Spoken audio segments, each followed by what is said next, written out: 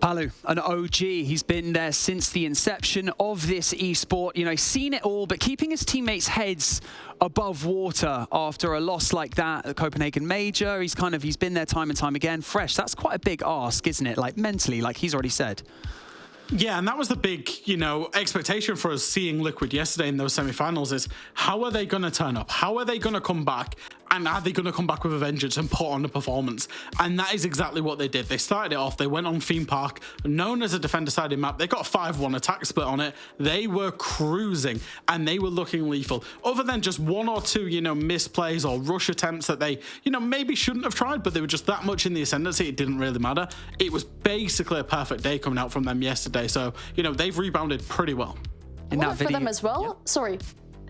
With the two sides of that interview, one part was very wholesome, where it was like, we're playing a charity event and we can donate money to a good charity. And the other side was, we want our revenge on W7M. And W7M is already at the event. So is BDS, another team that stopped them from having, a major win. So I guess the motivation for Liquid is at an all-time high to win this game today, just so they can face those two opponents at Gamerswithout later this year.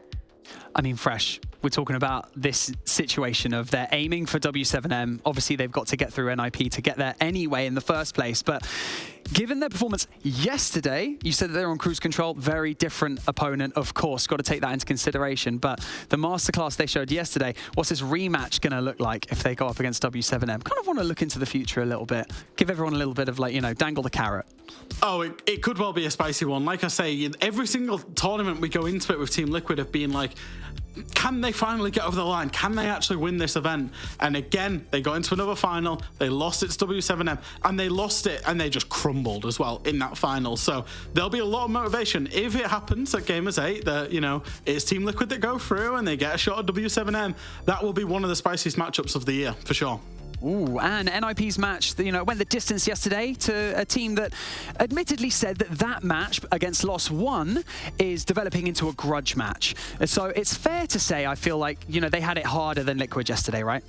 Oh, they definitely did. Yeah, Liquid's match felt like a very, very easy one in comparison to the one that Ninjas in Pyjamas had yesterday. They won all 3 maps, and the first 2 maps had overtime as well. A little bit of a slower start from NIP on that first map. They were still able to take it home. Then that second map, it felt so slow. It was bank. They were slow on defense. They were slow on attack. They were struggling with some roam presence on the side of los+one. They were struggling with some info game or intel game that was coming out from los+one. And then we had 2 maps overtime. We went to that third map, and it was a 7-1 on Villa. NIP just stormed over los+one, whereas los+one probably had a lot of motivation in that grudge match against NIP, but they were unsuccessful to do so. So NIP facing Liquid in the finals today. After having a difficult game yesterday, they'll have to regather themselves and hopefully have a smoother game today. On the side of los+one, it just seemed like all of their energy was just sapped going into that third and final map. NIP just kept applying that pressure, and eventually, they just smashed it out of the park. We're going to have the vetoes of the maps. We're going to have a look at the picks. We're going to hyper-analyze this one, guys. We're waiting for a few players to join the lobby, so let's focus in on some of these maps. Fresh, I'm going to kick things off with you. First pick being Oregon. What are you thinking? Or Jesse said yesterday, Boregon. Boregon, is he calling it that? Yeah, is he really going with that? I think he wants it out. Yeah. I think, looking at the first couple of bans, we've got Bank and Theme Park coming in as the first couple of bans. Now, Team Liquid, they don't really like Bank and Kafe, so I'm not surprised to see them get rid of Bank. They had a rough time on it during the major. NIP taking away Theme Park, like I said, it's one of Liquid's favourite maps, and they looked devastatingly good on it yesterday, even on the attack side. So those 2 bans don't really surprise me. Liquid then picking into Oregon, I'm absolutely expecting that because of how good they were on Oregon yesterday. For NIP, there's 2 maps they don't want to play, Theme Park and Oregon. So whichever one was open, Liquid was absolutely gonna pick. Now, Chalet is the interesting one for me because Nip had to do a little bit of a comeback on it when they played it against yesterday. Liquid also like it. So I think maybe Nip could have gone for, a slightly better pick for the first map of Chalet, but that's always going to be very hard into Liquid, who have a massive map pool. Yeah, if you look at these first 2 picks coming out, it's for both teams their most picked maps in either best of 3 or best of 5 situations. Yes, as you mentioned, that might be a little bit of an advantage for Liquid going into Chalet because it's also the map that they do have their best defensive win rate on. I am super excited for Oregon 2, our first map, as it's not a map that NIP play or like to play at all. So either they're cooking onto something or they just haven't, practiced it in scrims, for example. We then have Liquid banning out Skyscraper, one of their merge maps making sense, and NIP on Border banning that out, not their greatest map either.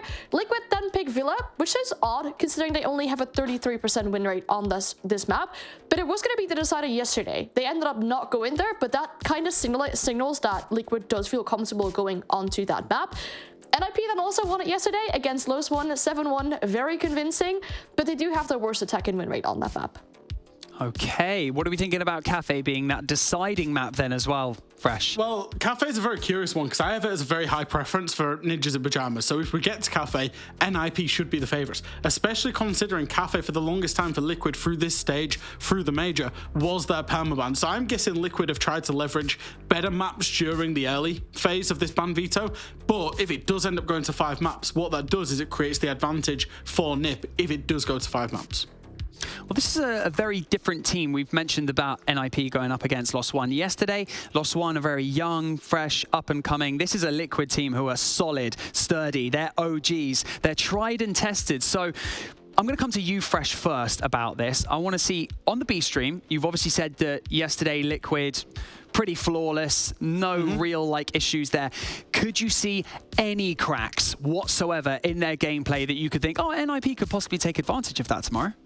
Genuinely, there was very few. When you start playing on Theme Park and you start an attack and then you go 5-1 because you can attack it super well, you've not got a problem.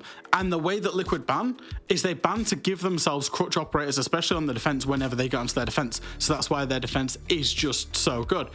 Then they went over to Oregon, started defense first there, 5-1 again, and then just saw it out. Realistically, the only thing that I would say is they weren't presented a massive opposition yesterday.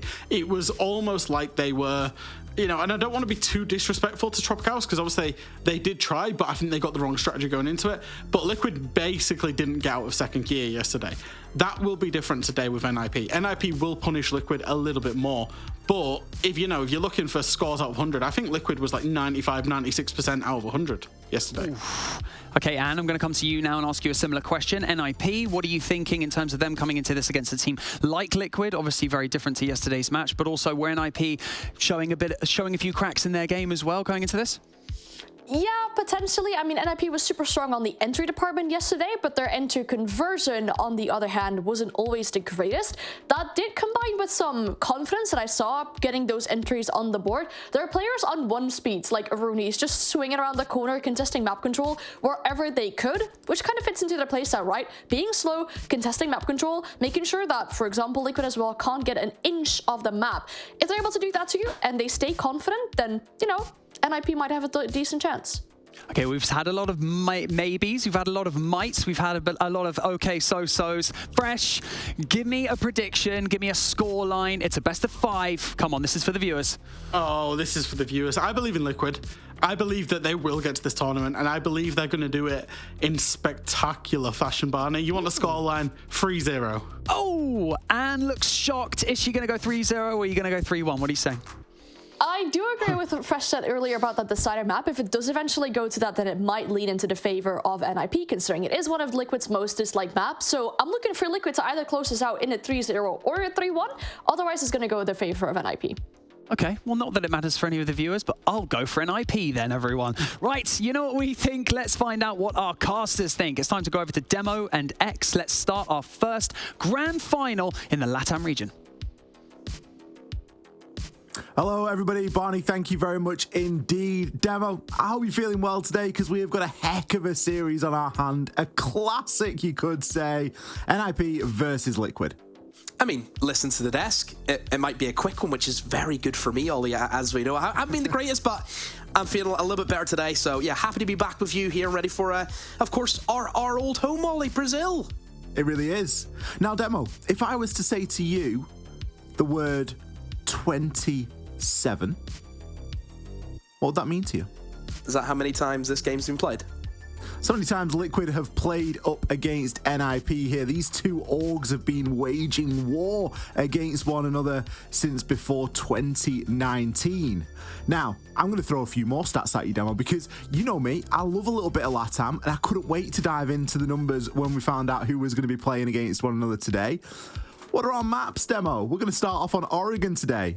Do you want to ask me how many times NIP have won Oregon against Liquid? Go on then. Surprise. 0. Liquid 4-0 here on Oregon against NIP. Now, there are a couple of draws thrown in there that I'm not counting before anybody gets on my back. Second map of Chalet. Ask me how many times Liquid have won Chalet against NIP. 3. Twice. Very close. Twice. NIP have never won Chalet either. So already you look at those first two maps, and before I dug into the numbers and looked into everything, I thought, you know, these look good maps for Liquid. We know Liquid to be fantastic. Now, I'm going to caveat every piece of information that I've just given you with the fact that we're, of course, dealing with a large array of historical stats there, and these rosters are wildly different as they have been over the course of many years. NIP, of course, making some very recent changes along with Liquid, but I am going to come in here with a little bit of bias because I watched the Liquid game yesterday. I got to cast it, and they looked wonderful.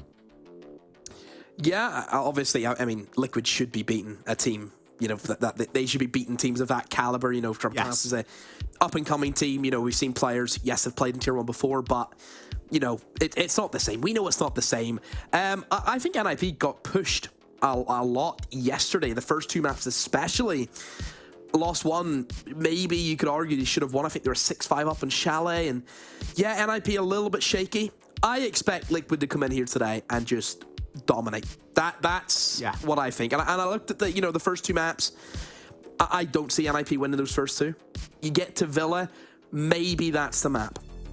That's really the only map I can see them winning.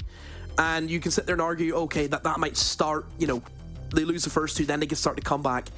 I mean, if you're 2-0 down, how many reverse sweeps have we ever seen in this game? Just the one? The thing that NIP have done, and I think they've done it in kind of a clever way, and it was maybe the only way that they could navigate it, is that we've listened to the video that Palu's done a couple of times now. We got to watch it yesterday on the B stream. We've got to see it here again ahead of this game. And one of the things that Palu talks about there is they're almost their own worst enemy. They get into their own heads. So if anyone's capable of choking a league, it's a team like Liquid, because they have that form, they have that previous of, you know, not being able to close it out. So for me, NIP, they've got some of those maps that they're a little bit more favoured toward coming in toward the end of the veto. But of course, this is a best of 5. It is well and truly a marathon and not a sprint, and it really depends on how both two teams come out of the gate. I think on the flip side, if we want to discuss NIP for a moment, Demo, they had, I would argue, quite a difficult game yesterday. Of course, the sort of last minute announcement of cameraman, you know, these announcements come out at the 11th hour, it seems, but as we both know, teams and players, and they'll be playing with each other prior to this. There will be some sort of understanding. It's obviously a limited amount, but there might be a week or two head start that the teams and players have got, you know, knowing about these roster moves. But it's still difficult then for NIP to come in. I think that's one of the reasons why they struggled quite a bit yesterday. But here and now, they're going against Liquid, and this is a team that they know very well. Yeah, again, it's stat familiarity. How many times have we seen, you know, these two sides up against each other? Well, 27. You told us that, didn't you? I mean, you talk about, you know, different rosters. I think there's what Psycho and NIP has played in every game. Same with Nesk. So there is, you know, I suppose that to look at is there is still some familiarity, but yeah, vastly different. But here we go into the game. Kick things off here with a ban. Very good yesterday at going for some quite nice target bans. Not necessarily removing meta operators, more looking toward moving things that they know players to have quite a liking for on either side. So we're going to get the mute ban come out here. Nook mute. Mute's not incredibly off the wall. It's definitely directly targeting someone, but there's definitely an idea behind that. It's good for Oregon because now Flores looks a lot better. You know, you think about the elbow shield. How many times do we see somebody just go behind the barrels, send in the Flores drones, eliminate that big piece of utility? What's the counter? Oh, mute jammer, pretty obvious. But yeah, that's going to help, I think, Liquid in those kind of early attacks. Breaking down that basement. We've said it before. Fresh will agree with me. I think many pros will agree with me. Basement on Oregon is the hardest bomb site to attack in the game. Attackers need to locate and defuse as many bombs. Absolutely not an easy site at all. We saw that demonstrated yesterday. Liquid were fantastic here on Oregon. I'm not expecting it to be as easy for them this time around, though, going up against NIP. I have another point be brought. I have another point that you're not going to like. Oh dear. I've got a few more, by the way, so you can keep them coming. We can go back and forth. We can battle with this. So the old NIP's back, Ollie, from what I was watching yesterday. I mean, if you're telling the old NIP's back, I'm just expecting to see electrical hatch drops or when they get onto their attack, so I'm not worried at all. It's too slow. Yeah. Too slow. That's the issue for NIP yesterday. Really just... It didn't ever feel as though they had, like, real control in their attacks. If they won a round, it was like, wow, they've hit some incredible shots, but you can't do that consistently. I mean, Liquid, Ollie, we talk about pace and, we say NIP's too slow. How can he be slow with a blitz? Volps was disgusting yesterday on this operator, and he's doing the same thing again already. Look at this. The speed of the roam clear was devastating. I think he picked up 3. I'm not sure he got the 4th. He may have got the 4th kill on the blitz, on the roam clear yesterday on this very map. So Volps is not afraid at all to get in and put some pressure on nice and early. He's going to be doing exactly the same here. We can still see that there's setup going on. There's deployable shields still being placed. First kill going to go in onto Psycho. Nesk pushing into the freezer on his own. Volps was trying to play a little bit of distraction there for him, but it didn't really work out. And as such, Volps has had to dip himself back. Worrying, I would say, from Liquid. Just it's giving yourself up in freezer where realistically all you have to do is sit in the stairs. You don't have to swing. Just as long as you can tell your team, okay, I have freezer on lock. That's all he needed to do there. Swings into the mirror window, swings into the shield, loses himself. Yeah, it's a rough one, I think, for Liquid to take early on. There goes the Flores drones, which again we expected to see, obviously, with the mute being banned away. That's exactly what Liquid are all about, is being able to bring the operators that are really good now, depending on their banning state. And yeah, can now just move through the motions, kind of get that checklist ticked off and figure out what they want to do. But I think a lot of this rise of Volps and taking freezer without Nesk is going to be tricky, though. Yeah, he's going to do it on his own, which is never ideal. He's got a smoke in hand, and it looks as though he's ready for the 3-2-1 to come through. Utility now starting to get sent out. He's going to try and block that line of sight on the mirror window. Warden can activate the goggles, though, and he's going to have a field day here if they land the shots. Couple of kills landing either way. Most importantly, Volps is down. Leveled out in a 2 versus 2. Muzi playing tight. He's going to drop the diffuser cold on the ground. 3 quick kills coming in there. The player previously getting finished off. And the final kill coming in. Great hold there from NIP. Lagonis, you knew he was there. You're running the LMG, for goodness sake. What, like, just pre-fire. It's not difficult. Do I expect too much out of this team? Do I? Round 1 demo, best of 5. Give him the benefit of the doubt. It is, as you said, the most difficult side to attack in the game. It is. But just moments like that, it feels like common sense. You have an LMG, you know where he is. Pre-fire. I think NIP played into it very well, because it would have been very easy for them to try and waste a little bit of time on a bit more of an extension and a bit more of a roam, and Volps was looking to try and punish that, and then when that didn't happen, the blitz is all but useless, because we've got the Warden in sight. There's no one there to back him up, because obviously Nesk has been taken down. I think NIP played into that really nicely. I get your point, but I think that they were using the blitz in the wrong way. Sure, blitz is good for the roam game, like you mentioned, being able to move in, clear out, the bomb sites, or clear out the roamers who may be upstairs. But blitz is also really good for pushing blue. Really, really good for into elbow. You're fighting just a one-way angle. That's where I would have used the blitz. So, in my opinion, I think Liquid just kind of got their rules muddled up there a little bit.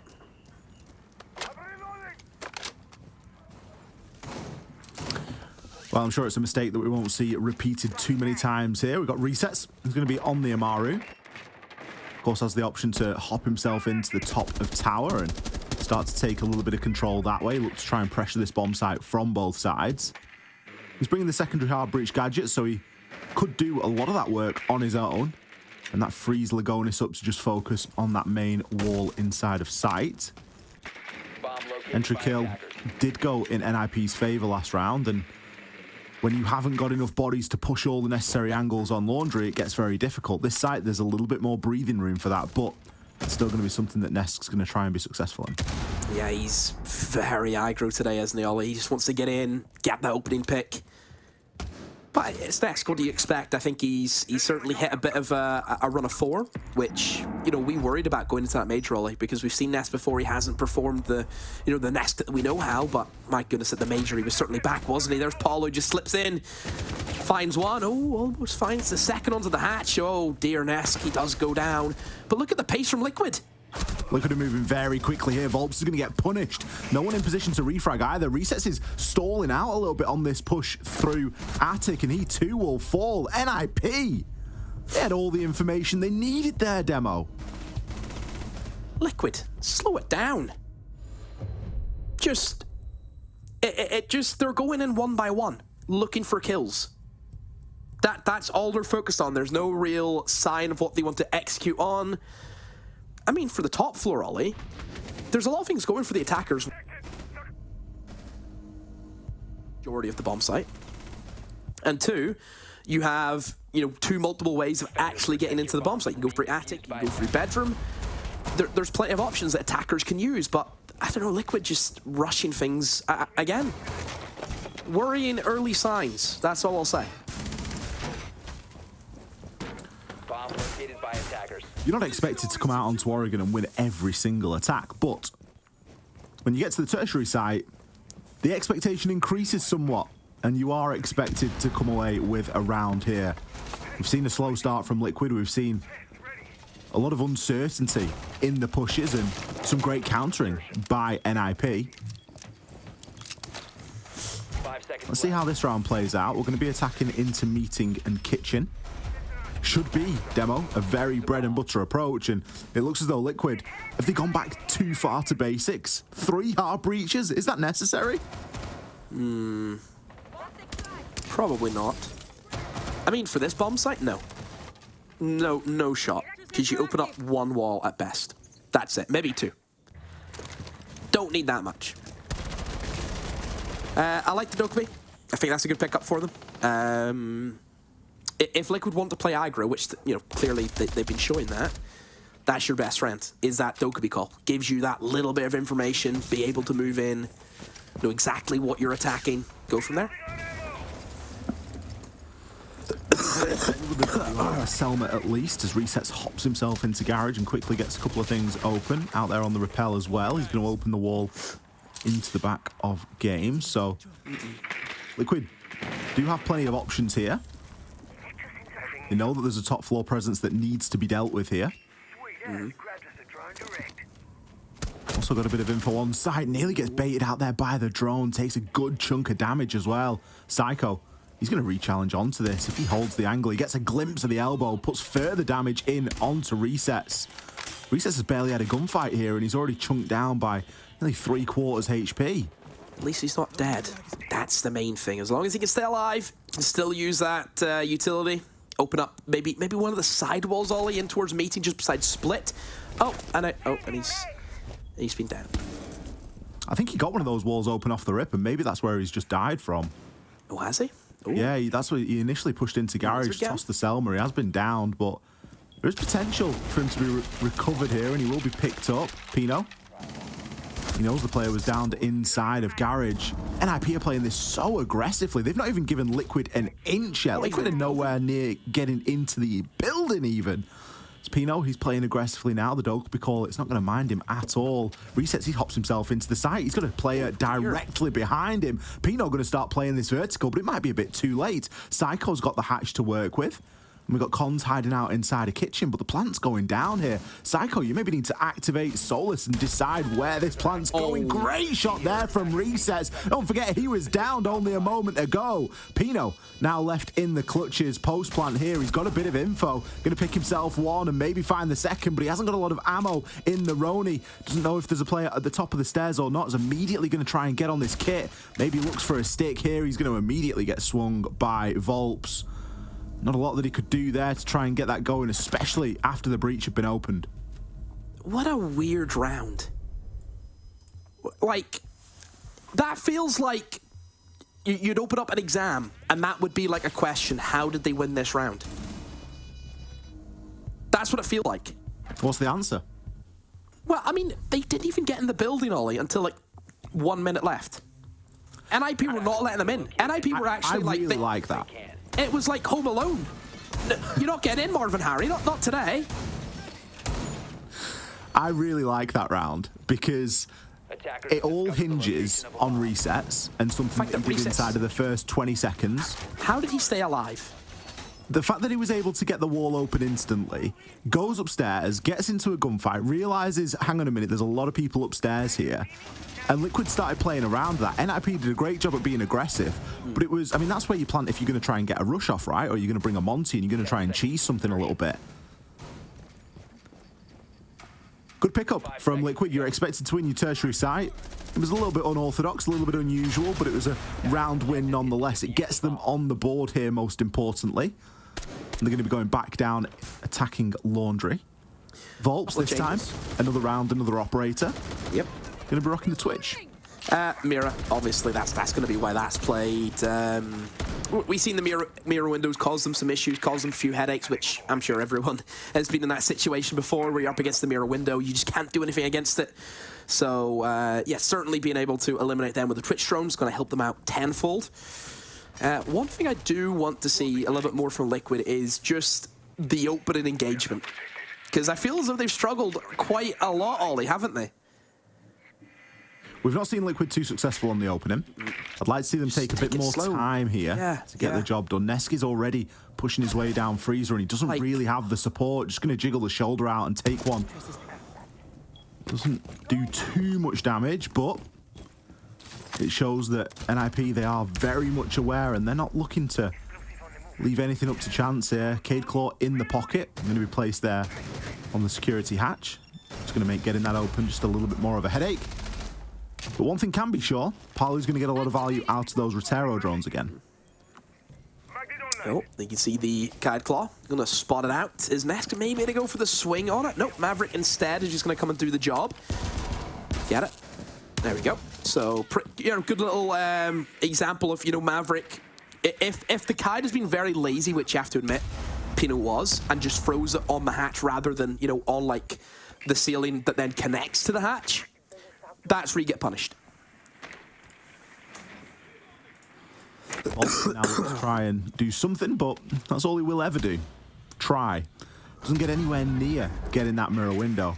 The big focus here from NIP, they know that with the mute being banned, they are very susceptible to this shock drone. And there is no option. Going to throw a bit of utility in now to try and get the job done. Opens up an important angle there into Freezer, but again, loses the drone and doesn't get the key one. Muzi, you can still activate the goggles and look to try and play around this. The Rotero drone just going to force him out of position for the time being. Needs to activate the goggles once again, as he's going to have good line of sight through that smoke and be invulnerable to the stun grenades. Palu is a bit deeper into Freezer, as it's a very front-sided push. Freezer and Laundry being the two primary focuses here, but the kills start to come in and they're going NIP's way already. One traded back, but it's not going to be enough. Yeah, just this basement is so difficult to attack. Just the defense, the mirror windows, Warden being up, a lot of things going for them. I mean, I how many times have you heard me say it? I hate teams who go for the front side. I don't like it at all. I think blue is the way to go. Always, especially whenever you're banning out the mute to give the Flores a better chance of destroying the deployable shields inside of elbow. Why would you not go blue side? They're just playing into the mirror windows at this point, which is no point. Impossible. Definitely a bit of an oversight there for Liquid. Shaping up to be a 2-4 split in reality.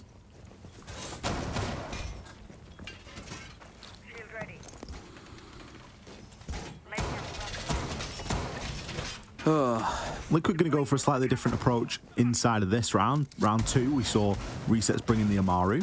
This time he's going to be on the Finker. There was a presence in that tier 3 tower and looking to try and push over from that side, but Liquid aren't doing a great job at operating on their own at the moment.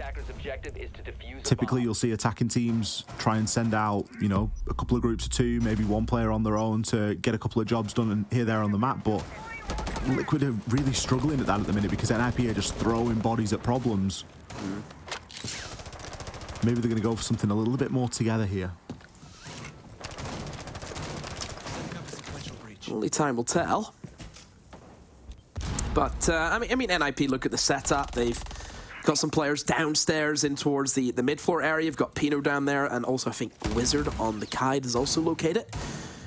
Just, again, trying to deter anyone wanting to go below, use the nades, trying to get those kills from below onto the players inside of Kids.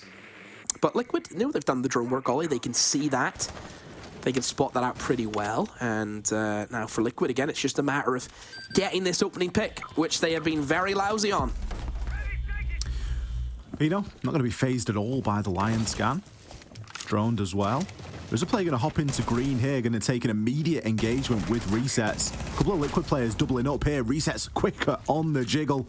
He's going to find himself one, potentially a second here. This could be a great nade that comes out. Cons just backs away at the right moment. Still takes a little bit of damage. Finally, some success on the entry, but does anybody know about Wizard? Resets eventually finishes Cons off. I mean, drones have kicked around that area. You would expect Nesk to have droned that. But it's not an issue, Ollie. What's he really going to do? What's he going to do? He's a Kide in showers, and the bomb site is Kids. He's not going to be able to achieve anything. Sure, he gets 1 pick, but now they know where he is. And Liquid already, you know, flooding into the bomb site eliminates his other teammate, and they know exactly where he is. It's just going to be a matter of time. There you go, Liquid. Clean. Realizing what they want to do. Good drone work in the early game. Being able to get the opening pick. We've seen a nade kill come in. They did everything that we wanted from them.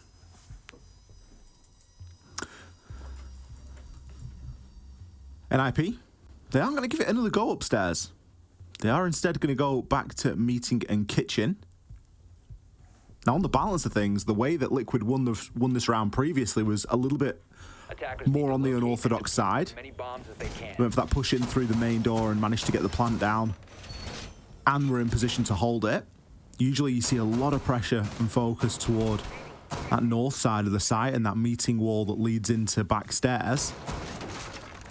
So maybe NIP feeling like they can claw one back here and still come out with a favourable half.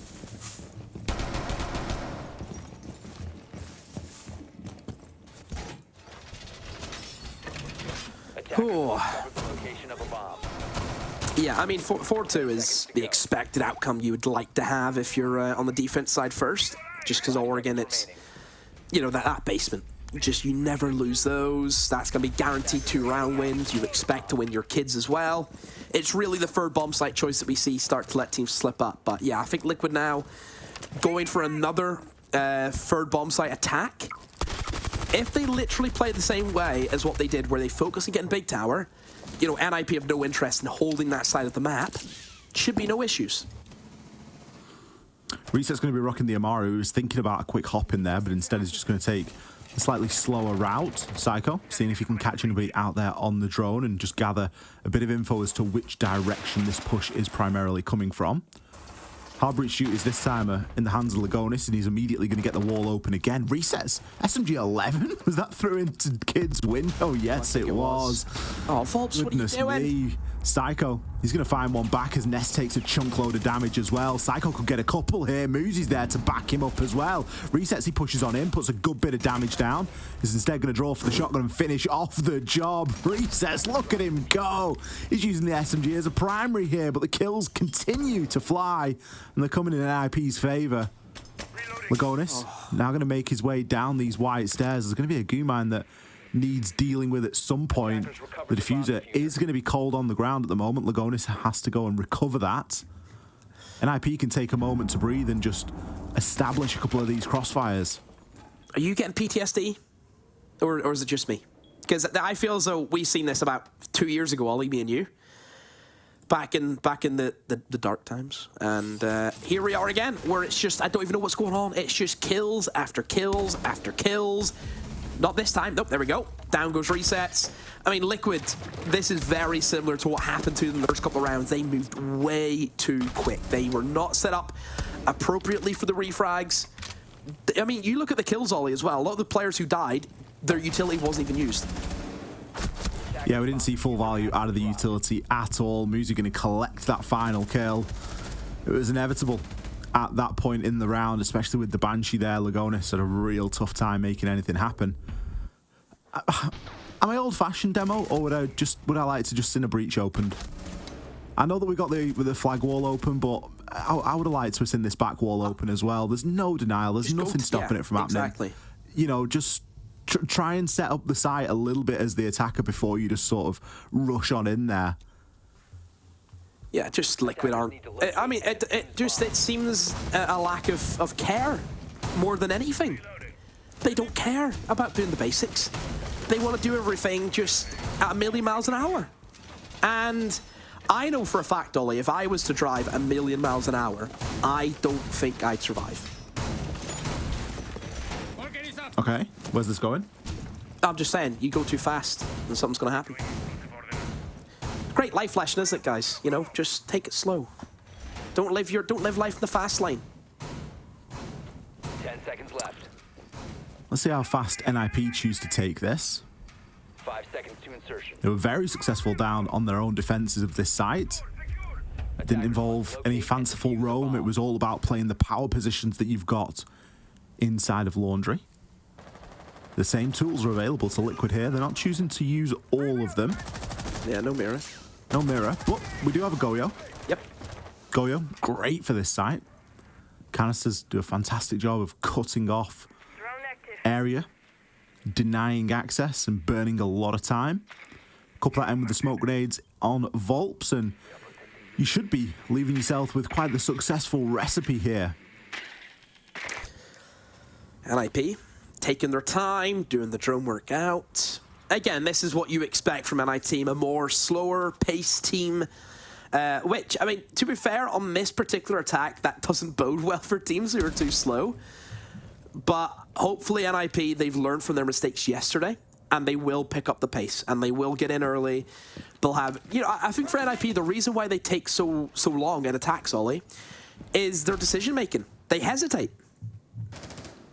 Yeah, you can often see that hesitation as well come through.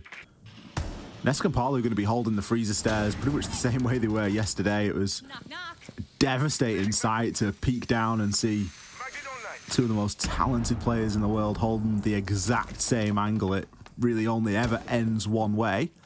They're not looking to aggress onto it, though. They're just keeping a mind out if there is some sort of a rush that comes through. And that, of course, is not the case here. Instead, Cons is going to take his time and let's try and get open the majority of these hatches, but fantastic timing on the Cade trick there from Lagonis. Get the Maverick in. That's what you should do. There we go. Okay, thankfully, NIP, they're doing what they should do. You know, we've seen teams, Ollie, where they sit there and, like, just look at the hatch as if, oh, what happened? Oh, well, there's a kite. Obviously, something happened. But with that hatch not being opened, Ollie, and a minute left on the clock, this is where the time constraints worry me. They really do for NIP. And yes, they have a Capital, which is a great executing operator, but there's a Warden that they have to go through. That's going to be the killer. It's going to be the Warden. Almost getting caught with the Toxic Babe in the hand. Volps is going to be able to throw one out and just deny that access into Laundry. 40 seconds left on the clock. Nades now starting to come through. Muzi has made his way into Freezer successfully, but doesn't win out on the gunfight. Look at Palu go on this ward, and you called it that it could be important, and it's turned out to be crucial. Two players still looking to try and push in through this Freezer side, but NIP, they have not got the numbers advantage right now. Great shot through the wall from Muzi. Wizard looking to see if he can find anything here. Palu goes for a swing and gets taken down. 3-3 now. now. Can't fault it. Things not looking too bad here for NIP. Time might be short, but they've got quite a bit of info.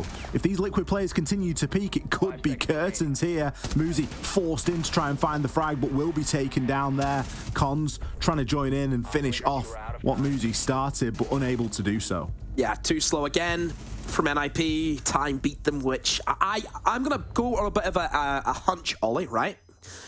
Let's say you're doing your bet builder.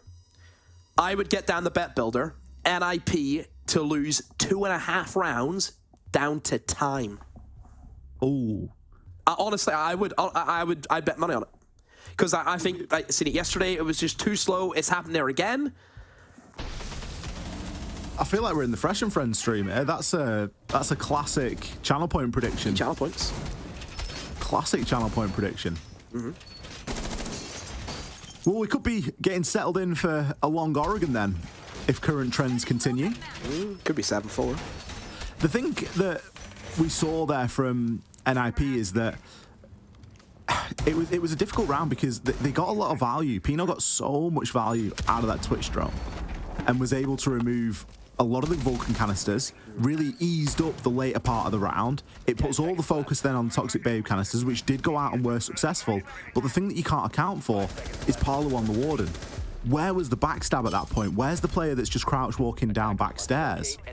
I think both of these attacks from both sides have missed that slightly, cheeky element of this where, yeah, you might have a ruckus going on in Freezer and you might have people walking down Laundry, but where's the person pushing the backside? Where's the one that's going to pick up a couple of kills for free because everyone else is distracted?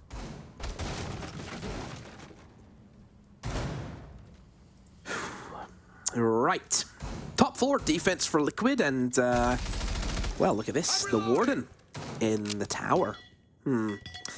Looking at the lineup from NIP, I would want him on site. Recess loves the tower, doesn't he? Attack, defense, he's always there. Maybe he just likes his own space. Bomb located by We call him Lookman? Is that where we're with the Watchman? Call him what? The Lookman? The Lookman or the Watchman? Yeah, whatever, one of the two. Same thing. A lookout. Yeah, that'll do. It's like the crow's nest. Oh, Nesk, do not swing. Don't do it. I don't know. I feel Nest today. I don't trust him. Why not? Just a bit fraudulent today on the entries. Going for these big swings. Oh, look at me. I'm going to be that guy. And you end up being Joe.Navi. He's 2-6 at the minute. He's not having the best of days yet, is he? This time, though. I'll be honest, I came into this. They were talking about kill records on the desk, and I was thinking, it's quite a good chance here today. Nesk, Palu, good form. Cracking game yesterday. Oh. Maybe expecting a little bit too much of them. I love it. Hopping I love it. in from Cons. He's going to get the plant down under the cover of the smoke. Psycho there with the glass. C4 is going to be successful. That's going to stop the plant dead in its tracks. Psycho, you might have glass and you might be able to see, but you're going to have to find all of the kills here along with Muzi if you hope to be successful in this round. NIP went for something quick, and it hasn't so far paid off. Muzi is going to find one below. Slowly whittling these players down. But again, for a round for an execute that's quite rush-orientated demo, look at the time left. Yeah, even their rushes are slow. How is that possible? Great shot from Muzi. Moves in now. But no, look at that. Triple crossfire Ollie set up from all angles. Psycho, I think he'll meet the same demise. And yeah, there you go. Palu swings out. I mean, Ollie, that rush...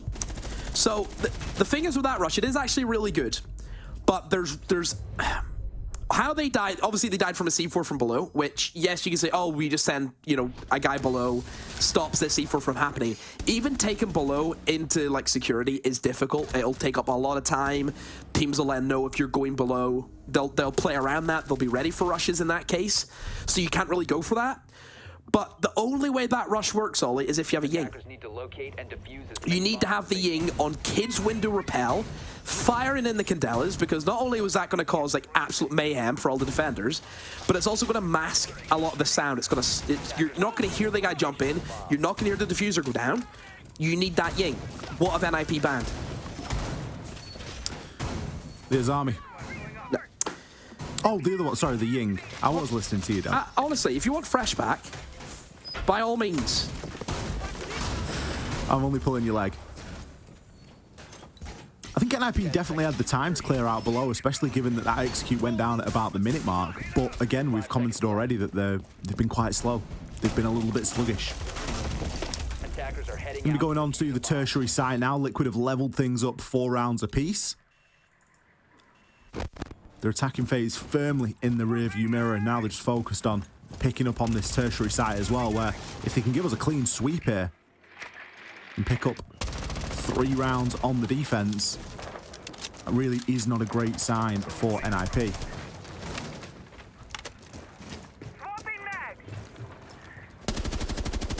I mean, NIP now, this is where if they don't win this round, Ollie, they lose 7-4. I think that they need this is the make or break. This is a round where we will look back on and say, yeah, this is where NIP lost the game. It will be this round. You have to win your third bomb site attacks. You have to. Yesterday, Palu got a very nice clip on this same site. He was on the Warden and in and around the showers area, activated the goggles, picked up 4 kills in the space of 1 goggle duration. Not expecting the same thing to happen here, but he has been gunning in the past few, currently sitting at 9 and 6. So here's the win conditions for NIP with this take, because it's all in. You have to go all in for the composition you have. Dopey calls, glass, Ossa shields. You need to first of all get showers. If you kill resets, you win the round. Look at reset's position. He has a shield that covers the showers door. He has the mirror window looking onto the breach. Remember, he can smoke at cons, no problem. There's the impact. Down goes cons. That's it. Diffuser cold. No way of being able to plant safely. That's it. It's killed. It's killed for NIP. That's it. You have to go all in, and they didn't go all in. They tried to play the Ossa by himself, and he's dead. That's it. Wizard is going to start to try and get that plant down as Muzi plays backstab. The distraction here is still working for the most part. The plant has been allowed under the cover of that smoke. Palu caught and distracted elsewhere. Ness going to pick up his second on the round. Pino, he's got a nice cross from outside to in, and Psycho can continue to play these stairs and the vertical. Gets a great line of sight there, but gets domed by Volps on the reverse. Picking up the final 2. 4 kills on the round for Volps. Lagonis, plenty of time to disable the diffuser. Liquid only suffering 1 casualty there. Ness was down, but not finished off. Great reaction from Liquid. I mean, Liquid letting the plant go down in the first place, Ollie, is... Yeah. Very, very surprising that that's happened. But, I mean, Volps, he's a great player, Ollie. He, you looked up at Invite. I thought he was untouchable at Invite.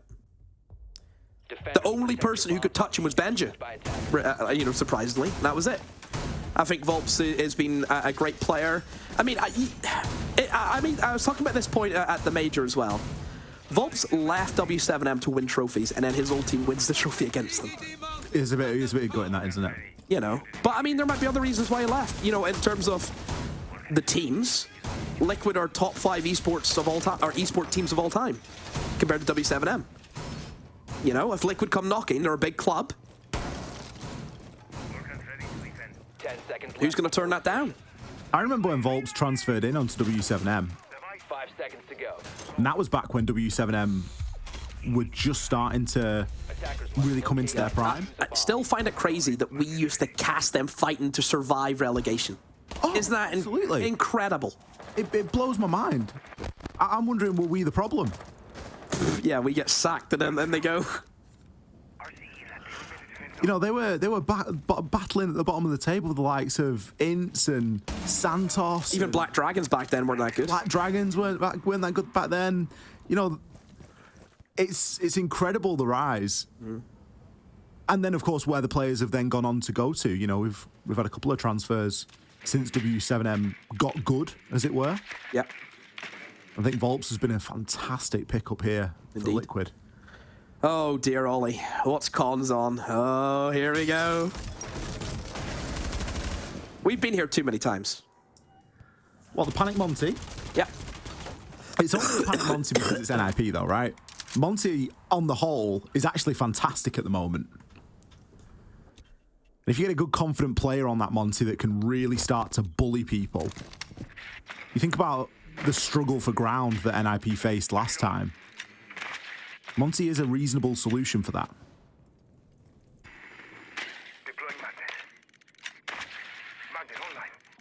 I mean, again, Ollie, just look at the pace. Half the round gone. No. Playing drone parkour. Do they know Recess is here?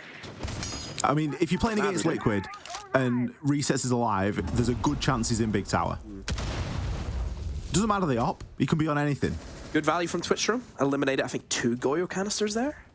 I want to say. We saw the same value from Pino last time, and it's that front-loaded work that makes the later round a little bit easier for you. You've got the Monty this time, so there's a better chance you're going to be able to bully your way into sight.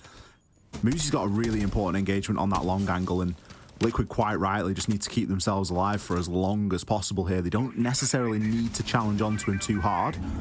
It's as though Psycho knew all along that somebody was upstairs in the top of tower. Pino going to start things off with a nice frag over onto Volps. Volps getting caught out there with the smokes is almost unforgivable. Wizard, he's going to pick up onto resets, and that is going to be the trigger. NIP now know that there are 3 players on the site. They have the numbers advantage, and they can start to bully with this Monty. Palu, he'll battle back. Lagonis, no C4, it's already spent, getting pushed from pillar and post, but oh dear, it's going to be there to keep him safe. Oh Wizard's going to be the next to fall. Palu and Nesk, they're going back to back here, along with Lagonis. What a performance there. That was a 3 versus 5 demo. That's, I mean, can I use the term slobber knocker? Like, NIP have just been lights out. You know, they've been hit, and they've dropped instantly. You know, like Paulu just said to them, "I'm gonna fight you. There's gonna be two hits. Me hitting you and you hitting the floor, and that's exactly what's happened. I don't even know. I don't even know." As soon as NIP get those 2 kills off site and they think, "Yep, it's on," they've got the time. They don't necessarily need to rush as quickly as they did. I don't think that anyone played effectively around the Monty. No. Lagonis, his life flashed before his eyes there with that player on backstairs, and just comes out of nowhere like Superman. He's catching Lois Lane as she's falling down out of the building. Paulu is allowed to have 2 individual 1v1s, by the way. Just, yeah. You don't give a 1v1 to, it's Palu. No refrags at all. 10 seconds to insertion. Like I said, I just thought after that first round, NIP looked out of it. I just had that suspicion. I think 7-4 is going to be the score. Attackers are moving out to locate a bomb and defuse it. I enjoy how you have to remind us of that prediction that you made a couple of rounds ago. I mean, now that it looks like it's going to come through. I mean, am I ever wrong? Nesk. Am I ever wrong? Nesk's feeling it. He might be 6-6 going even, but he's still feeling it. I mean, look at the lineup from NIP. A lot different now. You're not looking at the rush operators. You're not seeing none of the glass or anything like that come in. A lot more stable. A lot more stable, has to be said. Obviously, the Maverick makes another appearance. Maverick's going to be there to open up Attic. But I look at, you know, bringing the Maverick, Ollie. It's just going to take so long. And that's one thing that NIP cannot afford to lose is time. I'm going to keep hammering away at the point. They are just too slow. Yeah, it's almost unforgivable, especially in Oregon. They are going to be able to get that Rotero drone in and start to gain a little bit of value, remove the deployable shield. But you look at how much time has gone, and, you know, we're at the minute 45 mark. Still breaches to get opened. Full control of Big Tower. There's nothing stopping Wizard from getting in and starting to get a little bit of the job done there. The nade will miss the Electroclaw. So that will slow down getting the breach open a little bit more. Look at the stack up from Liquid as well. All in and around that bunks area, just ready to trade off the back of one another. They know that that is the power position right now. Yeah, I mean, like, look, he's only opening up Attic at 1 minute 10, 1 minute 15. It's just... it's way too slow. And then now they need to go for the process of burning utility. There's still ADSs, WAMIs to get through. You have to get through the Warden. Look, the Warden has gave them such a massive headache today as well. Capcans might get a kill. Cause just walked in. And anyone? There we go. I was worried there for a minute from Liquid, but yeah, both of them stacked up. Like you said before, they know they just have to sit in their hands and wait for NIP to walk in. Muzi's going to find himself a little bit of a gunfight there inside of Attic, but he can't really commit to it. Liquid, they're not over-peaking here. They're not giving anything away for free. The diffuser's cold in the middle of the site. Muzi finds one, but he's got a very difficult angle to challenge onto now, especially with that stack up inside of bunks. Maybe allowed to drop over on into pit here, but Neska's got a great line of sight onto him. Volps finds Pino. Muzi, he goes for a little bit of destruction, see if he can widen this angle a little bit. C4 goes out as well. Liquid, they're throwing everything at this. Muzi's picked up 2. Liquid do need to be careful now. 10 seconds left, and they do have a cross. Going to play this one on contact as Muzi strolls his way on in through the site. Not taking the challenge, though. Volps, you've allowed this to happen. The defuse will start to go down, and all Volps has got to do is sit and wait, guaranteeing themselves the round here. Yeah, just Liquid, again, it's just... Is that overconfident there with those swings coming in? All it has to be, but still... Liquid, yeah, on the defense. I mean... It's not more the case of Liquid looked really impressive on the defense. NIP in their attacks were poor. Very, very poor. I said it the same thing yesterday. Too slow. They give away too many picks with no follow-ups. They're one of those teams, Ollie, where they will get, you know, the first 2 picks, they'll be in a 5v3, but then they'll lose it. They just completely collapse the final hurdle. And against a team like Liquid, where they're one of the teams, and I think, you know, I said the same about, who was I saying the same about? BDS. They're on that level where they will win from any position. They're that kind of team. Yeah, Liquid really showing just why they are that team at the moment there on Oregon. We're going to let our analysts break that one down a little bit further and set us up for map number 2. We'll be back after this short break. Gamers, UNICEF and I need you by our side for a real-life mission. A mission to protect the rights of every child. After news cameras have left, UNICEF is here. Every day, everywhere, but particularly where it's needed most. Did you know that more than 170 million children need UNICEF's humanitarian aid this year? At Gamers Without Borders, many of you have already chosen UNICEF, and I thank you for that. Choosing UNICEF is the easiest and smartest decision you can make, because you're investing in a child. And investing in a child guarantees lifelong returns, not only for that child, but also for their community and for our world.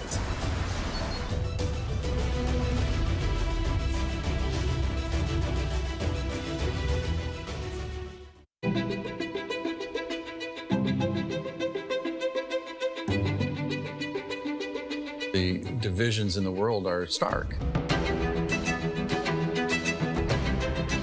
Recent years have shown some of the largest natural disasters ever in history.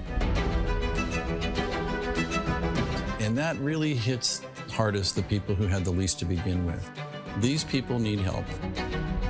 It would be a real tragedy if all of these advances in science and health and technology only benefit people in a position to pay for them. There should be no lesser standard if you happen to be poor. These problems can be overcome.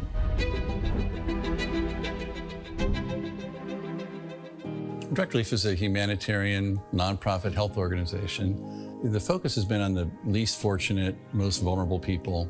On a good day, things are tough for a lot of people in this world and in this country. And what we can do is mobilize private resources for their benefit and make it available free of charge. We're the first nonprofit in the history of the United States to obtain accreditation just like a commercial distributor. And it's been expanded geographically to every country in the world and every state and territory of the United States. What's now Direct Relief officially was started in 1948 as a private effort of a war immigrant businessman named William Zimden. The basic guiding principles of a war immigrant businessman really influence what Direct Relief has done ever since. And they begin with just serving the people who need help. We have this great privilege of engaging with people who come in from very different backgrounds, but with the same purpose of trying to just do something good It doesn't matter if you're typing or talking on the phone or working on the warehouse floor. They're all part of an effort that means something bigger, and that is the fuel that kind of keeps you going. It gives you some sense that there is a way to make meaningful progress, even for a little organization that started at a kitchen table, but that's what provides motivation in life. The notion that many people, just by virtue of where they're born, the color of their skin, the country they live in, they're going to get sicker, they're going to stay sicker longer, and they're going to die sooner. That's pretty good motivation.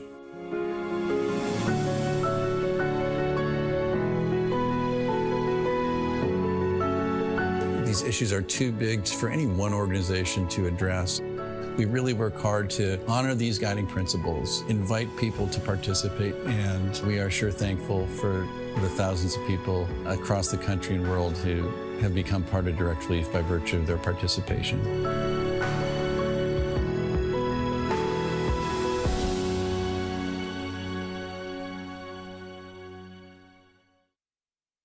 Progress is a race that has no end. After every finish line, another challenge awaits. How can we continue to push innovation in a sport at the forefront of technology?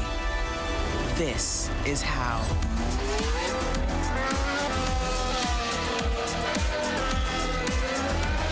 Discover how Aramco and the Aston Martin Formula One team aim to meet Formula One's sustainable fuel targets. Aramco, powered by How.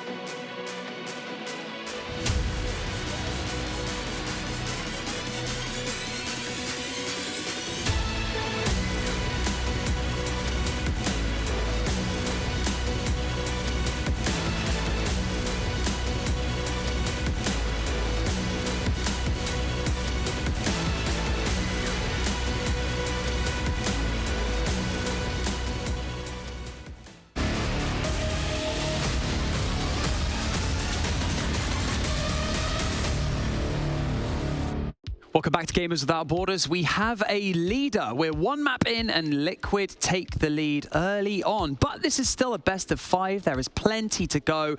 And start as you mean to go on then, really? Yeah, I mean, a very good start for NIP, I would say. They were 3-1 up at one point in this game. They seemed really confident, very swing-heavy. Psycho was having a great start to the game. And on the other side, Liquid kind of seemed like a non-cohesive unit. There were lots of solo missions. Players weren't able to back up one another when it came down to engagements or came down to, clearing certain parts of the map. They sometimes chose the wrong kind of attack. It was mentioned by the costs as well, how there were these mirror window presences on the side of Freezer, on the side of Laundry. Obviously, like to go for a blue bunker take, and they just forced onto parts where it was really difficult to get map control.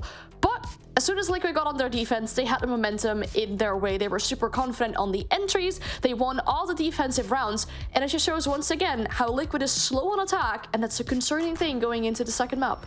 Yeah, fresh. A 7-1 yesterday for Liquid on Oregon, so they should have been feeling really good coming into this. But like Anne said, no synergy early on. They were playing very individually. They got punished, didn't they?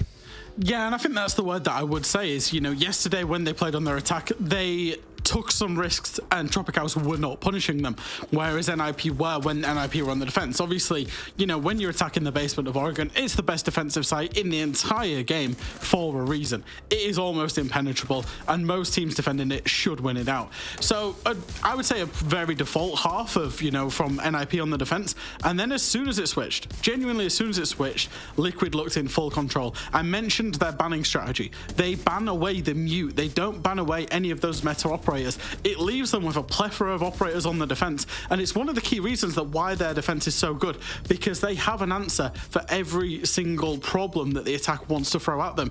And they won every single defense. They put a snip on time, they played the retakes. Genuinely, their defense is so good and it carries them through so many games. And it's a tale as old as time, or as old as one day ago, because we were talking about it a lot yesterday. NIP, pace seems to be the issue. It's the same old thing. They're just playing far too slow. And, you know, they had an advantage early on in this map, and they just kind of threw it away. I know that obviously Fresh has said that this is a very defensive-heavy map, but even still, like NIP, is it as simple as to just say NIP should pick up the pace, or there's a lot more going on, right? It's so difficult as well because, yeah, they're clearing certain parts of the map, but they don't require all the things that you need to do to go for an eventual side flood. They were struggling with control over Frieza, for example, when they were trying to do that downstairs take. They had the Monties supporting them, and they had these two entries, but then they still somehow, you know, don't clear out the situations. They lose their gunfights. Liquid players all go massive, and they step up. I like how NIP decided to change the pace in that one dorms attack where they went through the big bedroom window, and they had the plant there. It really backfired for them, so that maybe they didn't get them too enthusiastic to try such a thing again. But yeah, so changing up the pace every now and then is something that I would want to see from NIP, because with the perspective of the second map being Chalet, NIP's pick, allowing Liquid to pick whatever side they want, they'll be starting out on defense, meaning NIP needs to attack. Yesterday, they went 2-4 in regulation on attack. That wasn't looking all too bright, and Liquid has their best defensive win rate on that map. So that first half is going to look very spectacular, I think.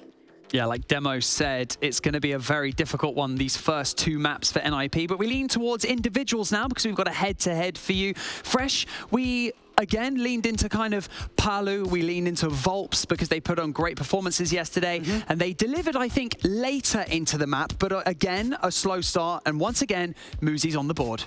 Yeah, I think both players on the defense, you know, their defensive half of both players is really where they found a lot of their kills, and KD. Obviously for Muzi, you know, it's strange to see him not necessarily in any of those entry engagements, whereas Palu, he likes to get active, he likes to get amongst it, and that's ultimately the difference. A little bit higher on the cost as well, so, you know, he was getting traded out or surviving more rounds than Muzi. But I think both players, they put in good performances, obviously, you know, driven by those performances being on that defensive half. Once again, coming up, we have Chalet as our next map. You know, well, I've already mentioned it. Demo said it's going to be very difficult for NIP, these opening two maps. You know, do you think that Liquid's reign of terror is just going to continue? And what can they do to pull this back against a Liquid team that has momentum coming into map 2, Anne? Would you go as far as saying banning a warden, for example? I mean, look at the kitchen take that could potentially be brought out, or a bar take where you have this, especially kitchen, you have this very obvious kitchen breach, you go for the smoke, at the dining table, you go for your plant. What's stopping you from that? Very likely a warden around West Main. So would you go for banning out one of those crouching operators that Liquid have on their defensive side, or would you suggest something else, Jack? Well, the problem is if you ban away a crutch operator, let's say you ban the warden, Liquid show with their banning strategy that they can ban absolutely anything else. When they played Chalet, when they played at the Major, they banned out Wamai, Aruni, and Solace, right? So let's say they ban out Aruni or Wamai, and there's a warden ban. That means Valkyrie's in play, Solace in play, Azami's in play, Cade's in play. There's so many other meta operators that Liquid are just happy to jump onto. And this is why it's so hard against them. I would imagine Liquid still do the same as we head into Chalet. And that's what will help set them up well on the defense. Before we dive into our next map, very quick prediction from you. Based on what we've seen so far, Fresh, let's start with you.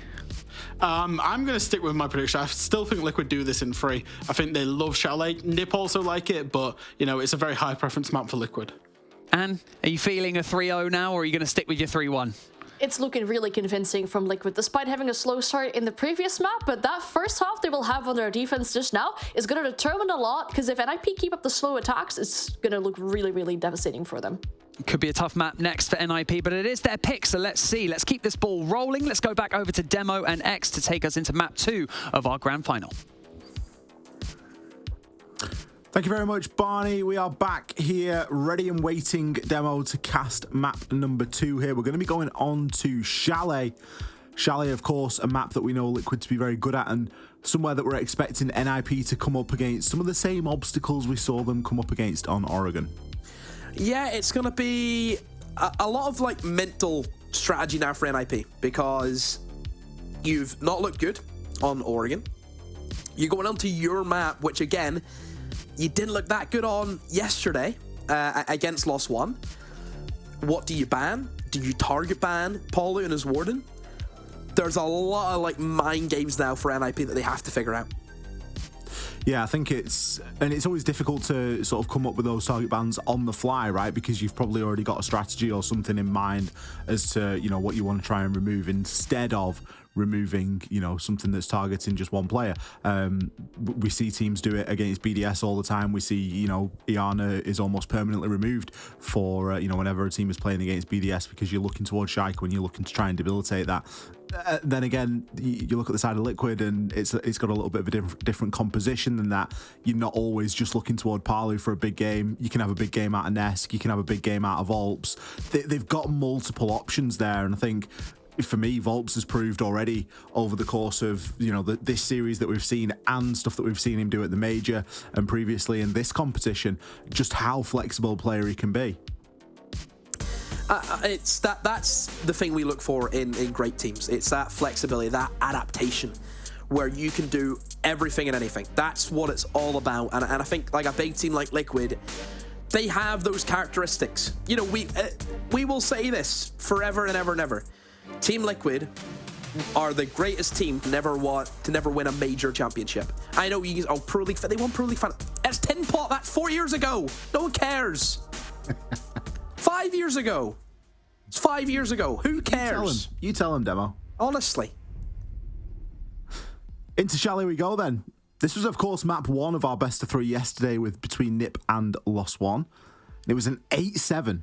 We went the full distance. NIP, they managed to get the win in the end. It was equal 3-3 halves. Let's see where this defender ban goes. Are we going to see the Warden ban, or are we going to see something a little bit different? A Dokkaebi and a Ying to kick things off. It's got to be the Azami. You cannot leave Azami up if you're going to be attacking first. Liquid would have far too much fun on Azami. So many places it can be played here on this map. We're going to see an Aruni ban. It's been a while since we've seen one of those, Demo. Yeah, that's a bit of a curveball. But again, it comes into this Liquid banning strategy of we're just going to remove something we know you like.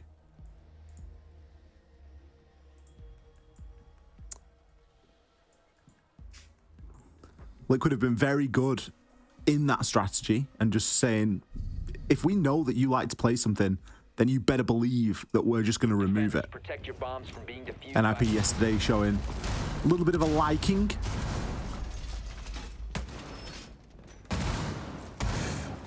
It's a big tournament for Liquid. You know, looking at it, just the teams that are there already. Some big names, Ollie. I mean, like if you actually look at the teams that are going to the main event, it's actually mad. Like, you've got like there's huge teams there, Ollie. Like, you've got CAG, you've got Falcons. Like, those teams already. My goodness. 5 seconds to go. Just having a quick look through the data for yesterday's game, NIP versus los+one, and sure enough, there was a lot of Aruni played. Pino picked up a 3k in round 14 with it. Obviously, you're not removing it just because of that, but there's clearly a want and a need to play that operator on this site, and Liquid have gone, well, you know what?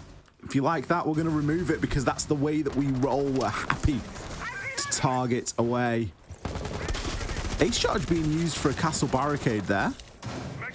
Of course, does allow you to get the job done without moving through. Isn't too crucial given that half of the breach is soft anyway. But really not wanting to risk hopping in there as Nesk would be ready to wait. A bomb has been located. So, NIP. Attackers have dropped the bomb diffuser. Looking to kind of go for the motions, clear out library. Nothing really out of the ordinary here at the moment. But I'm going to keep saying it. Time. That's the make or break for NIP. It's how quick they can do things. And Ollie, they weren't that good at it yesterday. We've already seen today they weren't that good at it. And just the more time that just keeps ticking down, I think you have to kill him. You have to do something. You have to move. You just can't sit and hold an angle. You have to move in. Like, Wizard should be jumping in here, fragging this out.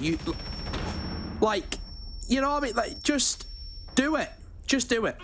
I think the pinch is slow as well. You know, you look at who's coming to help him, and it's going to be Cons. Wizard down. Volps has picked up 1.5 kills already. Pino, he is going to be there for the revive, but the impact grenade comes out. And look at Volps. He knows he's done his job here. He's wasted half the round, picked up a kill, done a ton of damage. He's happy to now play his life and just go, yeah, you know what?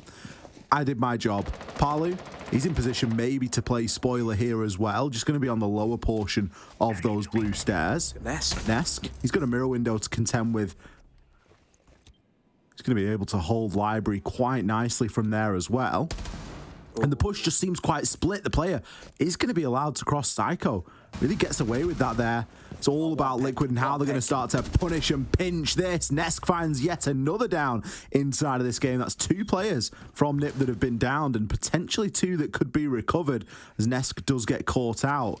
Liquid going to stall out for a time. Resets, confirms onto Psycho with the C4. It's all Palu. Doesn't look fantastic for them at this point in time, especially given how split up they are. All about Palu. He needs to make the correct decision. This is where he should be starting to creep his way up the stairs. Hit, honestly, all 3 of them if he times it well, but no fakes against the Ollie. Going into bar. This will give him the angle onto the players if they decide to jump in the breach. He's going to find himself one and immediately get himself out of harm's way. The diffuser is going to be in Pino's hand, and they can get this down for free now that they've relieved site pressure and removed resets. Palu, he's got to aggress up here now, finds himself yet another, gets caught out by the Nomad. That could be a defining factor here, and it will be. Forces him to the breach in order to try and stop the plant from going down. We're going to see the final kill collected there. NIP, they've scraped one. Oh, big Nomad. Big Nomad charge. I mean, I certainly feel as though he maybe should have just went up blue initially, rather than going for the lobby play. That would be my only nitpick. I think it was hinged on, and probably a decision that was based on Resets surviving for a little bit longer. I mean, Resets lost as well. That's if Resets had survived for just a little bit longer, I think the play would have been perfect from Palu. As it stands, Resets wasn't able to win his one and got taken out quite early in that sort of a push. Liquid, they're not going to be too concerned about that though. Again, another round that was coming right down to the wire. We're seeing a red timer almost, it feels, every single time that NIP are attacking.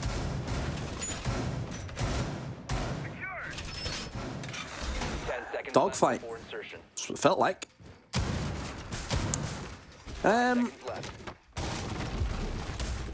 One thing as well that I have to look at is just NIP and the way that they will almost wait for perfection. Like, if you take, for example, that first round, none of them will do anything until everything's perfect. Which, sure, I think everyone would like to have it perfect, but as we know just from life, not everything's not going to be perfect in life, and that's the same with Siege. You can't wait for everything to go your way. Things will go wrong. I think NIP need to be able to just change that playstyle where they shouldn't have to be perfectionists all the time. Look at what Volps has got away with there, by the way. Double impact trick onto the garage breach. It's now only ever going to be a line of sight. That's a massive headache removed here for Liquid. Just off the back of a bit of good positioning and a bit of good knowledge there from Volps, knowing that that is a likely strategy. Getting in through that big snowmobile garage. And look, it's all your hard breach gone. You got one other option here on cons, but you're likely not going to get anything too significant open. The whole point of opening up garage is then to go through and open up stock and remove the ability for a player to sit in there for free. Oh dear. Pino. Dear, oh dear. Frostmats exists, my friend. There's not even anybody inside of library. Camera. Even like he had something to check. They've also reinforced the hatch, which is just insanity from any perspective. But is because they've seen that the hatch reinforced, he's almost thought, oh, it's freebie. Is that what he's actually thought? And then got caught out by a Frostmat? Couldn't be. Well, if it is, it's worked for Liquid, hasn't it? Nice entry there, removes the nades and the soft breach. Psycho going to be the next player to fall. Nesk, he can fall back now. Doesn't need to hold as aggressively. He's done his job and more, picking up that kill. Risky hop in there from Cons, given that Resets is going to be playing below, and the value of this Valkyrie camera. If only there was an operator that NIP could bring to disable the Valkyrie cameras. See, imagine if you could bring someone that had like a scanner and you kept your pistol out at the same time. Oh, this friend rear, buddy, get him going. We need someone who can find information. That's what we need. Moosey, wake up, my friend. Oh, it's just Team is entirely exposed. I mean, that's not even a difficult one to see with the naked eye. Just, what's he doing? Oh dear. Drop into sight. Hello? Volps? Volps, I can imagine that you were maybe stunned there. The attackers now becoming the defenders as they seem to have taken control, but Resets. He might have lost his one last time, but he's won two this time. Wizard, he's getting himself into a duel, but it's going to be Palu with the swing. NIP, oh dearie me. Yeah, they need to rethink who plays the IQ. They need to. Because that's just... It's unforgivable. It's unacceptable in this day and age. And then just, like, what was that attempt, by the way? Oh, we'll just walk into sight whenever there's a guy in connector with a mirror window. Do you know how strong that position is? And you can circle it back to something that happened in the first 10 seconds of the round, and that is the impact trick from Volps. Because there was no one in garage. We didn't see anybody walk up and remove the wall inside of stock so that Resets can't play there. Resets picked up 3 kills from that spot. Yeah, Shaw was a confirm onto someone down in a frost mat, so he's won 2 gunfights. But he still picked up 3 kills. And all because we couldn't get a garage wall open and then couldn't move on up the stairs to get the stock wall open and stop Resets from being able to play his mirror window there. Look at the mirror window from Nesk. If I did that in right, people would call me a troll. Not anymore. Not if he's doing it, I can do it. 10 seconds left. I get bullied for that. 5 seconds But left. Nesk is Nesk. I'm demo. You're not Nesk. Doesn't matter, I'm demo. How many go forces has he won? How many go? Dropping the go for com. Never. Got some go fives now, don't we? Got the go fives. Upgrade it. Oh dear. Right, anyway, NIP. No hard breach. This is worrying. So it has to be a solar take. It has to be. So I don't know why there's players in library. Because they can't get the main wall open. And you're not going to push into a doorway. That's not going to happen. So they have to go a solar take. Solar takes are... I actually prefer solar takes over the generic library control. And I think the reason why is...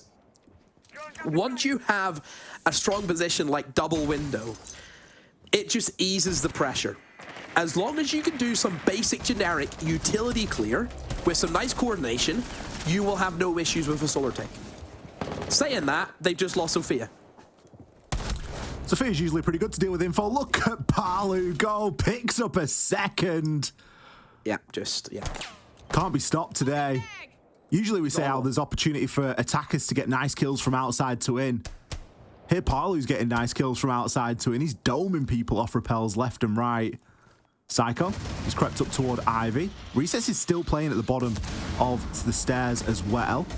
Psycho going to get himself into an engagement here, but he's got so many angles to check. Nesk, he's ready and waiting, but Palu keeps swinging. Eventually is going to be taken out by Psycho. Look at this. It's a 2 versus 3. Cons, he joins in on the party. Psycho's been quite patient on this angle, but there's live information here available for Liquid and the deployable shield for Nesk to play around, and he does it beautifully. Resets. Maybe in position to pick up this final kill as Cons is going to hop in, called out on the default. Look at him go, he's pre-firing everything. He hasn't got a clue. He's getting shot from just about every angle, including below. Resets. In position here. Still a C4 in Nesk's hand. And Liquid, they want to guarantee this. They're looking to try and throw lives away and give Cons any opportunity for a 1 versus 1 here. Yeah, I look at NIP's attack here and I think, what was it? You know? I think if you're trying to clear above the top floor, you don't have the hard breach. There's no point. You cannot go above and try and, you know, obviously the generic template is go from library, open up the top floor, move down in the kitchen, open up kitchen wall, That's the kind of system. But if you don't bring the hard breach, you need to go slower, which I do like, because I think as long as you can just burn through and swing in through the windows, you have no issues. You have bathroom window there, which is another great place you can jump in from. It's good. So why is there about 5 people pushing library? Just give themselves up. Stay as a team, stick together, burn. You have a Sophia. Sophia died immediately without using any utility. Just frustrates me. We head down to the basement. Again, mirror being played. We've got a Banshee this time, which is going to be great for stopping any of those sort of backstabs that we sometimes see come out. NIP appears as though they've woken up a little bit. We're going to be seeing double hard breach be brought this time. We commented at the lack of hard breach in the previous round, and whilst it's not required, it does funnel you into a very specific approach. When attacking downstairs, the objective is to get both walls open. You want to get that trench wall and that main garage wall open. And try and do that nice and early. Cut the site in half and post a couple of people up to hold those angles through. Look at the equipment, by the way. 6 breach in charge, 2 claymores, and 6 flashes. No nades, which I think for basement is a bit of a necessity. Ollie, you think about pillar, for example. Think about connector. You need nades for that. You certainly need an ability to destroy utility at range. Oh, Vico, great shot into Volps. I think he was just he was either just pre-firing the window or he knew something. Oh, I'm just going to shoot the window, and he gets a kill. I mean, that was Spoit yesterday on Bank, to be fair. He was just pre-firing windows and he was picking stuff. I didn't see that. I didn't see the M80 game yesterday. A good game, to be fair. Did Willie play well? Not stand out, but played well, yeah. Okay. I think Diaz had a cracking series. Good game tonight. M80 DZ. That'll be good. Oh, lovely. Using just knowing that the bandit's going to be focused on the other wall opens up that mirror window, Ollie. NIP. Good timing. Being able to understand that. I think probably Polly will be thinking, Lagonis, where were you? But by the by now, you have to adapt to it. But like I mentioned before with Liquid, still in these kind of positions, you can't count them out, Ollie. Something that Liquid don't have going for them at the minute is any significant denial. We haven't got a C4 left on Lagonis. He actually used it really early on into the round as a bit of a spawn peak C4. But NIP, they're not pressing this advantage that they've got, and Cons is just going to waltz in on his own, giving away his life. And look, no nades. No nades to clear out the guy on pillar. It's going to be such a headache to clear him now, because they just have to kill him with a gunfight. That's it. Liquid need to dig themselves in and not really peek onto this. Pino, he's challenging for an angle. Muzi playing on the backstab here, looking to try and pre-fire on, see if he can find any damage, and does. Resets, has to turn his attention for the time being and needs to win this engagement. Can't afford for this to go on for too long, but Muzi's successful. They are at long range, is going to be superior there. Lagonis, he's got to push up and play aggressively. Nesk now left in the clutches. How much info does he have? 30 seconds left. What a shot onto Wizard. The plant is going to be going down. Nesk might just find them all here, and he does! 4 kills on the round for Nesk. He's well and truly back. Oh my goodness. Just whenever a player's on form, and he has been, it's unplayable at times. I mean, I honestly thought Resets losing that engagement with the guy on the snowmobile breach, I thought it was done. Because I think if Resets wins that, then it just kind of, it puts a lot more stress in NIP because they know they don't have a backstab option. They then win that engagement against the band who just runs out. And then they lose a 1v4 to Nesk. Bomb located by attackers.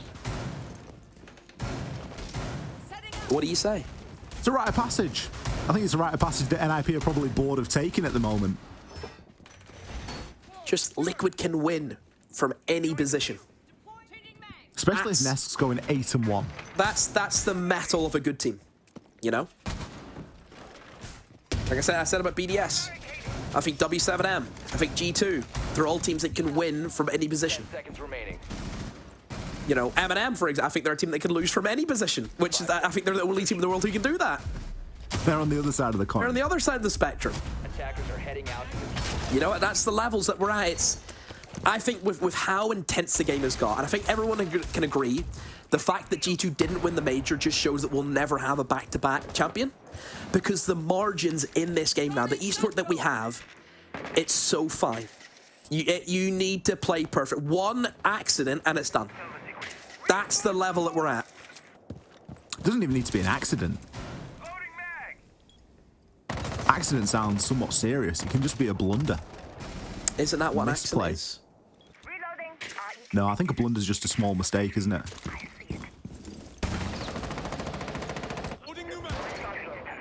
I thought a blunder the IQ. happens whenever me and you play chess. Moosey's found his gadget. Oh, brilliant. We're actually searching out Valkyrie cameras. In other news, water is wet. But that's not in other news because this didn't happen previously. NIP they've got a system going here. Moosey's spotting. And we've got Psycho on the shock drone. He's going out and finding. We're praising the dog for going to the toilet outside. That's what it feels like. That's what it feels like. Oh man. Oh, yeah. Nah, get fresh in. I don't want to do this. I can't do this. I'm gone. Oh. Wizard might be able to find one back here. Nesk takes a bit of damage and does dip himself back. We were saying earlier in the week, Demo, that it's, teams need a little bit of luck. They need a little bit of something on their side. That's it. NIP aren't making much of their own luck at the moment. Moosey will find one back, though. Palu, for all that he popped off on Oregon, he's had a little bit of a quieter time here on Chalet. Had a big round 3, but aside from that, it's flown under the radar and succumbed to Nesk's powers, as Nesk is at 8-1. And perfectly poised here for a massive flank should he get opportunity. Psycho, is that 2 for 2? Oh, Pretty sure that happened the last time that NIP attacked this site. Psycho got caught into a frost map. Just look at the time again, Ollie. 30 seconds to go. And they've only just got the upstairs control. That they've only just taken above. Does Nesk know about Moosey? That is the real question. Looks like he does. Moosey's going to take himself up 2, making it 3. Resets. Still going to be in that stock position. Volps is down, so can call out a little bit here. Psycho, he's found himself 4 resets. You're going to have to do the same and better to keep your team in this one. He just keeps himself alive. The diffuser, not in anybody's hand, but Moosey, he's going to pick up the ace on the round. Psycho, of course, finishing off one of his kills from a little bit prior. NIP, the fight back here, Demo. It takes one of the players getting an ace, though. Yeah, again, it's can he get another ace? Can he do that consistently? My guess is probably not. But I don't know, a bit of a weird setup from Liquid. We didn't actually get a chance to really talk about it. They placed some mirror windows inside a kitchen, and then they lost it immediately because I think it got popped with the Twitch drone. And I think once you lose that foothold of putting a lot of utility and effort into that side of the map, and it's gone instantly, it's tricky to bounce back from. I mean, Moosey literally sat in a corner for about 2 minutes. That's all he did. Yeah, but he'd put a bit of a shift in. He needed to catch his breath. He found all of the Valkyrie cameras with IQ scanner. Again, just why? 3-2. Potential for NIP to salvage this. It feels like they've attacked dreadfully.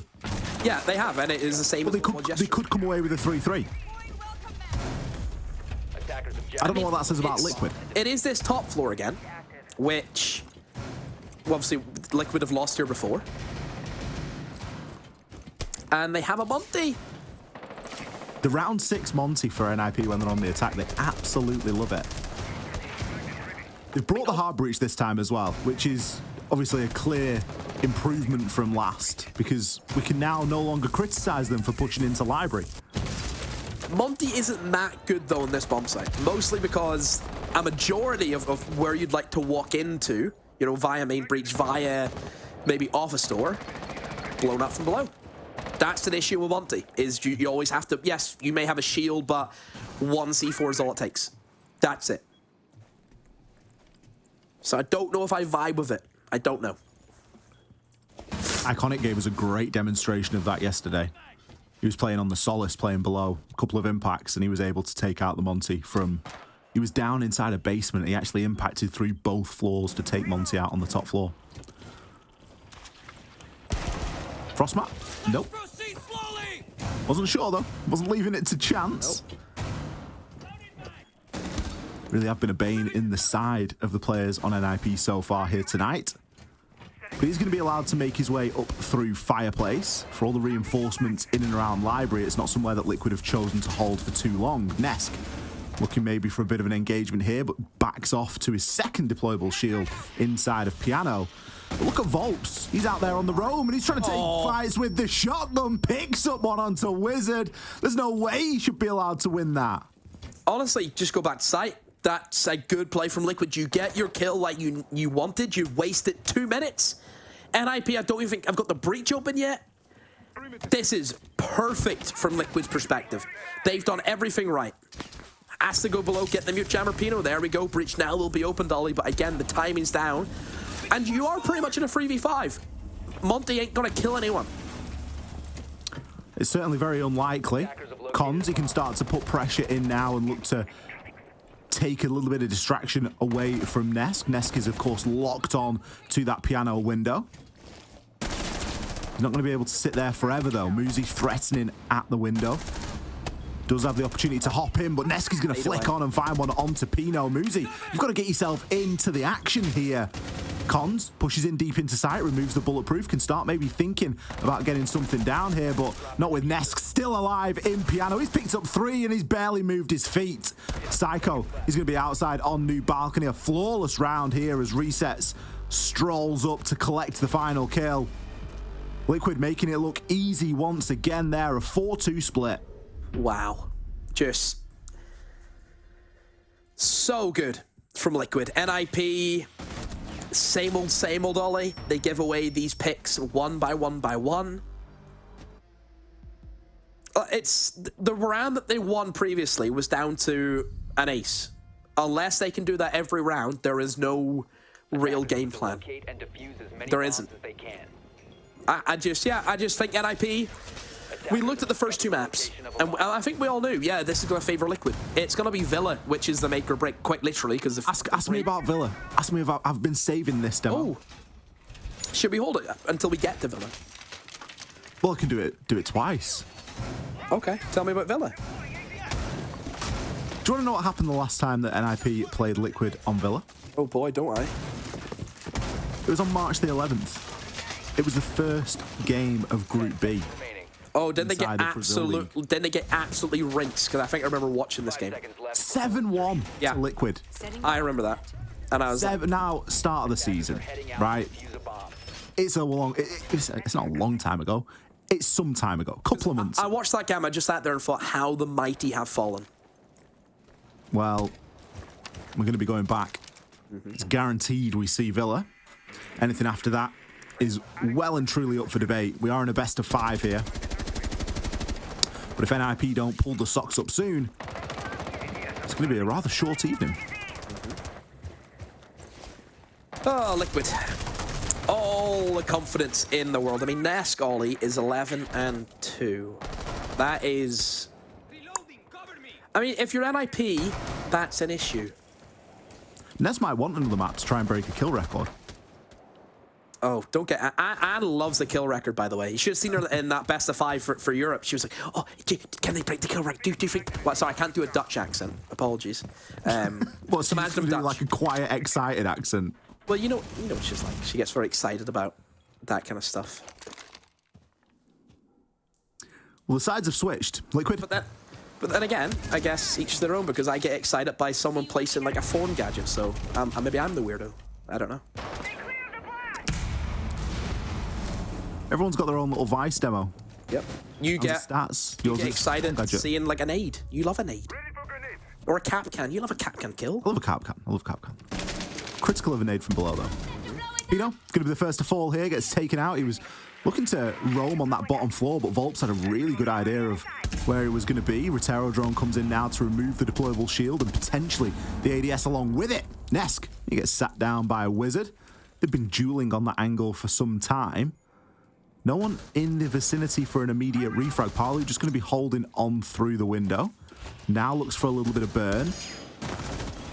Probably like a nade right about now, but Neska's died with both of them, so it's going to be the old-fashioned way, I'm afraid, to push the player off these library stairs.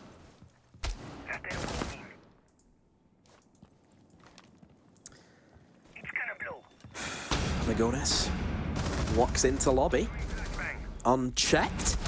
No, oh, never mind. Great angle from Cons. He needed to make that kill or else two of his teammates could have been sold down the river. Now Liquid, where do you go from here? Not a great establishment of really any map. Oh, a great rotate from Volps. Eliminates the man inside the box, but there's a refrag. Muzi will appear. NIP look as if they can lock this one out, Ollie. They should be able just to sit back now. Yeah, Volps goes down to the frost mat. There's 2 frost mats, by the way. Oh, Palu. I want to see him jump in. Let's see. Oh, never mind. 10 seconds remaining. I would have liked to see Palu jump in and just make it 4 frost mats for the game. 5 seconds remaining. As it stands, he will hop himself in. Probably gets visual on the 2 frost mats downstairs and is glad that he didn't hop in that way. The round will just peter out on time. Despite the opening pick there for Liquid, they didn't do a great job at trading off on that man advantage. There was a lot of little 1v1s that went down and no one in direct position to assist. I mean, NIP just played their setup. They used the utility that was at their disposal.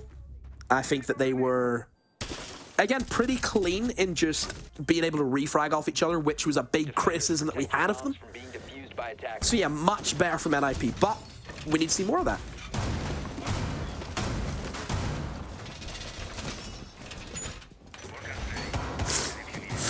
(4-3) starts to look a little bit better here if you are an NIP fan. Going to be going downstairs. We're going to see a Brava picked here from resets. Say again. 6 picks off onto a Nook. There's Nesk. Ooh, a lot of changes. Also is going to change. We're going to see a full 5-man 6 pick. So this is obviously strat B.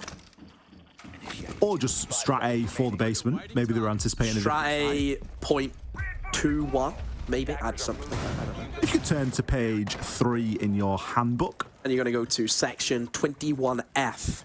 Paragraph 2. Line 5. Vault. Word 26. Yeah. Blitz. That's all it says. Word 26. Just says blitz. Yeah, that's it. And then from there, you obviously know that this is the strategy. Okay, I think I might know what they're going for. Open up Snowmobile. As Snowmobile gets opened, you have a strike team rushing through trench. It would have been really nice if you'd have said that in time with the strike team actually rushing through trench. I'm not sure how much of a strike this is going to be because those Vulcan canisters could play a little bit of spoiler to this. NIP with the setup, it looks as though that's what they know is going to happen, and sure enough, Volps is going to get himself straight on in. Kills flying, 4 versus 2. Volps backing his teammate up here, and they're going to find all of the frags. They cut Pino off from that main stairs rotate, and he's not able to do too much. Can make a little bit of vert, but the plant is going to start to go down. This is an all but impossible retake. The Lion scan to make things even more difficult for him. You almost feel sorry for Pino in this position. It's a great strat. It is. It's one of the, I mean, obviously it's a one and done. They can never use this again, Ollie, but that's all Liquid need is just the one round. I mean, I see the Blitz, and I'm a big lover of Blitz. Massive fan of Blitz. And the amount of strats that you can really have with him, because he is the best operator in a 1v1. That is facts. He's an operator that I think if you were to, like, let's say it wasn't Fenrir, it was like Blitz was released, people would be saying, oh my goodness, how do you win against someone that you cannot shoot and he can blind you? You know, that would be the reaction. Because he is so good in those 1v1s. If you could kind of design a strat where he is going towards one direction, you know he's not going to get shot from behind or from the side, and he just takes a frontal engagement, there is no operator that you would rather have than Blitz, because he guarantees you success. I've got one for you here, Demo. What do you think the reception would be if Blitz was released now? Oh, Outrage. 10 seconds to go. Outrage and scandal. Just the fact that you can flashbang someone on a shield With a shield. people would be kicking off. It is obnoxious, isn't it? Of course. Especially when someone's talented on it. Like, It's you see like- a lot of people play Blitz, but we don't see so many people play Release Blitz Pulse. well. Release Pulse and watch the world burn. Oh, he's got wall hacks. That's not fair. That's where we're at. Volps, for my money, is one of the most exciting players to watch on Blitz. It's very reminiscent of somebody like Pengu, that you would think back to when they used to play the Blitz, really back in the day. But now with all the different tools that you've got at your disposal and the synergies that you can find, it does just make it a little bit more interesting to watch. Team Liquid, they've done exactly what they set out to do. They've increased that lead again, picked themselves up on the face of it. Quite a nice rush round. NIP left a little bit stunned and have opted to not go back down there again. Watch the frost mats. That was an issue for Liquid. I mean, also was an issue for NIP. Both teams not liking the frost mats. Wizard. Olympus resets. Where is that from? Ness, though, will just jump in and I think find the refrag on the Wizard, but Paulu's already in bathroom, Ollie. Ness gets inside as well. He's really not messing around, is he, today? Oh, these two. Liquid have decided just exactly how this game is going to go, and it is going to go quickly and in their favor. Lagonis, the plank goes down. Cons, he was left doing 360s, caught in the spin cycle. He's got some of the best guns in Brazil pointed in his direction. 2 lightning rounds there from Liquid. They're dominating this series so far. Like, what do you do against Nesk and Paulu? Like, what do you do? There's very little that you can do, especially when both of them are on the day. Nesk is having a fantastic Chalet. Oregon had Paolo had a cracking Oregon. And between them, they're a large part of this current scoreline. 10-4. Paolo had a quiet time on the defense as well. He's really come alive since getting onto the attack. Nesk has only gone from strength to strength, currently 15-3. Triple positive. NIP are really searching for answers here, and they need to find them quickly. Another round and another sight. Things don't go well for them here, Demo. They're going to be staring down the barrel of losing the first 2 maps here in this best of 5. Oh, just incredible. Honestly, from Liquid, it's been lights out the way they've played. NIP, I mean, NIP just, apart from Muzi, no one's really in it. Like, look at the kills. Yeah, people aren't even winning gunfights. That's, what, 14 kills? Nesk has more kills than 4 of their players combined. And I guess Paulu will take Muzi in a 1v1. Outrageous. We're not seeing that edge from Nip. We're not seeing that flare and that, you know, let's try and make something happen here. They are largely just letting Liquid play whatever version of Siege Liquid want to do, which is always going to be a very dangerous thing. Mute Jam are going to stop the wall from being opened for the time being, but should be dealt with fairly swiftly. Nice little Ash breaching round from below, we'll see to that. Impact trick from Wizard though, so it is only going to be a line of sight for the time being. Moody's got himself into library as well, but you do just get the feeling that Liquid are waiting to set up for something a little bit quick again here, especially with the resets his positioning on this door.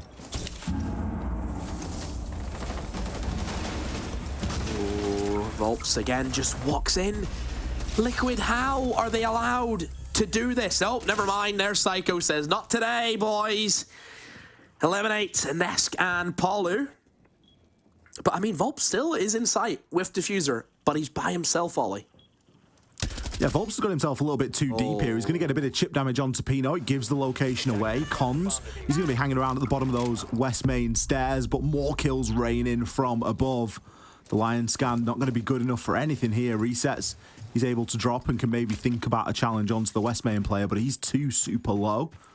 Lagonis. I feel like he's been caught out in the cold a little bit. Just transitioning over the roof and seeing if you can try and double up here with resets and make something happen. But they've got a lot of breaking down to do here inside of a minute. Lagonis has got a line of sight and can see that Cons is likely going to be tucked into the corner.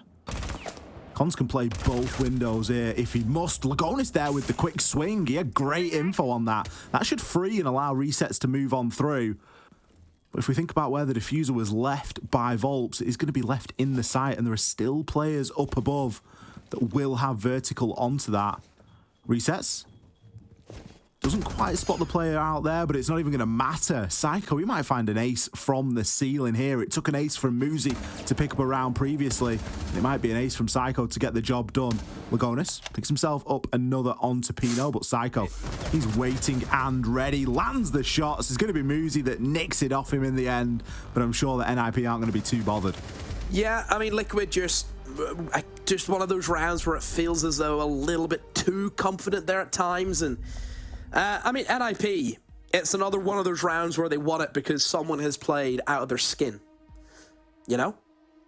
Is that the consistent way to play Siege? No, of course it isn't. But NIP, if they can just keep high in there, get to OT, see what happens. But it's not going to be easy. You know, it's really not. NIP have really struggled, Ollie, I think, to find a rhythm. You know, being able to string up, you know what? Have we even seen them win like 3 rounds in a row? It's been like 2 at max. No, we're definitely not, no. Yeah. They just can't find the mojo.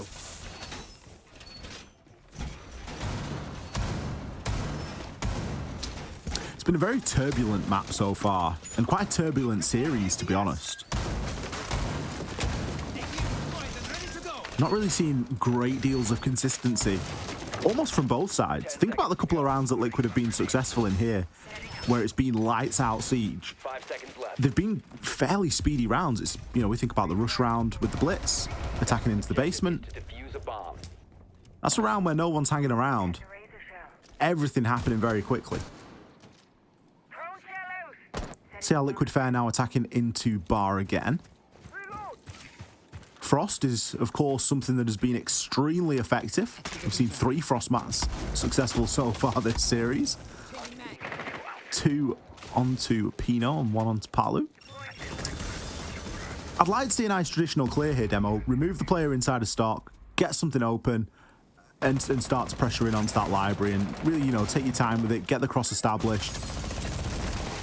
I mean, they have the Looks as though floor that's at least what they're setting up for at the minute. Yeah, they're bringing the correct operators to do so.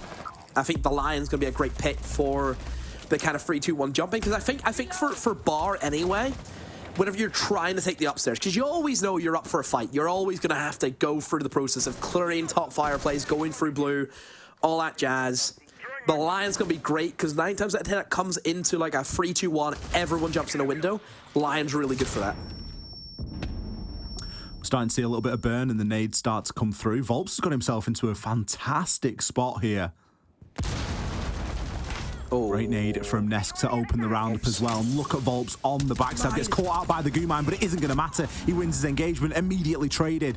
NIP trail by 1. Muzi, you've got to try and get yourself back into the fight. Cons, he's going to find 1 and then eventually meet his demise. Don't forget, this is for the map. Liquid to go 2-0 up here if Muzi can't clutch out. Lagonis, he's got the diffuser. He's going to be hiding out in stock at the moment. A little bit split up from Palu, all things considered. It doesn't look like Muzi's working off too much information. Takes a chunk of damage in the back. He at least knows where 1 is now, but he's left guessing to find the second. 2 players line up. He gets a couple of shots in, but it's not going to be enough. Close isn't going to be good enough here. Lagonis, he's going to find that final kill. Liquid wasn't entirely pretty, but they take map number 2, 7 rounds to 4. Wow. Almost had him there in a minute, didn't he? He seen both of them at the same time, but could only lock into Paulo, and then Lagonis just reaction shots them out of the server. And yeah, Liquid, what can you say? Again, it's another 7-4. Again, it was close, but still very convincing for Liquid here today. I think that they certainly have looked like the more complete team. NIP struggling with refrags. Again, the timing issues are always going to be an issue, and if it wasn't for, you know, Muzi getting an ace, Psycho getting a quad, this would have been over a lot quicker. Would have been a 7-2. Quite simply, we would have seen 2 of those rounds immediately wiped off the board there for NIP. Let's have a look and see what our analysts have to say about that. They're going to break down map 2 of Chalet and set us up for what could be already our final map in this best of 5. Don't go anywhere. We'll be back in just a few. It feels like there is a new crisis. Families displaced by violent earthquakes and wars. Warm hearts sleeping under cold blankets of stars. Lives destroyed and washed away. Families fleeing into the unknown. But look closer. See the hope everywhere. See the ones running towards disasters to help. Compassion exists all around the world. Kindness is healing wounds, bringing hope for a brighter tomorrow. Look closer and see the many families like Layla's who've lived through unimaginable hardships and yet haven't given up. Please don't give up on those forced to flee. Donate now.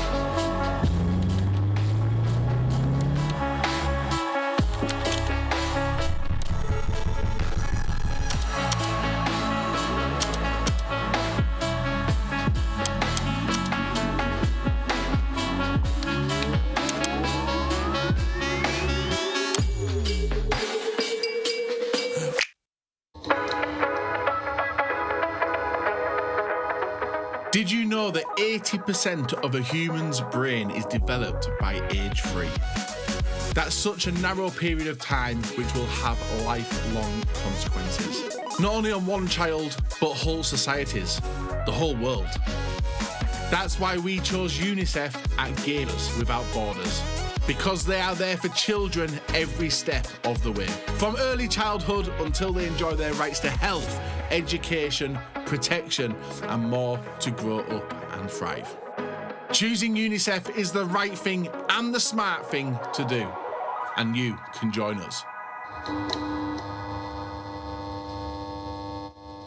Progress is a race that has no end. After every finish line, another challenge awaits. How can we continue to push innovation in a sport at the forefront of technology? This is how.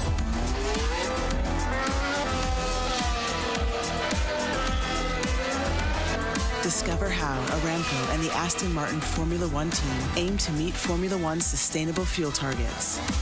Aramco, powered by How.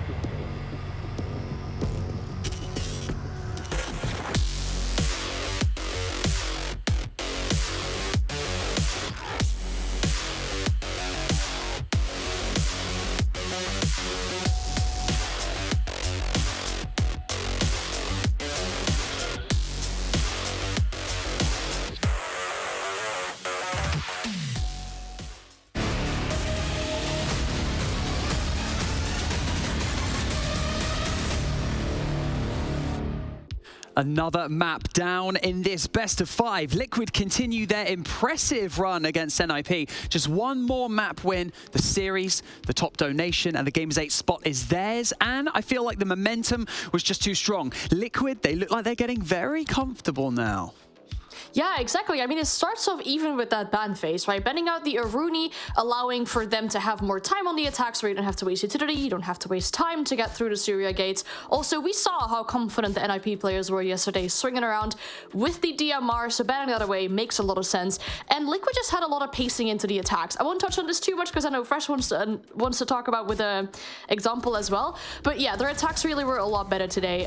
They had a good read into the plans of what NIP were bringing out today as well. They obviously saw how NIP played this map, what their plans and ideas were for a bar take, and they ran into that perfectly, having reinforcements to the points where NIP would usually enter the map, putting up control on parts all over the map, forcing NIP into such a slow playstyle as well. It wasn't actually like that strong a start for Liquid, was it? Because Muzi was basically single-handedly keeping NIP in the map during the first half, but it just wasn't enough. Fresh, where did you think the turning point was? It was kind of like round 3, round 4, wasn't it? Yeah, I think realistically, you know, Liquid lost a couple of rounds unnecessarily. I thought strategically they outclassed NIP on the defense. I want to give a shout out to the way that Liquid used the mirror window in particular. They played all 4 sites with a mirror setup on all 4 sites. Like I say, Muzi was trying to keep his team in it. NIP, they did throw that 4v1 against Nesk, who is back, by the way. And then as soon as Liquid got on the attack, like Anne said, like variable attacks in terms of the pacing, the speed, the ideas, the approach. Are they going to go for a breach? Are they going to go for a plant? Are they all just going to flood at once? Really like that attacking approach to Liquid, and it is something that we have seen coming out of them all the way through the major and into this tournament. Yeah, Nesk had 11 kills at the end of the half. And I feel just like losing a 4v1, it just sticks like a thorn in your side because, you know, you can visualize your opponents losing their minds at that clutch, Anne. Oh yeah, it really hurts your mental if you got such a good setup for yourself and then you eventually lose it to one player with a singular mag that just goes swing swing and deletes everyone and just winning their gunfights. I mean, Nesk indeed showing up huge into this game, and it was showing on the side of NIP that they didn't always win their gunfights. There was a point where all players, Psycho, Cons, Pino and Wizard, were equalizing the amount of kills that Muzi had. So that is something that cannot be accepted. You can't have all your players have the same amount of kills, just one of them. It was even mentioned by the casters, Nesk had more kills than 4 players combined. So winning the gunfights really wasn't happening on this map in particular for NIP. Yeah, it appears that Liquid have kind of come into this a little bit slow, like in map 1, but now that they're finding that momentum, this kind of feels like it's the Liquid of yesterday now.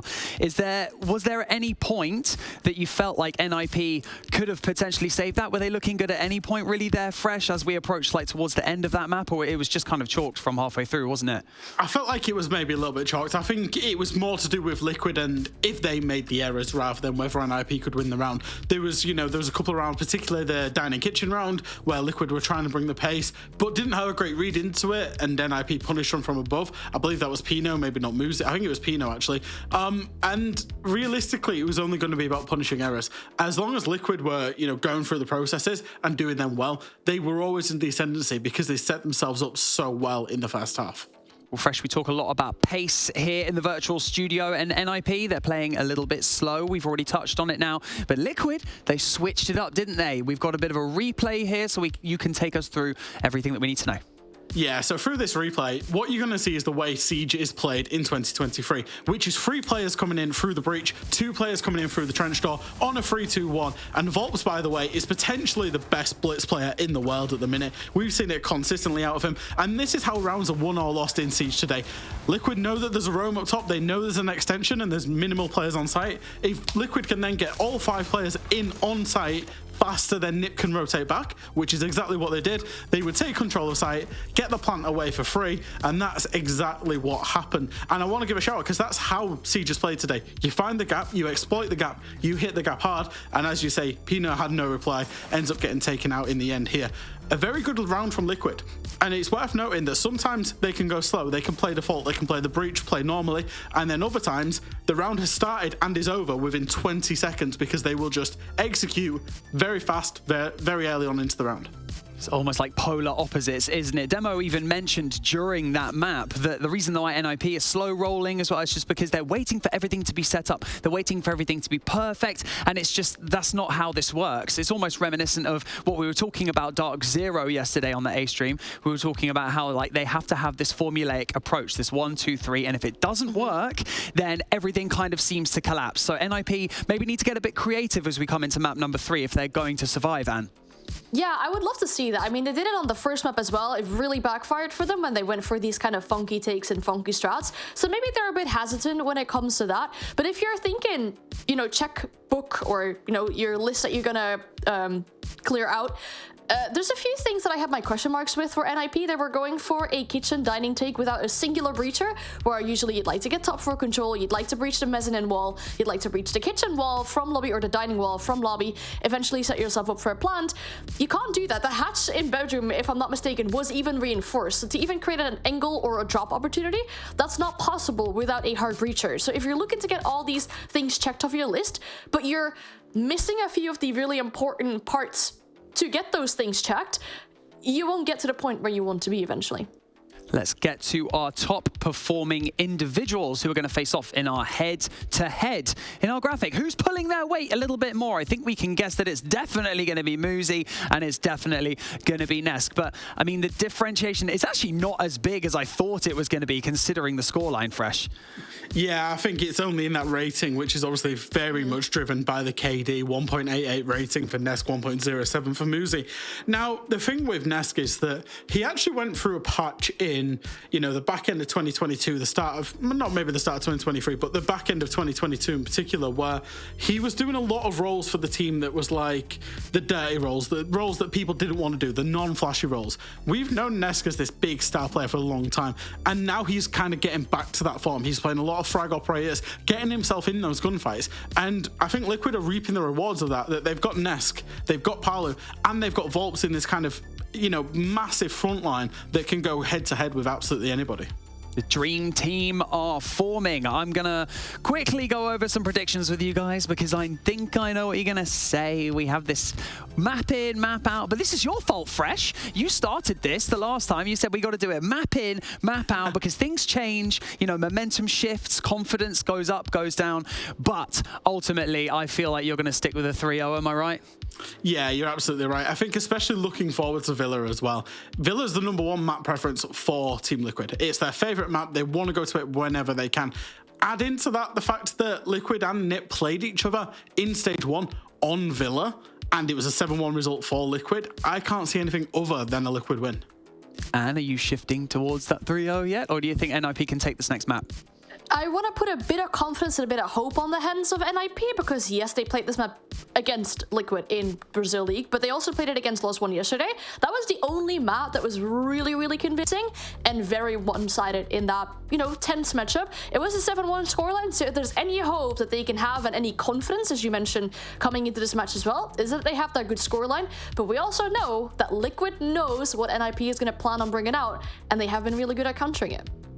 Well, I guess time will tell, but they can't lose any more maps, otherwise they will be sent packing and they won't be going to Gamers 8. The casters are prepped. It sounds like we're good to go. Demo and X, is this going to be a slam dunk, or are we going to go to a map 4? Barney, Fresh, and thank you all so very much. Demo, I've got a feeling this could be a bit of a slam dunk. I'm expecting Liquid to come out here and give us a bit of a repeat of what we have seen previously on Villa when they played NIP at the start of the year. It's the only map that realistically we would maybe see NIP win, but just look at the confidence from Liquid. It's different if Liquid were a little bit slow, a couple of OTs in there, but they look so good. There's no way that confidence isn't just blistering now with Liquid and NIP kind of mudded. 4-2 is the current scoreline of wins on Villa between these two teams. Now, NIP as a Villa side, Demo, we know them to historically have been incredible. They held a year-long win streak on this very map, and it was the same year that the organization won SI as well. So obviously a very different team and a very different time. Here and now, we're really looking for NIP to wake up in this series. We've got the potential for 5 maps here tonight, but so far, based off the first 2, it's looking likely that we will only see 3. I want to see NIP come out here and show us just why they deserve to be at Gamers 8. I mean, is there a case that they deserve it more than Liquid? Is there? Not at the moment, but there might be. You think that their quality of siege will actually give, you know, G2, W7M, BDS, Oxygen, Falcons, CAG, potentially DZ or M80? Are they really going to contest against those teams? Not based off what we've seen up until this point. I mean, not even what we've seen at the major, in my opinion. I know that they beat M80 and DZ, but best of ones.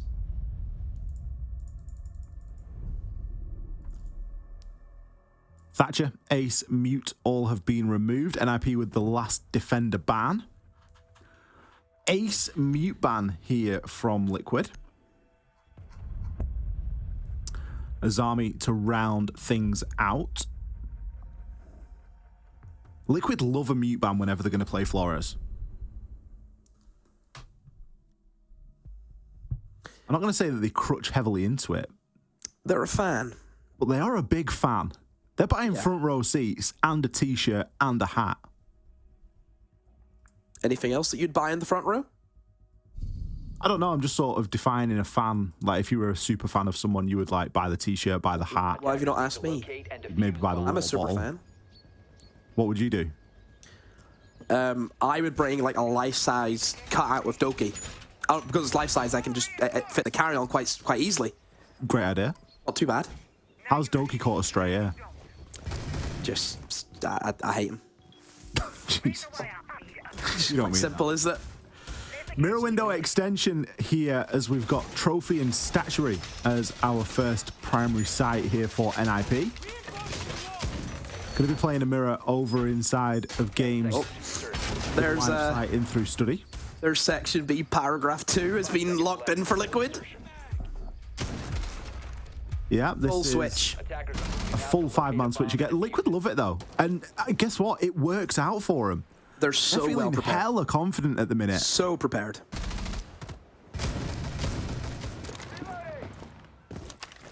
Just trying to think what they're going to do, because Villa is one of those maps which I think it is quite tricky to rush, because it is like, it's very claustrophobic, isn't it? It's not like there's no big open spaces that you can like execute on. It's very small, very contained, a lot of doorways, more importantly.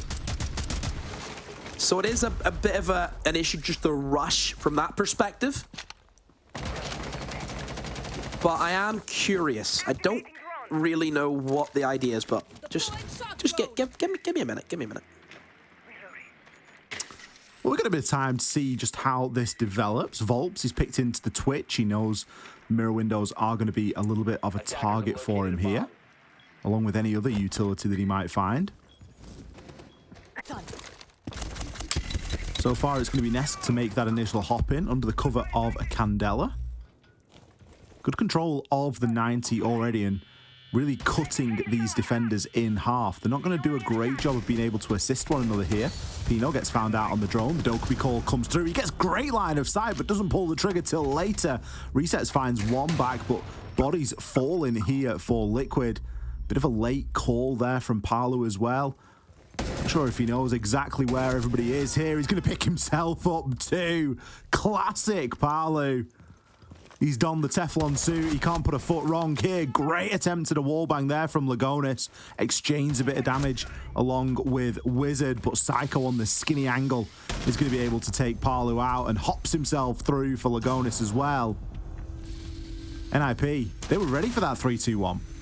Yeah, it wasn't really a rush. It was operator designed to clear out roamers. That's what it was. And as we've seen, all it takes is one mistake for this kind of map. Because it is so, I always find Villa is very difficult to get like a flow going. I'm going to be honest, I'm not a big fan of this map. Attackers need to locate and defuse. I like watching it, I don't like playing it. I'm not very good at Villa. I don't feel like my teams are very good at Villa.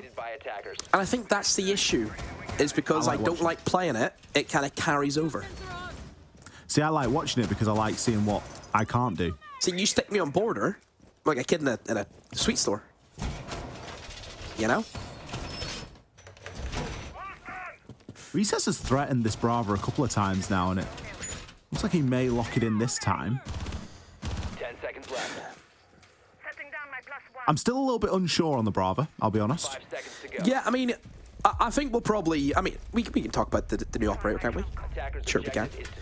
It's always the issue with these new operators that come in is who do they replace on a 5? You know? Because you look now, you brought the Brava in, oh, where's Yard Breach? That's immediately what you look at. You think about Fenrir coming in. Oh, you got Fenrir. Okay, where's your ADS denial? Where's your C4? There's always sacrifices to be made, isn't there? Yeah. And you look at this lineup and you go, well, you've arguably got 4 operators here that don't all need to be there. You've got the Dokkaebi and the IQ. You've got the Jackal and the Brava. Dokkaebi and IQ share a little bit of synergy. You know, you get a kill on the entry, you can hack the cameras, you can find out where those Valkyrie cameras are, then you can look to try and deal with them. The Brava, of course, has that ability to steal information and steal electronics. Yeah. The Jackal, could that be replaced with just a little bit more effort placed into their own game? So many questions, and there's not really a right or wrong answer. It does largely come down to preference, and when you've got this level of flexibility, you can bring almost whatever you like. The only thing that is potentially lacking here in Liquid, you've mentioned the lack of hard breach. Yeah. We can kind of get around that. It's going to be the lack of vertical destruction. What are you looking toward? 3 breaching charges on Palu and look at Liquid. Jackal shotgun. Look at Liquid right now. They've got 5 players all at different points of the map. They are all away from each other, so there's going to be no options for refrags. But if they all individually win a gunfight, they win the round naturally. But this will give them map control a lot quicker because they're spreading it out. It's, you know, pros and cons way up what you want to go for. Resets, just seeing if he can catch a player on that rotation down. He was just a little bit too late to catch at the top of those red stairs. Liquid, for all that they've moved fairly slowly, they've taken a little bit of control here. Palu going to start getting a bit of vertical done, see if he can search out for Psycho downstairs. Lagonis still looking to try and hold that cross. He's maybe got a chance at he doesn't know. He doesn't know. He doesn't know. He's just on the other side of the wall. He's only 8 meters away. Hello. Lucky. Psycho, how have you let that happen? You could have popped up at any time, but that was the worst. The opener here for Liquid. Nest just activates the goggles, see if he can find anything fresh. Lagonis has lost out on that flank control through Bicycle Door, so that's going to be a little bit of a vulnerability now, and it does leave Ness get exposed. Pino, he can pick up a second here as Volps, he's been waiting very patiently at the top of Pantry Stairs for pretty much the whole round, and it doesn't look like that patience will be rewarded. Gets himself into a couple of gunfights, but it isn't going to be enough. Holly finds one as an exchange. That's all it was ever going to be. Weird attack from Liquid. It seemed to be they just relied on gunfights. That was it. There was no real utility being used. You mentioned before, nobody looking to go above to play vertical. The thing is, that's one of those rounds where they could have walked away looking like a hero. Oh, look how clean that was. Look at that. Actually, look at that 3-2-1. Everyone wins a gunfight. Wow. But that's the downside. You now look like a zero because that was just a poor attack. Couple of poor attacks back to back there, really, especially considering how good Liquid have been up until this point on that attack. They struggled a little bit on Oregon, granted, but they really cleaned things up over on Chalet. Gonna go to Aviator and Games now to see if they can get the job done here.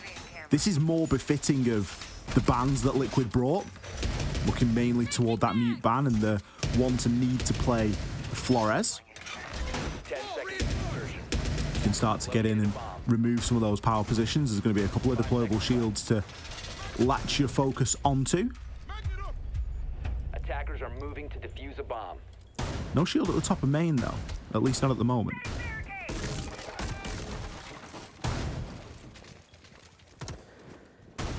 Oh, Liquid. I mean, they were 2-0 down, weren't they? They lost the first 2 rounds on Oregon, if I'm not mistaken. And that was, of course, on their attacks. NIP, they need to get as many defenses as they can, because we know the attack's been poor today. They just need to give themselves as best of a chance as possible. Liquid, if they get, if they get 3 attacks, it's done. Even 2, I still think Liquid's in a good position. NIP need maybe 6. That's how I feel right now with NIP. 6? Honestly. Surely 5-1 they'd be able to do something with that. I mean, how many rounds did they lose in a row in Oregon? Did they not lose 5 attacks in a row? Well, something we haven't seen yet, Demo, is a timeout. We haven't seen NIP take a timeout yet. Very true. Palu gets himself into a bit of a scrappy engagement here at the top of Astro. Pino goes for the double dip and will finish him off. Another entry where Liquid suffer. Immediately traded, though, by Lagonis. Resets, he's just going to be holding, see if he can catch any players off on that rotation, but as we can see with the outlines, everyone's scurried themselves back to site.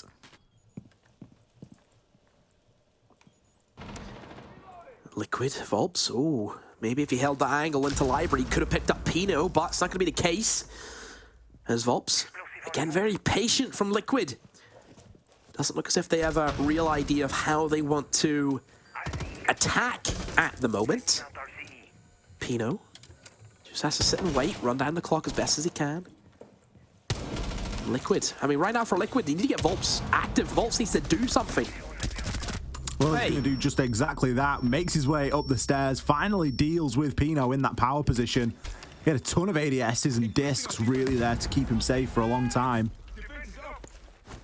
The thing that is the big question mark at the moment for Liquid is which one of the 3 remaining players is going to make that rotation. It looks as though Volps is going to go for it. He's underneath right now. He doubles back. Thinks better of it for the time being. Nesk just getting cut off by this Toxic Babe gas. Isn't going to be able to find an entry here easily. 2 canisters left for Cons as well, so he can more than run out the rest of the clock as the gas dissipates. Nesk does manage to crouch walk his way in, finds the important kill and looks for the second, but there's no one there for the catch. Wizard, he's going to pick himself up too. Psycho, the final kill. NIP hold on again here. They're looking pretty good on the defense on Villa. They are. They're playing the basics. They're playing the refrags, Liquids. It doesn't look as if they have any real idea how they want to approach it. It just seems to be kills. You know, that's not a good, it's like a foundation made out of poppadoms. How far is that going to get you?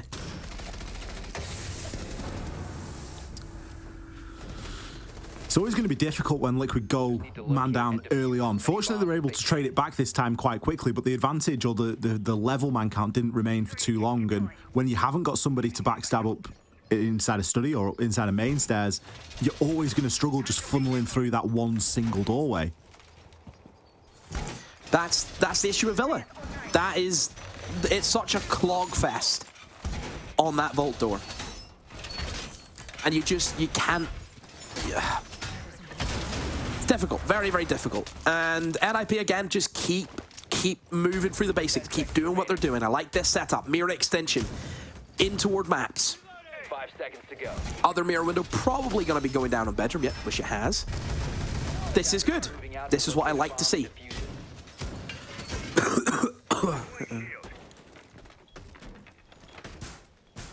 NIP can continue like this seemingly all day long. We're really going to look onto Liquid to see who can be the one to make a difference. Volps, currently pretty quiet, 0 and 3. He's had some good positional impact, but hasn't arrived on the scoreboard yet. We get the read that there's at least one player down on the bottom of those Astro stairs. I want to know where this good, succinct push is that we know Liquid to be able to have. Get the info that Pino's inside of maps and do something about it. Try and cut him off. Get somebody on Pig window. Really try and hold that crossfire and then start to tighten the net. Just a little bit more active. That's all. Just looking a little bit scared. Nesk's kind of holding for a spawn peek at the 2-minute mark. They're all thinking that NIP's just got to oh, take me. Take me. That's what it's like. Imagine you walk into like a restaurant and the chicken comes up to you and says, just take me now. That's not how that works. You need to go and order your own food. You got to catch the chicken first. Exactly. Second scan coming out here from Palu. This is a good example. He knows that somebody's there and the info just isn't live enough for Nesk to do anything about it. These nades thrown from below aren't going to find the mark. They're the only 2 nades that have been brought for this attack. And the clock's just continuing to dwindle. Nesk, because he's in on his own down below, and the Dokubi call maybe was a little bit late, he is going to be taken out there. Resets. He's got a chance now to push on into sight. Volps has found his first kill of the game as well. He's got himself established inside of Astro, and there's a bit of live ping information into our trophy as to what exactly is going on here. Just going to try and front this up and take it as a head-to-head engagement with Cons. He's going to do just exactly that. Palu finds one as he now enters the party, but traded out. Muzi. Him and Pino have got a minute now to try and hold on. Liquid, for as slow as they looked, they're not looking too bad now, but that is unforgivable. Muzi allowed to find another solo, can start to use some of this utility. Palu gets domed. The mirror window's still active here. Lagonis, he's probably wondering how he's found himself in this 1 versus 2. 30 seconds left to go. He knows that the player was last seen inside a master. He needs to try and break this down. He's going to announce his position. The mirror window still being a little bit of a factor, has to get rid of that and do something to deal with it. Muzi close on the breach. He's likely going to find this final kill, but plays it smart for the time being. Just waiting for that guarantee. Really doesn't want to give Lagonis any chance here. That DMR is hard hitting and he doesn't need to land too many shots, but he won't find the first. Ring around the rosy. Successful here for NIP. They chalk another one up. You said that Lagonis was thinking, how is he in this situation? He caused that.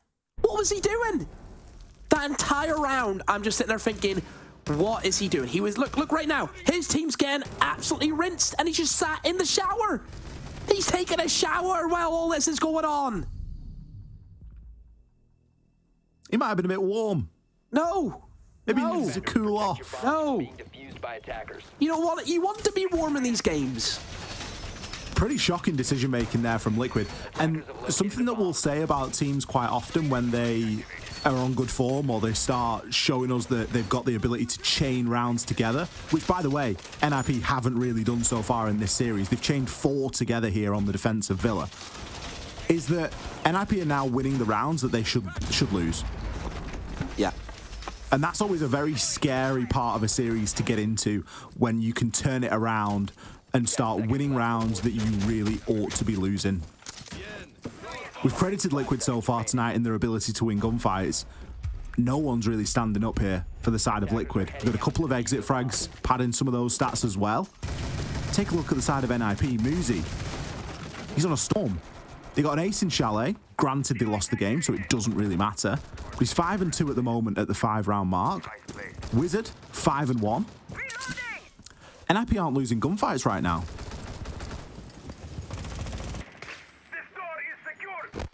Oh, it's yeah.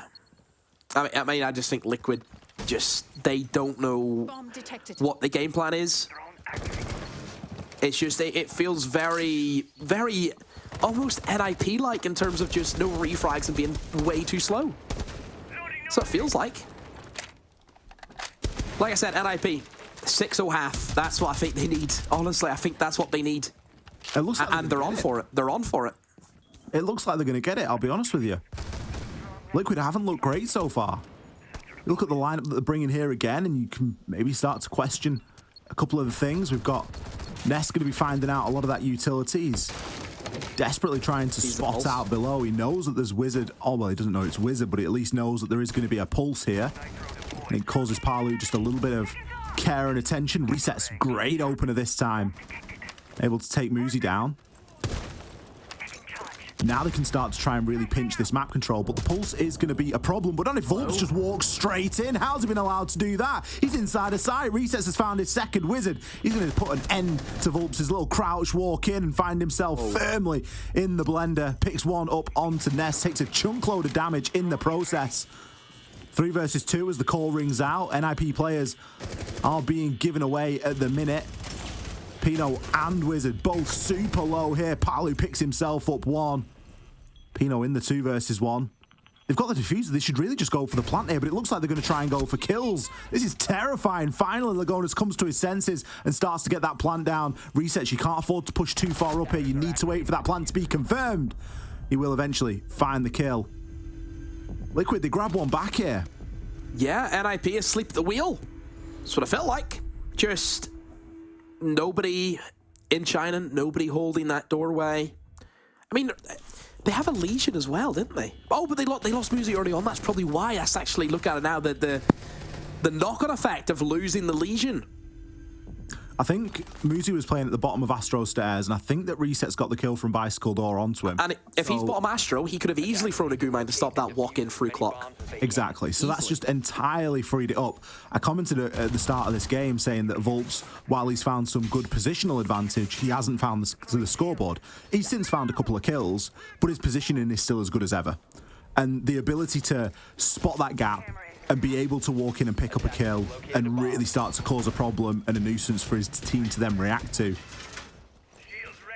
Heavily attributed to Liquid coming away with that round number 5. Still chance at a 2-4 split for Liquid, but NIP definitely in the driver's seat here on Villa. And well, this is where we were hoping they'd wake up really, Demo. After we saw the result of the first 2 games, we didn't want them to just roll over here on Villa. Attacker's objective is to defuse the bomb. NIP need this next round. They need it. If they don't, I think they're in hot water. And they're a hot dog, so you know that's not going to be good. Are they going to get cooked? Yeah. And then eaten. A lot of food references today. Have you eaten? Like, are you okay? I had some chicken goujons earlier. Classic. Pretty nice, but other than that, I mean, after this, I need some food definitely because I'm pretty hungry. Nesk on the Hibana this time, going to start to get open the wall there into Statuary. It's going to force Muzi out of position, and Pino, he's likely going to follow suit, although he seems to be sticking around for a little bit longer. Resets. He's been great on this entry in the last couple of rounds. Now I'm going to toss the Candelas in, see if he can displace this player at the top of main stairs. But he's going to fluff the second Candela. He's going to flash his team there, and Volps, he was waiting below to try and Amaru through the hatch, and he just can't do it at the moment. He has been cut off by the Toxic Babe gas. Some great insight there, Demo, from Cons. They've done their research. They know that that's a position that Volps will get himself into, and oh, Pino, there's 2 players coming for you, but do they know that Pino is in this position? Will slip in. One guy's going to be on the drone. Pino, he will find the Hibana. Where's the refrag? It's not there, Ollie. A blunder. How's he been allowed to get away with that? Paolo eventually shuts him down. A little bit of a late refrag, but a refrag nonetheless. The advantage still with Liquid. Just over the halfway point in the round.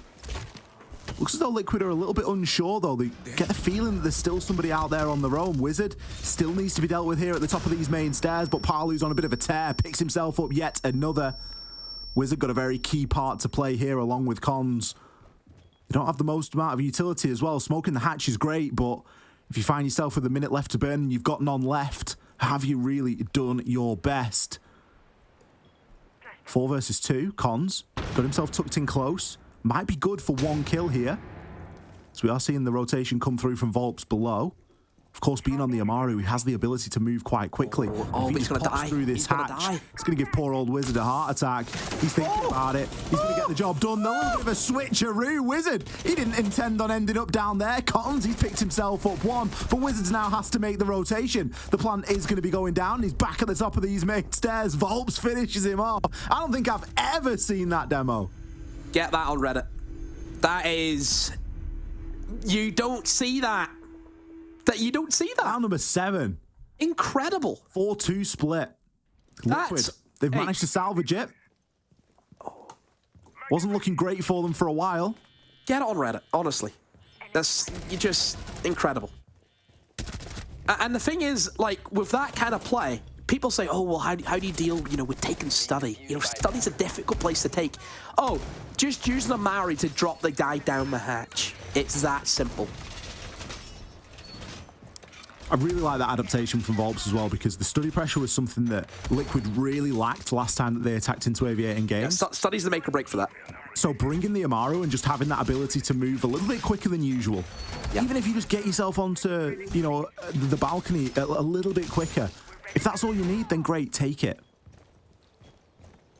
Fantastic adaptation and a great way to salvage what was looking like a pretty shocking half from Liquid. 5 seconds left. Now with the 2-4 split, they're probably sitting there thinking, we can work with this. It's doable. It's very doable from this point out. I mean, NIP have been pretty bad on their attack so far this evening. We will know from the first round. That's how we will know. It depends on the quality of NIP and how, well, it's not a case of, if they lose a round. It's how they will lose the round, right? If they do lose it. That's what I'm interested in. If it's a washout, oh, well, back to Oregon, back to Chalet again. If it's not, then we have a game in our hands. Time for a wake-up call. In position to knock it down. Liquid are happy to contest out here on this slightly extended roam.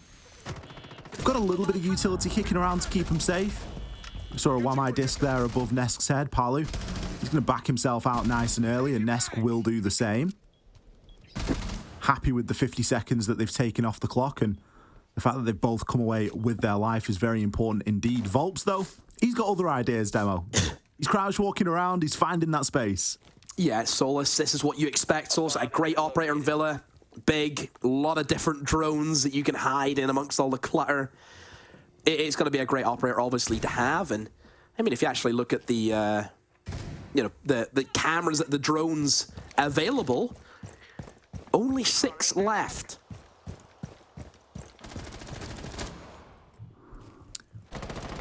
NIP have been a little bit frivolous with those drones in the first part of the round, but it should still have enough left to get the job done. He's blind nading. He's just going blind. Yeah, these are just for predefined spots, but... And also, Villa is one of the more harder maps to nade on, because you see the way you have, like, these big, long logs that kind of, like, cement, like, a square. They're called beams. You have... Oh, sorry.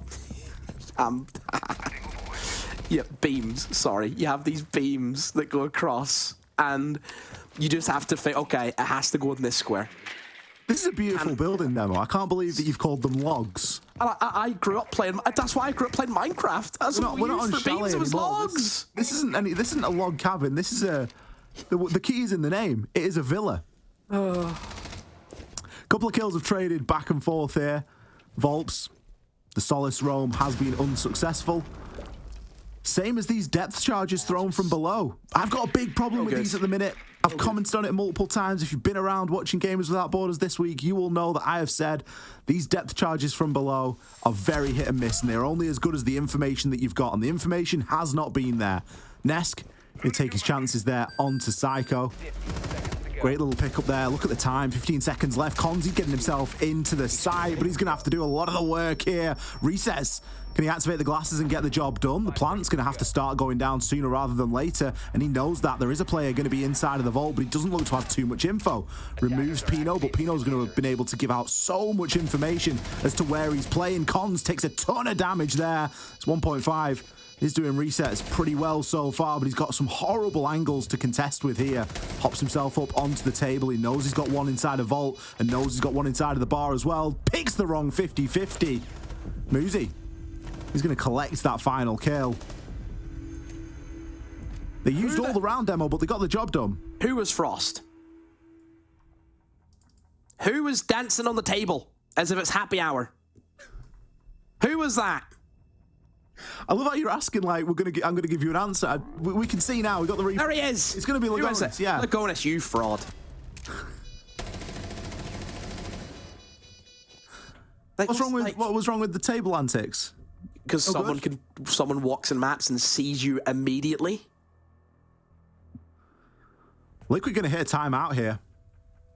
This is what we're worried about with this team, Liquid team, by the way. They can play fantastic Siege on the first 2 maps in the series. And it gets to this point, and you do start to wonder, a little part of you, that small voice in your head just pipes up and goes, you know what, this might not be over yet. This might not be over yet. This really might not be over yet. Liquid have got the ability to lose a couple of these maps. And as we spoke about at the top of the show, the veto, it's weighted back end for NIP. They've got some of their more preferred maps coming up later on in this best of 5, so they may have been going into these first couple of maps expecting and knowing, you know what, we're probably going to have a tough time on Oregon, probably going to have a tough time on Chalet. But if we can get through Villa, it's ours. I mean, I will argue that Club is going to be a difficult game no matter what. Kafe isn't really a Liquid map. But certainly Clubhouse is one that, I mean, you'll fancy both teams and you will favor both of them. Yeah. For me, Kafe is not a Brazil map at all, but it is the map that they sort of replaced Consulate with. Yeah. In terms of their preferences. Windows. So we don't always see teams play it, but when they bring it out, it's good to watch. And I remember certainly old Liquid, back when Sexcake was still on the side, and even when Ask and Resets came onto the scene, you would look at that map and I can remember some fantastic games that Liquid have had on Kafe. I mean, it's still not done yet in Villa. I mean, NIP need to get 2 rounds, and that's not going to be easy. It's not. They've brought the... typically say teams are good for 1 round after a timeout, so the numbers suggest that Liquid would come away with 1 here. No Warden, which is a worry. Oh, NIP, what are we doing? Oh. Not a lot, apparently. Well, Muzi's not doing much. The nades haven't been fantastic from below, but it is going to remove 2 of them. Pino does still have a couple to work around here. But again, where's the info? We should be seeing the ceiling littered with yellow pings. It's just, yeah, it's tricky for NIP again. It's just that same old, where they're just throwing utility for just the sake of throwing it. You know, that's what it feels like. And I think they could do just a lot better. They definitely could do a lot better. Volps has slipped back in to Memo, by the way. This is dangerous. I don't think that anybody knows that he's there. He's going to find a freebie onto Pino. Just poor. Pino was jumping in to try and do a bit of his own information gathering there and got caught out. There's 2 kills that have gone unresponded to here, and a lot of mini games yet to solve. Castle barricades hanging around inside a master. There's an electrified wall to deal with. If you've got nades below, you better be hoping that you're able to at least get a line of sight onto that Cade Claw. You might not be able to destroy it if it's been placed high, but you should be able to open up some visibility. That hasn't happened here. That means that wall is likely going to remain intact. Candela's starting to come out now as well as a Dokkaebi call. NIP are throwing the kitchen sink at this execute, but they're all having to funnel through only a couple of doors. Cons is successful in the first engagement, but he's been left on 1 HP. It might not matter though. Palu, he battles back. Kills continue to trade. Wizard, he's full HP. No Candela's left, and he's got a good idea as to where Nesk is going to be hiding. Nesk picks up one onto Cons. Wizard showing no mind for his teammate there. He was really gunning for that kill onto Nesk. We'll take the bulletproof out, but still the game is up and players have dropped down. They can hit that rotation now. We've got Lagonis and Nesk both going to be in hot pursuit of this. They've got a ping, they've got a bit of information, but they don't want to rush this. They still need to play this well. Nesk is going to be the first to fall. Lagonis, where are you? Wizard! An incredible clutch there. He got the plant down and the 2 kills in the 2 versus 1. Get Clubhouse ready. Get it ready. Liquid have just thrown it away. That's really the first big throw that we've seen from Liquid, isn't it? You shouldn't be winning those. You should not be winning 1 versus 2s with 10 seconds left on the clock where you've got to plant the diffuser. Just stand still. Don't move. And that's one thing as well. Liquid have been in those situations today quite a few times. And they've done very well just to wait, run down the clock, and go. That was out of character. Big time. I see Clubhouse. That's what I see. It's looking more of a possibility here. Liquid need to get 4 rounds to even take this one into an overtime to have a chance at Villa. Have Liquid ever won a best of 5? I don't know. My research didn't extend that far. I need to go and have a check. I mean, probably in like BR6 and stuff, no? 10 seconds to go. Have we ever had a best of 5 in BR6? Well, maybe not BR6, but like the BR6 finals. Upper Elite? No, not Copper Elite, like the finals, like the LAN event. That like. Oh, right, okay. Were those BO5s? Did we do those? I forget. Let me see. Liquid on the back foot here on Villa. Yeah, they have. Yeah, it's the Brasileiro finals. Okay. They won a BO5 against W7M. But couldn't do it when it mattered.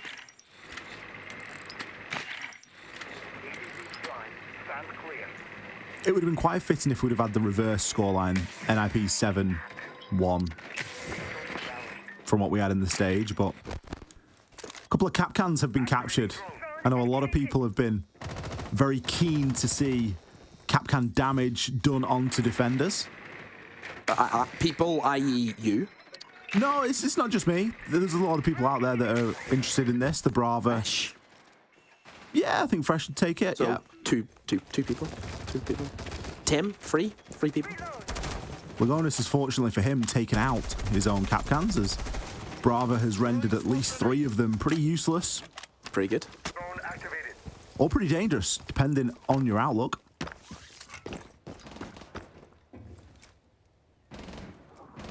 I mean, Liquid Nesk, he is, he's quite far away from the site, isn't he? Other side of the map. Muzi. Is he drone in the study or is he drone in... Oh, he's drone downstairs. So he doesn't know about Nesk above at the moment. I mean, if Nesk gets the time and all, he could just walk down the stairs and catch Muzi as he maybe jumps in a window or something like that. I'm not sure, but he could maybe catch him. Never mind. Muzi's going to go to his team. Yeah, Muzi's going to transition across over the roof, waiting for Toxic Babe canisters to dissipate here. We're already spending a couple of those to try and keep NIP at bay. Bit of Hibana for vertical, why not? Needs must here for Cons. He's going to make himself a couple of nice lines of sight that can be utilised at a later point in the round. Top floor control firmly in the hands of NIP here, but they do have the small problem of a potential flank. I'm not sure if the flank drones are good. Pino, he's going to get zapped by a Capcan there, as that was one that wasn't caught out by Psycho and that Brava drone. Nesk, perfectly positioned, ready and waiting, but immediately shut down. Wizard, what a game he's having so far. He was the star performer in the previous round. He's kicked off this round in the same fashion. 30 seconds left on the clock, resets. He's getting cut down as well as Not really anywhere for him to go at this point. He's spent all his utility, and he's going to be looking on his team to try and alleviate some of this pressure for him. Volp's in the hot seat right now. He's going to wait for the flash to go and maybe take a swing on to Pino. Does a ton of damage, but isn't able to land the finishing blow. Lots of players on the side of NIP getting chunked down, but the kills are going to start to come in. They are coming in favor. 3 seconds left on the clock. Lagonis, you have to stay alive. The plant is now going to be going down, but it's not even going to matter. NIP clean shop there. Another scrappy round, but one that will get them over the line here on Villa. NIP, they get involved in this best of 5 series. They finally pick up a map when it matters the most. Oh, I mean, NIP, it was the map that we said, if any map they were going to win, it would be Villa. That was the lock-on, you know, saving grace almost. It was the hope that we had for that team. Liquid, very poor, very, very poor. They couldn't string a defense together to save their lives, which was really surprising considering how easy NIP, you know, had their defenses. NIP didn't do anything outrageous. NIP just played the basics. Liquid were the ones who were all over the place. All over the place on the attack and all over the place on the defense. I can't wait to hear what the desk has got to say about that game. We're going to take a short break. They'll be back to deconstruct Villa and to set us up for our next map of Clubhouse. Don't go anywhere. We'll be back in just a few. Gamers, UNICEF and I need you by our side for a real-life mission. A mission to protect the rights of every child. After news cameras have left, UNICEF is here. Every day, everywhere, but particularly where it's needed most. Did you know that more than 170 million children need UNICEF's humanitarian aid this year? At Gamers Without Borders, many of you have already chosen UNICEF, and I thank you for that. Choosing UNICEF is the easiest and smartest decision you can make, because you're investing in a child, and investing in a child guarantees lifelong returns, not only for that child, but also for their community and for our world.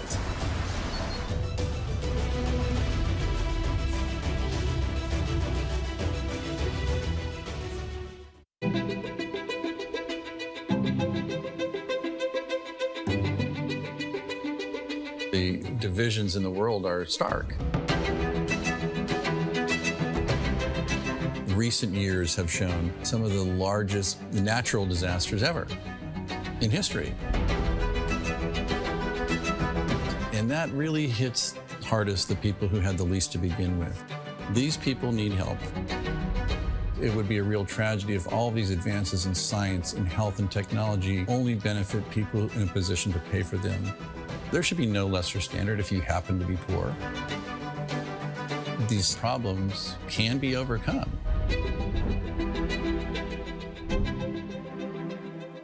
Direct Relief is a humanitarian, nonprofit health organization. The focus has been on the least fortunate, most vulnerable people. On a good day, things are tough for a lot of people in this world and in this country. And what we can do is mobilize private resources for their benefit and make it available free of charge. We're the first nonprofit in the history of the United States to obtain accreditation just like a commercial distributor. And it's been expanded geographically to every country in the world and every state and territory of the United States. What's now Direct Relief officially was started in 1948 as a private effort of a war immigrant businessman named William Zimden. The basic guiding principles of a war immigrant businessman really influence what Direct Relief has done ever since. And they begin with just serving the people who need help. We have this great privilege of engaging with people who come in from very different backgrounds, but with the same purpose of trying to just do something good. It doesn't matter if you're typing or talking on the phone or working on the warehouse floor. They're all part of an effort that means something bigger, and that is the fuel that kind of keeps you going. It gives you some sense that there is a way to make meaningful progress, even for a little organization that started at a kitchen table, but that's what provides motivation in life. The notion that many people, just by virtue of where they're born, the color of their skin, the country they live in, they're going to get sicker, they're going to stay sicker longer, and they're going to die sooner. That's pretty good motivation.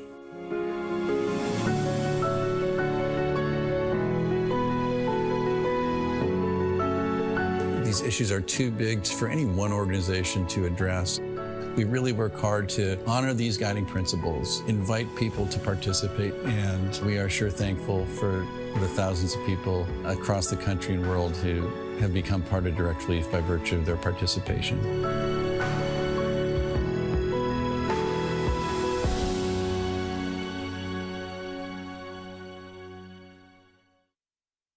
Progress is a race that has no end.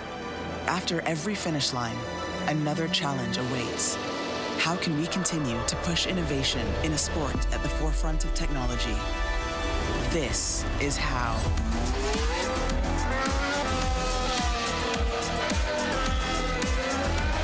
Discover how Aramco and the Aston Martin Formula One team aim to meet Formula One's sustainable fuel targets. Aramco, powered by How.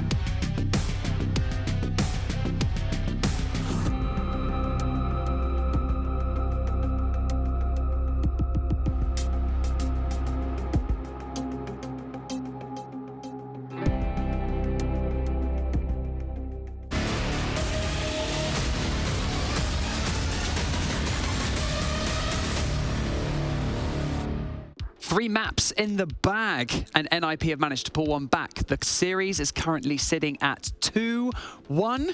But this could be the beginning of an epic comeback. Now, before we crack on with the highlights, my name is Banks. If you're only just joining us, we're in the virtual studio. I'm joined by Fresh and Anne. And Fresh, you were so confident. So confident right from the get-go. Anne is loving this, by the way. Anne is absolutely reveling in this right now because NIP managed to pull one back, but she did say it would be 3-1. So it depends on which way the momentum swings. Anne, let's start with you. You know, I mean, Liquid having a meltdown? I mean, yeah, they looked so solo on the tag. Players were all over the map, really, as the Costas were already mentioning. Now, really setting themselves up for an opportunity to refrag, and that allowed the NIP players to win their gunfights and contest map controls, and also being unpunished for that. They were able to get flanks in, they were able to pick these players off guard, and then there was no Liquid player to follow up on that or to try and even out the scoreline. And that's so important on a Villa attack. You always want to have this man advantage, you want to have even man count, because coming back from a man deficit is going to be really difficult. I'm super happy to see Wizard have a good game. It was kind of needed as well. We constantly saw Muzi being on the top of the scoreboard for the NIP team, but Wizard has been stepping it up this game, and that's very much needed from him. Oh, don't you worry, we're going to get to Wizard soon. But Fresh, you know, Demo picked up on it as well. I think after they went 3-0 down, Liquid just looked a little bit tentative. The confidence was visually knocked, and they've had most of success throughout this series, in fact, sorry, by getting in NIP's face, taking the fight to them, and that just seemed to be lacking in this map.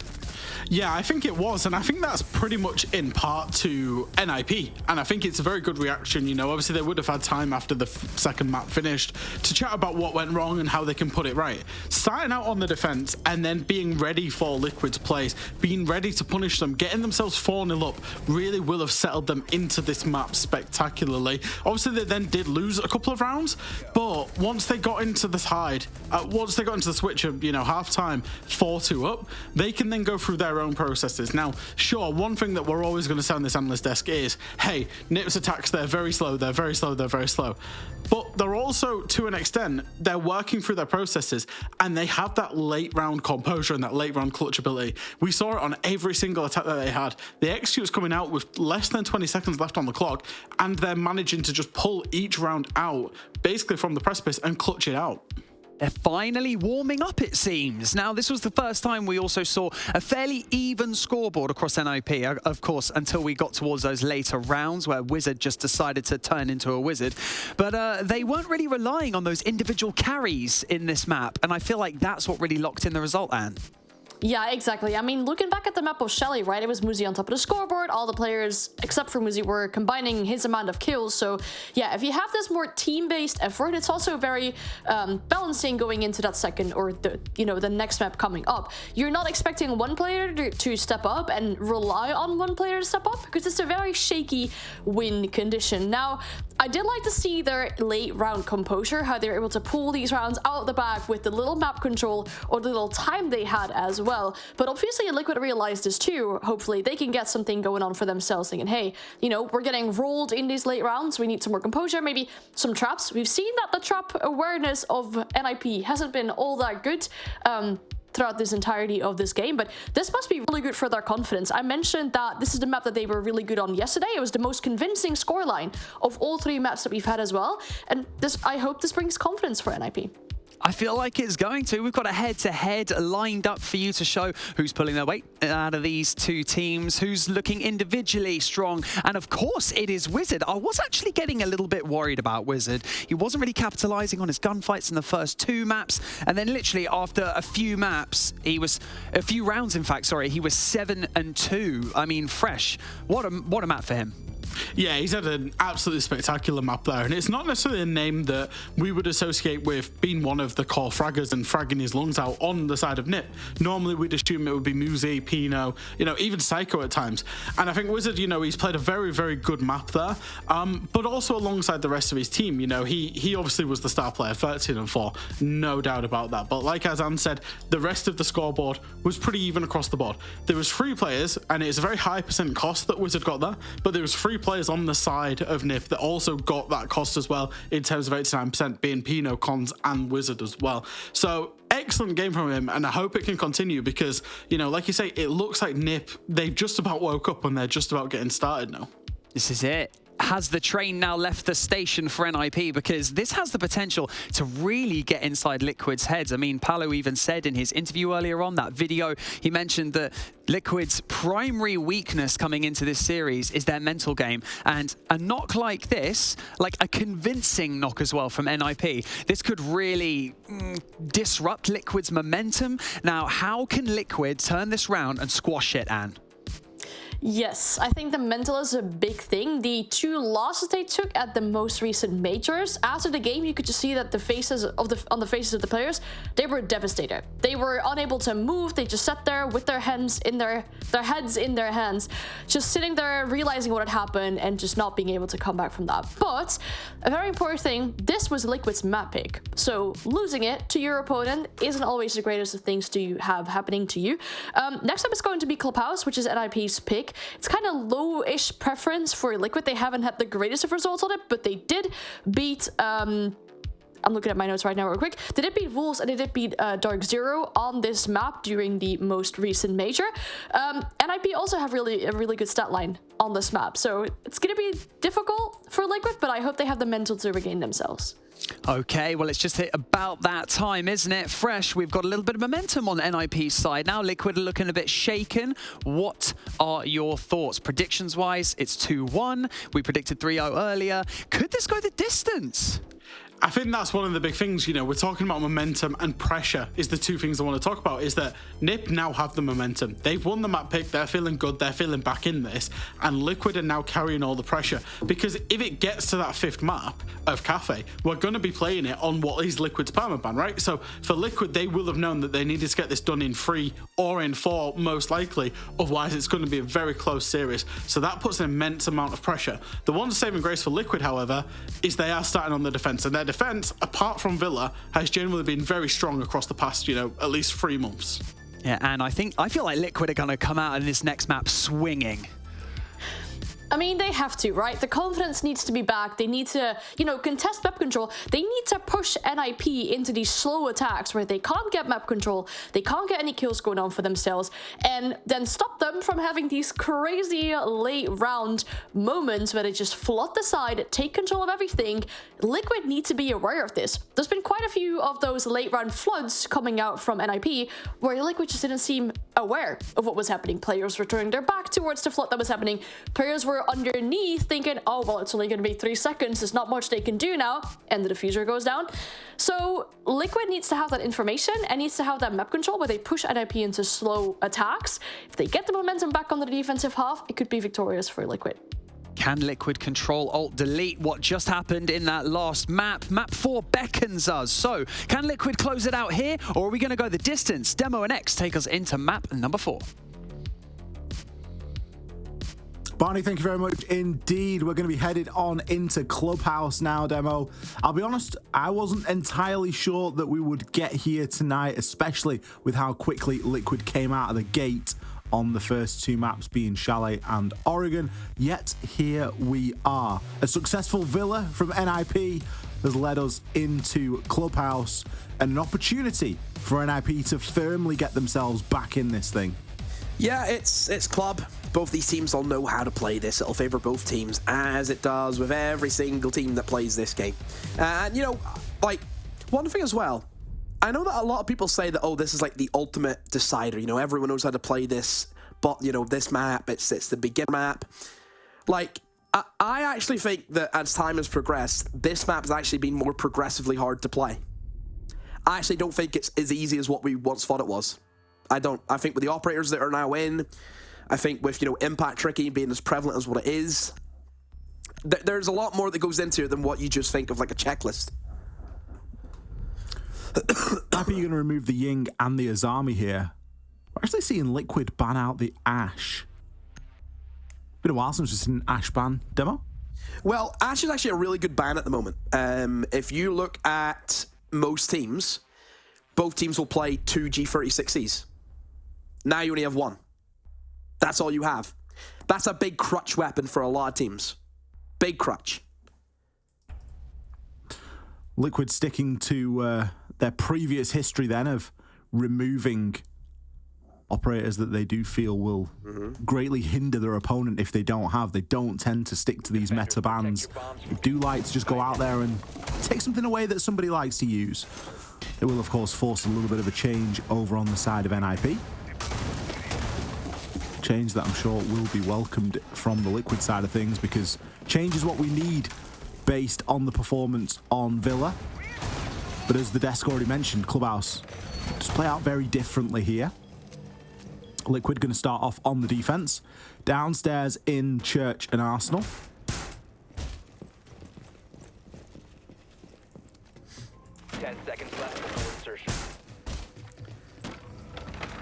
Plenty of barricade action. Yeah, you'll bring a castle to get this done, but yeah. It's just, it'll give you that little sound cue, extra little 2 seconds that NIP need to go through. It stops the crouch walkers. It stops the rat plays coming in.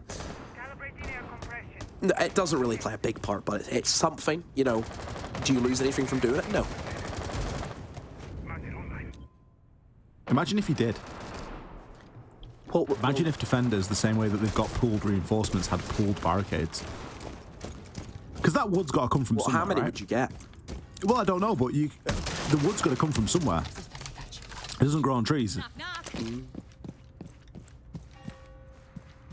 Interesting concept. I think you should maybe do like a movement or something like that to see if you can, you know, get that to stick. Did you not get my joke? The wood has to come from somewhere. Because it doesn't grow on trees. Drone ready. It's a tree demo! Of course it grows on trees! So NIP looking really good at the moment, just setting up, you know, this kind of control of the top floor. And, you know, I think for NIP, I think they should realize that, yeah, Liquid, they'll kind of play these little games where they'll kind of like tease their own game, but realistically, they won't go for it. NIP just run for the motions now. This is pretty simple. It should be fairly checklist. Anne loves a checklist. I think Anne and her rank stacks have probably got physical checklists. But it is always referred to as a very checklist map. There are a lot of processes that you've got to go through as an attacker. One of those processes, maintain map control. Figure out if anyone's roaming. If there isn't anybody roaming, great. If there is, try and deal with it. Don't die. It's on the list. There's going to be some heavy reconstruction. You're going to want to try and get open as much of this vertical as possible, whether that be outside in kitchen corridor or inside of kitchen itself. Nesk, he suffers first. Wizard really threads it there at the top of that stock hatch. Yeah, it's fairly straightforward for NIP. However, as it always is going to be the decider, Muzi up against 2 players this time in blue. Oh, almost gets the wall bang onto resets, but he's okay at the meantime. There goes the smokes, which is actually a bit of a whiffed one, Ollie. Resets can still see the drop.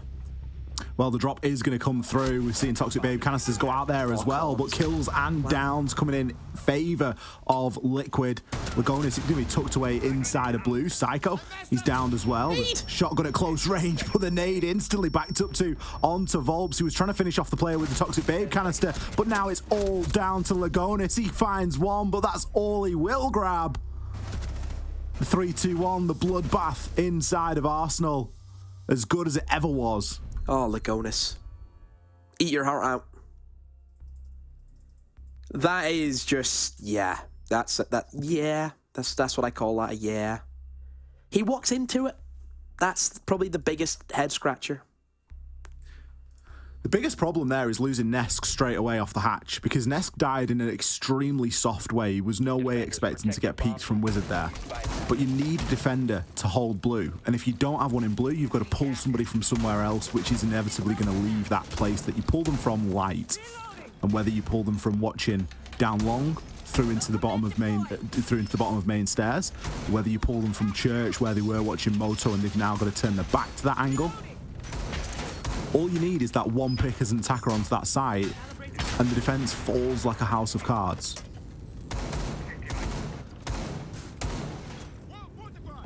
Ooh, right.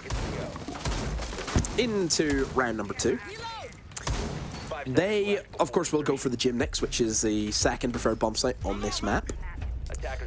Nothing too crazy in the lineup department, all it has to be said. I mean, the defense is pretty clear-cut and dry.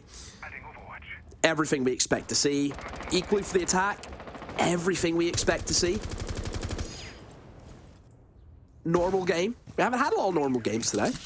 This is pretty normal. Usually normality resumes when you get onto a map like Clubhouse, right? Because there aren't that many crazy things that teams can do. You kind of headlocked into some fairly traditional takes, and there are very small nuances between different Well, you need double hard breach. Approach these things. That's the first thing, yeah. You need to be bringing hard breach, so it limits the operator pool that you can bring. Thatcher's going to make your job a lot easier. You need nades, Iana will be there. And that's really that, and then you get one operator to work with. That's really it. No attempt at a bandit trick here. Of course, with Thatcher being there, it does make the job a little bit more difficult, but not impossible. Resets instead, going to save the battery for the mirror window to keep that safe inside a bathroom. Oh, looking for the single wall also. The real question is for NIP is how will they deal with the mirror windows? They haven't put the mirror window for construction all. Instead, they've placed it for the actual site in towards bedroom. But how are they going to get rid of Lagonis? That is the player that they need to kill for this attack to work. All of this hinges on that logistics hatch. And look at Volps below. So they can't even go below and nade him because Volps is down there. Volps is the player that if you've got a job that just involves a little bit of work, he's the first to say, yes, I'll do it. Keeping himself safe here with his own black eye cameras, but Muzi, he's going to find that entry onto Nesk once again. Nesk, first death here in the opening 2 rounds on Clubhouse.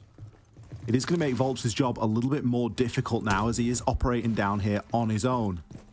Muzi, just going to dip out for the time being. He was thinking about a nade from below, but it seems as though the call has changed. That could very well be to the detriment of NIP here, especially given that Volps does have the C4 below. Oh, this is tense. I mean, Cons, he has diffuser. They're looking for the gym. Execute Ollie. Oh, resets. He's moved in beside you. He has no idea, Ollie. He's literally right on the other side of the wall. Been able to remove the mirror window from play as well. Volp's now forced into a rotate upstairs. Goes for the C4, will land it. Lagonis, he's fragging out. They've still not been able to deal with him. And Cons, he's going to be left on the side. Volps has interestingly opted for a flex downstairs. He's left Lagonis in that 1v1. You've got to ask a question as to what Volps is doing. He's already expended his C4. He's got to rush now to try and get Cons before that plank goes down. Cons does eventually come off it. It goes into a very risky gunfight for Volps. Very fortunate to come out the winner in that one. The drop shot into the headshot. Not a guarantee by any stretch. That's Liquid's first round in a long time. It is. It is. And, I mean, the Valkyrie. Info for days on that Thermite. I mean, Lagonis in that power position, it's what's expected. You know, that's what I knew that would be the issue. You have to get rid of that mirror window, and maybe if only one set of nades, that's a lot to ask for. And also the fact that they've even banned Ying. Ying's great for Logi, we know that. It doesn't give them a lot of options. No, there are other things you can bring, though. You can bring a Capitao or something like that. But as we spoke about, Demo, you kind of headlocked in what you need to bring. You need Heart Breach. And preferably, you need 2 of it. You need a set of nades. So if then you want to bring the Dokubi, where do you find the space for the Capitao or something else of that disruptive nature to remove Lagonis from his position? 5 seconds to insert. Back down to the basement we go. Attackers are moving Maybe out to Parley locate a goes for a bomb little bit of a roam here. Strange to see him bring the Bandit. Could just be forcing a little bit of early utility exchange here. Don't forget, this is a basement site. You start thinking about what's been reinforced and the ground that Liquid are putting value into here. This is very reminiscent of an old school Liquid where you would just leave the support on site. Yep. All alone. NIP, they've shown that they've got a little bit of bite today. Got to be a bit more careful than this. I mean, yeah, they didn't roll over on Villa. That was, you know, the big it factor for me was that NIP didn't give up. Oh, resets. Nearly. Obviously, if you're Solus, you can see an attacker if they're on their drone. And that does lead to some easy and cheeky kills if you can take the risk to run outside. He almost had him, but not quite. Right now, if you're NIP, you just want to go for the exact same thing again. Just get hatches open. Think about what you want to do. Execute. Obviously, it's a little bit different this time. Liquid put up a bit of a fight. I wonder if NIP will go for the roam game. The fact that they're not upstairs, they haven't opened up any of the top floor walls, it shows them that they're a little bit timid, and they may just want to rush. Looks as though they've got a bit of information here, though. There's a drone at the bottom of those cache stairs. Palu does just get caught out by it, but he's further trying to waste this time and maybe just looking for a safer passage to get himself back down to site. Pino been distracted for a good amount of time here as Muzi now starts to join in for this pinch, but they're pinching a ghost at this point. Players for Liquid have all made it back down successfully. So you could argue a successful roam. You've removed a little bit of utility. You've removed a lot of time. NIP, it feels like it's a bit late for this play demo. They should have been doing this in and around a minute ago while there was only Lagonis here on his own. Hesitation. That's what we mentioned about NIP, is they hesitate with some of these attacks and it costs them. And I don't know how I feel about this. I think as soon as that castle barricade gets opened up, there'll be an array of bullets just fired right back at them. There goes the Habana pellets. Pino is ready. Opened up. Lagonis cannot move. Lagonis is stuck. Nade going to come in now just to confirm that. Pino does expose himself a little bit, but it's going to be Volps to find the first kill. Wizard there for the refrag. He can try and stun out now and maybe pick Pino up. It's certainly going to blind resets for a time. Psycho and Muzi, they see success elsewhere, but Nesk hasn't been taken out this time and is still alive and kicking. And good, because he's the last hope. Needs to land all of these shots here as the plant does start to go down. Psycho, he's going to get that plant down. Pino can't afford to peek here. He's on 1 HP. Nothing to deny the plant, nothing to stop it from going down at range. So Nesk headlocked into to some engagements here. He knows that the players are somewhat split up at the moment. Pino, what are you doing? You've left your teammate high and dry. Neski's just going to get straight on it. He's going to try and bait out this push. Both players, one shot, one bullet is all that needs to land, and look at him go. A quiet start to the game, but 4 kills in round number 3 for Nesk. Just deja vu? Anyone? Chalet basement ring a bell? Wow. Honestly, he looks as if he's playing for Player of the Year already. He is. He's actually going for it. I really enjoy how much both you and I flip-flop on Nesk. All right, for the record, for everyone at home, I always thought Nesk was that guy, right? Defenders, protect your bombs from being. And Ollie then said about maybe a year and a half ago. When did you say it? About a year ago. You said invite. Wait, SI22? You must have. Maybe. Ollie said that Nesk is over the hill. And that means that he's past his best, and he's only going to get worse from here. How wrong you were. Listen, I just call it as I see it. I just got to call it as I see it. I still stand by it that Nesk had some quiet times. Mate, I don't think he's ever going to, I actually think he'll die before he retires. I don't think he'll die on the job. He'll die on the job. I don't think he's ever going to stop. But the consistency has been in question, and now, I mean, not even just over the course of this series, but you look at what he's been able to achieve in the last 6 months, miles better. He's actually, he's going for the all-time appearance record in Siege. That's what he's after. He's after a Hall of Fame spot. Honestly. I mean, he has that. He has that. Surely you only get that when you retire, though. Yeah, but he'll be in there straight away. Yeah. It's like whenever WWE wrestlers, they'll get a Hall of Fame just as soon as they retire. Like John Cena, as soon as he's done, yep, straight in. No one will be able to see him, though. Naturally. Oh, bit of bar. For round number 4. Bit of bar. Mm-hmm. Don't always see bar. It's very situational on you as a team. You have to play very loose. It's not a bomb site that you can really sit and hold a lot of good crossfires and refrags. You are very alone a lot of the time. I think you have to have a lot of faith in individuals to do their job. Ooh, resets. Gets himself into an early engagement. Cons. He's going to find one, but immediately be reset. I don't know how resets have managed to stay alive here. Strip isn't somewhere that you should be allowed to keep hold of. There are 3 entrances to it. One of those has been opened. And still a could be called Reigns out. Moose is going to take the engagement, but Volps bins him. Wizard, he gets chunked down by half before taking resets down. And he knows there's another player not too far away. Nesk just going to dip back here. And quite rightly so. Palu, the next to fall. Advantage Nip after the early exchange. Oh, Volps. Not the best of ideas. You can see that he was trying to get a kill back and hopefully give his team a 2v2, but now Nesk has to go back to black clutches, Ollie, and this could be very, very difficult. Let's see. What's he going to do? SMG isn't the strongest of weapons to do it with in these long ranges, but if you can get up close and personal... Oh, he's in no! Wizard beats him to it, Ollie. That was close, but not close enough. Yeah, SMG 11, it was always going to be a tough ask there for Nesk, regardless of how good you are. You can't be expected to win those. A scrappy round as well. Liquid, you could argue at points, were looking really good, but I think some great heads-up play from NIP. They noticed the problem inside of Strip was resets, and they just chose to deal with it. They knew they had a player pinched, and they were able to drag that man count advantage back. I'm not sure how Palu died there, but I've got a feeling it was maybe a challenge that didn't need to be taken. Attackers have located Here we go.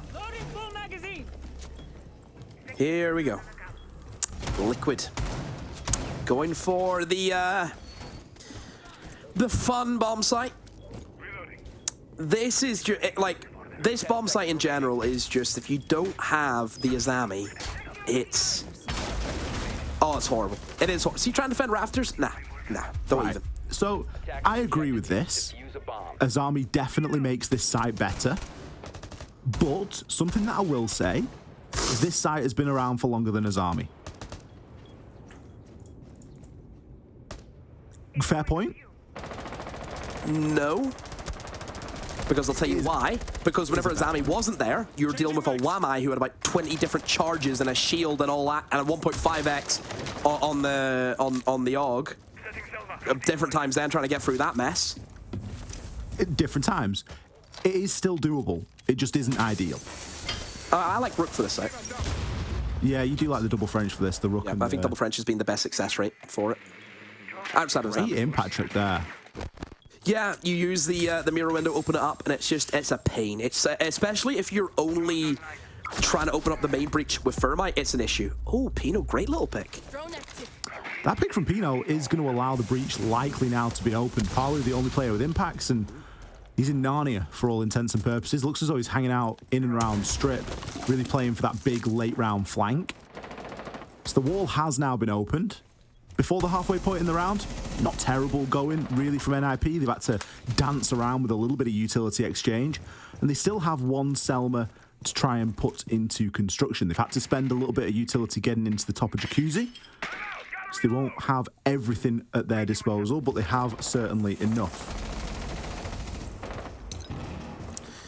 Now for NIP, it's just a matter of collecting resources, figuring out where you want to go, and then just, again, do the norm, do the basics, which we've praised NIP in terms of their actual setting up. It's been very good. Very, very good. Paulu, on the Solus, did see that there's someone watching the flanks on the can. He's maybe going to try and tiptoe around that. Paulu hasn't got a kill this game, Ollie.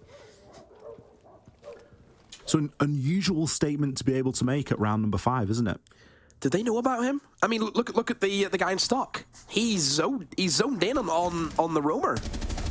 There were a couple of players from NIP on drones for the longest time, and the kill from Pino would confirm that they did in fact know of Palu's location.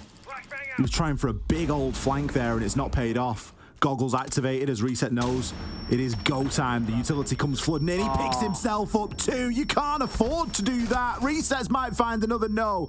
Immediately taken out. Pino, 3 kills here on the round. Nesk, he's got a lot of work to do along with Lagonis. Diffuser. Always Lagonis alive in these last second situations. Quad for Pino. And he's looking for the last. The plant's going to start going down. There is a C4 and there's only 10 seconds. It gets thrown, but it gets thrown too short. The plant now going down at Pino's feet. Nesk, he's going to find himself one. He came off. Plant, he comes off it. 1 second left on the clock. What is he going to do? He's going to have to find the kill. Psycho! You're not meant to win those.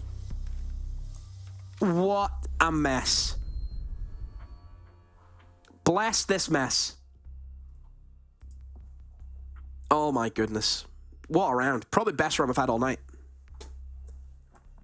Most entertaining, but terribly strategical-wise. Well, as is any entertaining. As are all of the best rounds, right? Yeah. 3v5 to then this. Oh. I honestly thought Resets had won the round. I mean, I thought this was a Pino ace. I genuinely thought that Resets had won the round. Incredible. 3-2. The best Liquid can hope for here. NIP split. Have won 3 attacks. Stop the press. That needs to go in tomorrow's newspaper. Very good for their standard. Very, very good. It is. Especially given the attacks that they were throwing out at the start of the series. Night and day difference. 5 seconds left. Liquid are really on the back foot here. Attacker's objective is to locate a bomb and defuse it. The final map being Kafe, a map that Liquid have banned out religiously, leads us to believe it is either a map that they are saving or it is a map that they are not very good at or don't have a high preference for. That in itself increases the importance here of Clubhouse. When you're on the defense, on Clubhouse, you are expected to come away with rounds. 5-1, 4-2. They're all reasonable splits. 3-3. 2-4 to NIP if they're successful here. Things start to look very desperate indeed. Oh, right.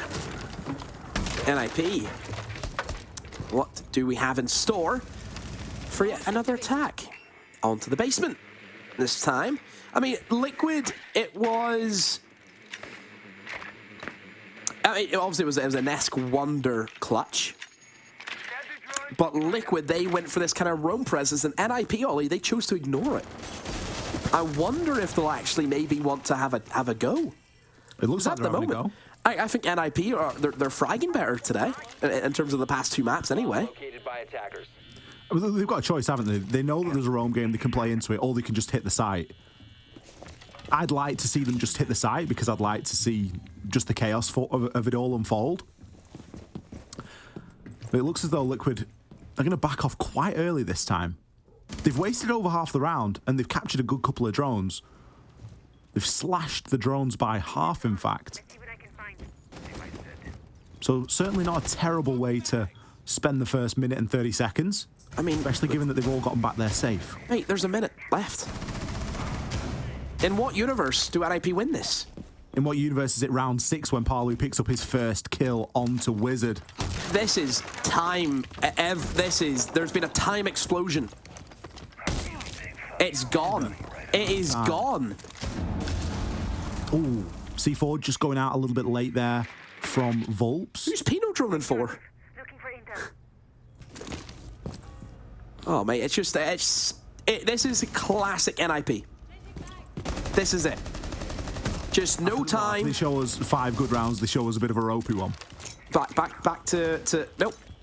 He had a good run, but back you go into the retirement home. 20 seconds. Numbers certainly dwindling.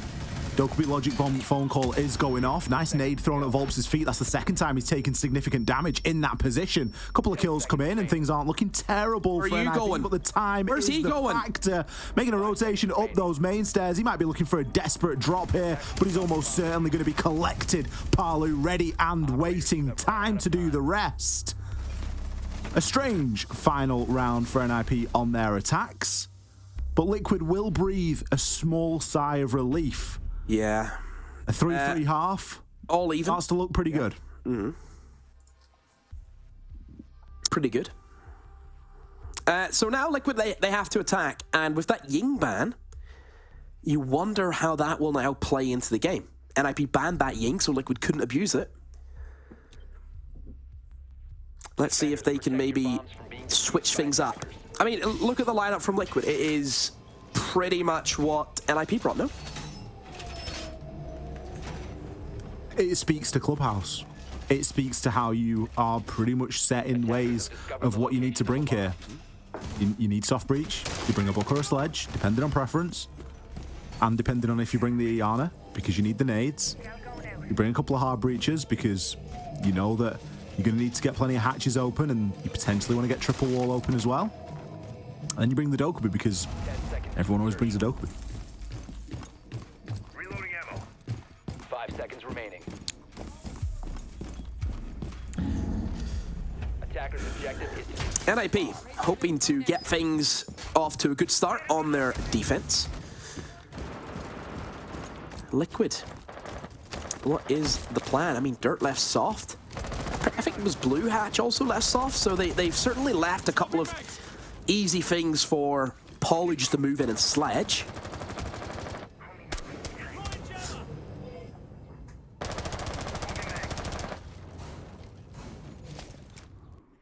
Still a bit of a roam game out from NIP as well. Something that Liquid are going to be mindful of, I'm sure. Someone you don't really want out on the roam demo is Pino. If he dies, a lot of the value is removed with him. Those glasses, you're hoping to use those when the going gets really tough late on into the round. Especially with his current positioning and having just been droned, he's very susceptible to being cut off here. Just has to play it safe. Just don't give yourself away. This com's cooking up. Oh, Nesto will win the engagement, Ollie. That's a big entry. We talk time and time about the basement, and man advantage plays such an important part. Pino, though, will respond with the refrag. Great work from Pino. He went unchecked above. Now Liquid know that there's one less man on site. Resets has to go through a mirror window, which will be opened up. And oh, it gets a lot of damage from that Vector. Well being opened up, and oh, the mirror is still flying off it, but great synergy. Look at the swing from Muzi. Nest going to be the next to join this one-by-one approach from Liquid as they all meet the same fate at the bottom of those main stairs. There's a minute 15 left on the clock. You might be thinking, yeah, it looks good for time, but it doesn't look good for man count. Volps is just holding on to blue. It's an important position to hold. It's somewhere that you need for the rest of the push to work, but he can't do it on his own from here. The fact that Pino got away with even a single kill in this round is criminal. Volps likely just going to wait out this time. He knows that 1 versus 4 into Church and Arsenal is all but impossible. He's better off just sitting here for a time and let his team discuss and let his team talk. Might slowly make his way down. He's had a good couple of glimpses. He certainly knows that something is going to be down there behind blue and gives the game away now with a bit of an early pre-fire. He's playing for clips at this point. There is a player on the flank as well. Pino, 10-3 at the moment. Looks as though there's still a drone active. Lagonis, he's going to be manning that drone just there at the top of the stairs, and Volps is doing his best to try and bait out and pad the stats a little bit further, but that's all it's ever going to be. Picks himself up the second, but immediately cut down in the crossfire. The mirror window still in play. NIP, they can afford to throw a few bodies at that to get the job done a bit quicker, but they were never in any doubt. No, very, very easy, it has to be said, from NIP. Liquid losing the first attack in very, convincing fashion that they lost that. Very, very convincing. And now you have to look at Liquid and think, are they starting to slip? Are they? Because Ollie, we know, everyone knows, we've seen it time and time again. This is a team where when it really counts, where it really matters, this team goes out. Kafe is looking like a likelihood, isn't it? I know people may be saying, oh, but this isn't like a major, this isn't like a big match. This is to qualify for a 2 million tournament. What do you mean it's not a big game? It's a big game for the players. There's a long off-season ahead in Siege, and players are desperate for something to focus on. 10 seconds remaining. 5 seconds left. It is only one round, and it is Church and Arsenal. It's a site that's very akin to Oregon. I mean, this next round will tell all. This is a big round because it's an off-site. It's gym and bedroom. For my money, first, sometime, well, second, certainly second, but in some teams' cases, first choice site on this map. I think gym and bedroom is a fantastic site now with the tools that are available. This is going to be very telling as to how Liquid are feeling mentally here. Nest gets gifted a freebie there. That's going to do a lot for the confidence here. Could we be about to see another Nest round? What are you thinking about right now? What does your gut say? Who's going to win this map? NIP. Okay. My gut also feels that Liquid's going to bottle this, but my voice is begging for Liquid. Let me put it that way, Ollie. Oh, the C4 got caught on the top of the ladder. Unfortunate for Cons there. He's actually going to get taken out as he retreats. Still a successful entry for Liquid. Nesk might have fallen, but Resets was at least there to pick up the pieces and grab that trade. I mean, NIP have been very on it today for just trying to play in the faces of Liquid. We've seen that a few times where they weren't afraid to shy away of just getting aggro, trying to disrupt Liquid as best they can. The player's going to come under the most fire now, Ollie. It's going to be Pino. He is the man on top red, and as I say that, down he goes. Attackers have located a bomb. Team Liquid doing a great job at peeling back this defense one player at a time. And they're not really giving away much opportunity for a refrag either. Two remaining players for NIP are both crunched up inside a construction. Wizard just evading the remain of the flashbang that went off. Think about how many angles only 2 players have to watch now. It's countless. You've got the hatching logistics, you've got main stairs, you've got jacuzzi, you've got 3 windows out on the balcony. Goyo canisters are only going to buy you so much time, and they're not going to cut off everything. Lagonis going to hit that rotation and look to get the wall open. 45 seconds. It should be enough time for Liquid to get that wall open and start looking for that plant. I mean, Liquid now, they just have to just get info. As long as they know where the remaining 2 players are, they will not have an issue. All they have to do is get a drone in. That's it, but they only have 2 left. I don't think they actually have any info here, Ollie.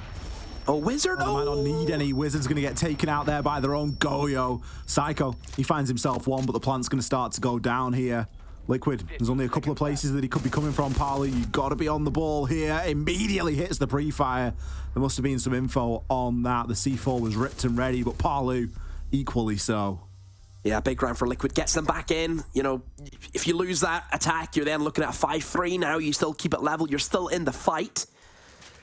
And also keep in mind that NIP still, they can't go basement again. They still have to go somewhere else.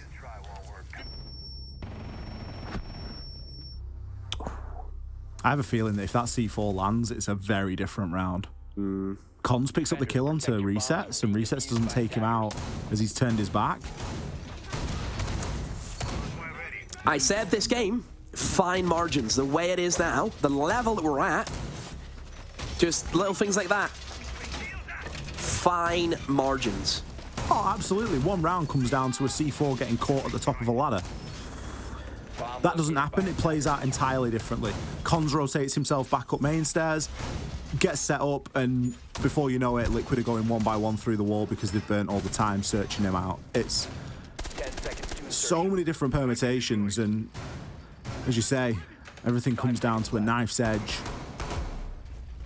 Let's see how Liquid approach this CCTV site. They're not going to be bringing anything too typical to deal with Garage.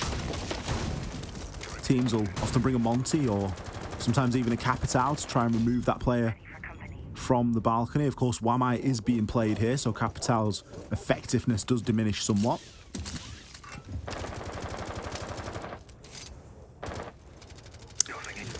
Lagonis just has to wait for his Thatcher to get in position. And also, you can see that the Selma also on the left side, so if there was any attempt at bandit tricking, Psycho could have only have gotten the 1, but he's not even interested, Ollie. He's on the other side of the map. He's happy enough just to sit over there, and, you know, the breach, inevitable, it's going to be opened up. Yeah, Psycho at this point just happy to force the Monty pick, the Thatcher pick. No C4 on the side of NIP. That's a little bit of an alarm bell, really, for me. They haven't got any denial that way. They do have a couple of Toxic Babe canisters, but it's only going to get them so far. 2 people in Garage. The double stack. You don't see that all too often. There is obviously a set of nades that Polo could maybe use, but there is still those Wamai discs that they have to burn free instead of Garage. Oh, that's a good spot from Nesk. Realizes, hey, there's a guy below. We have a Solus that we have to deal with. Now Pino, what's he gonna do? Downstairs he goes, not wanting to take a fight, just wants to maybe just get back in sight, Ollie. Parley was moving like he had info that that was going to happen. Cons has come to the bottom of these main stairs as well, just to try and ease that transition as well for Pino if he does try and get himself back up. Nade is going to be sent in from below as they're attempting to remove utility and the potential for that bandit trick. Couple of shots going to be exchanged here as well. Pino, he's got himself into lounge here. Jump onto the Solace for a meantime and just check no one's immediately around and drone in. Around a minute left on the clock here as the breach is open. Nesk is just going to stick his face into it. Cons, he aggresses out and finds himself 1. Needs to be very cautious here. Nesk is dug into that corner and is going to get the read and the confirm over onto it. Picks himself up a second. Look at him go. Put the AK-12 in his hands and watch him burn through the enemy. Wizard, he's going to be there to shut him down. Where is Liquid? No one there for the refrag. Nesk was 2. Where is Liquid? Deep. Palu, he'll find 1 as a trade onto Pino, but not before Lagonis is taken out. Volp's only now just getting up onto the east balcony. Yellow ping. Knows that there's going to be a player there inside of Garage. Knows that they are dug in tight and keeps getting glimpses. but doesn't want to jump the gun. He's almost trying to bait Parlo out here as he knows there's also going to be a play at the top of those red stairs. It's an impossible decision for him to make, and he gets caught in a sprint animation. Muzi finds the last NIP. They deal exceptionally well under the pressure. Oh, it's just... Will he, won't he? Just, oh, it's awkward. That's the best way to put that. It's awkward. Liquid. It just felt to me that you had kind of Ness doing his thing, and then the rest of Liquid were just nowhere near. What were they doing? It's just, and then Muzi, like Wizard ends up being back in sight. Remember, he was in Garage, and Breach was open, and he somehow got out of Garage, across the Breach, into Cash. Massive red flags for Liquid. Massive red flags. Pretty messy round on all sides there. A lot of the mess on the side of Liquid, granted. 5-4 for NIP.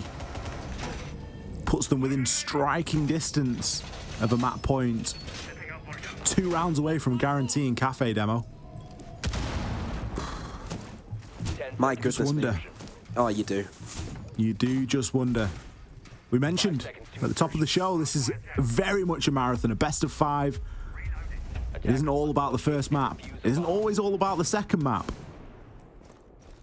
It really comes down to the wire, and if NIP take this here, we're essentially into a best of 1. It's not about the friends we made along the way, it's about the memories. That doesn't work for this. Oh, sorry. Not quite. Anywho, NIP downstairs, and obviously last time we seen this from Liquid, it was a bit of a poor round. Really poor round for the most part. I mean, Liquid and Clubhouse seem very disjointed. They don't look as if they're one unit. It feels like Nesk is over there, Volps is over here, and the other 3 are missing. Parley's been missing. Someone that's been highlighted twice, in fact 3 times, on the graphics analysts have been doing as being the MVP player, or a player to look out for.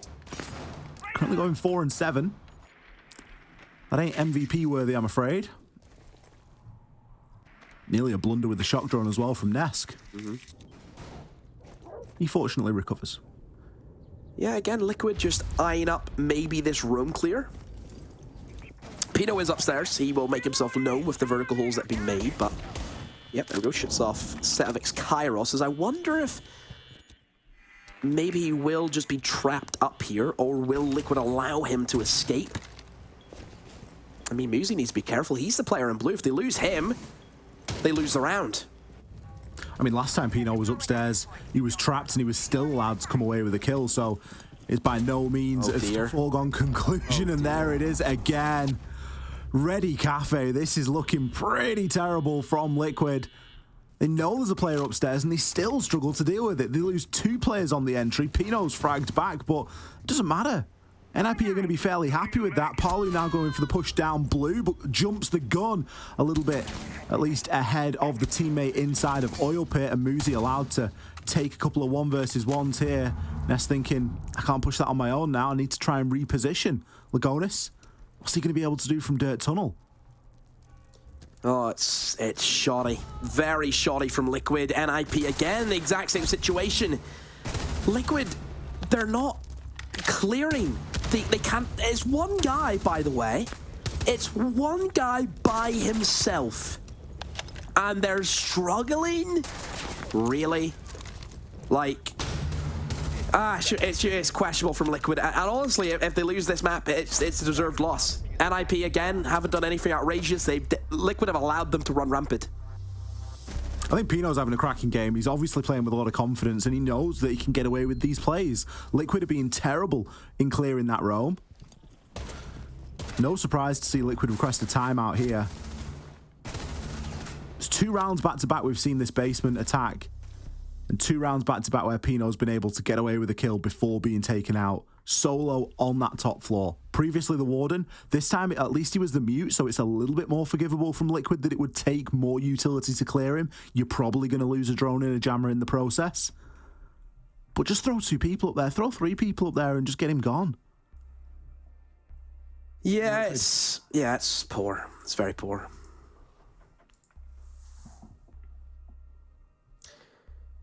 I mean, NIP, credit to them. They looked as if they were out of it after the second map. And look at them now.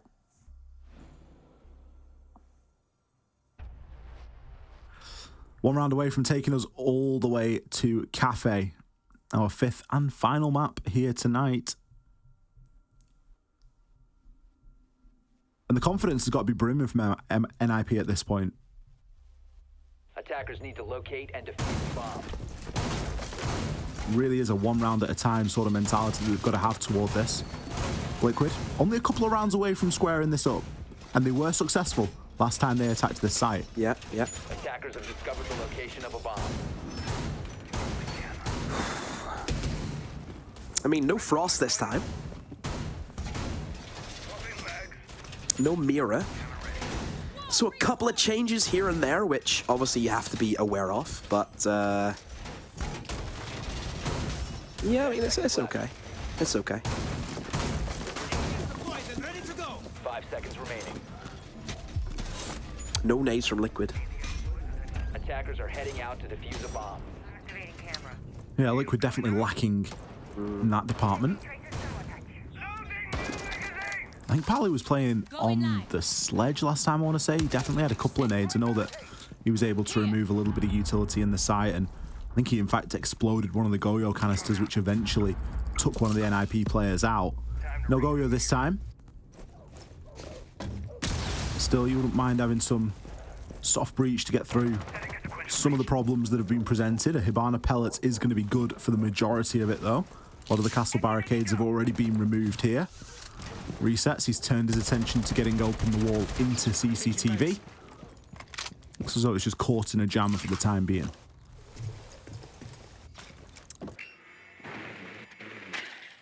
Liquid taking their time, just trying to figure out, okay, what is the plan? What do we want to go with? It looks as if it's pretty default, opening up the main breach. Good timing as well, 2 minutes to go still. I think they've popped a few castle barricades also out there. But I do worry about how they clear out areas like bathroom. With no nades, that's going to be tricky. That's going to be difficult. NIP, again, just happy enough to sit in their hands almost all in, just run down the clock. NIP showing great patience. They know they don't need to do too much here because sometimes the more you do, the more mistakes can be made. Psycho, he will be forced out of the bathroom. The Ace Selma used to open up that breach has removed yet another pocket of safety here. Nesk is downstairs just waiting for a catch onto any players that choose to make that rotation. Often you will see people with a C4 drop down into the bar whenever the time starts to get low as they anticipate the attackers coming in and potential for a plant to go down. Psycho in a bit of a tough spot here, but NIP still holding on to the key power positions. If Cons wins this engagement, say again, it's going to be Psycho over his shoulder. Neski's pressed the go button and he's moving up main stairs, but is he able to even find a fight? Volps finds one, Palu a second. Liquid, they're flooding in with kills now, but they need a couple more here. Final player left is going to be Pino inside of the bathroom. He draws for the shotgun, but eventually is taken out. Another nail-biting end to the round, but Liquid, they stay in it again for one more round. Yeah, they're alive. They remain not beaten yet. Round 12 is where we end up. Is it going to be an OT? We go to Cash and CC. This was just, it was just that's all it was. Just I mean, Liquid, hopefully they learn from this ace, because it was like basic stuff that they were just letting NIP just run around. NIP were running around the last time they attacked this.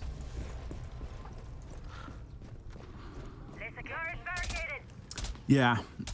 Liquid had a bit of presence inside of Strip, but it wasn't too convincing. As you mentioned, NIP were just allowed free reign, it seemed. The typical approach for this site is to get control of top floor, work the vertical, work the hatching construction that leads down into the site, and really start to give yourself a little bit of a platform to work from. Let's see how Liquid approach. There has been some changes on the NIP side. Cons is opting for the Yokai this time, or the Echo, more specifically, bringing the Yokai gadgets.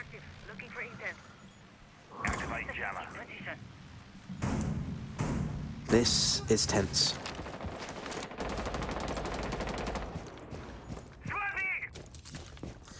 It almost feels like the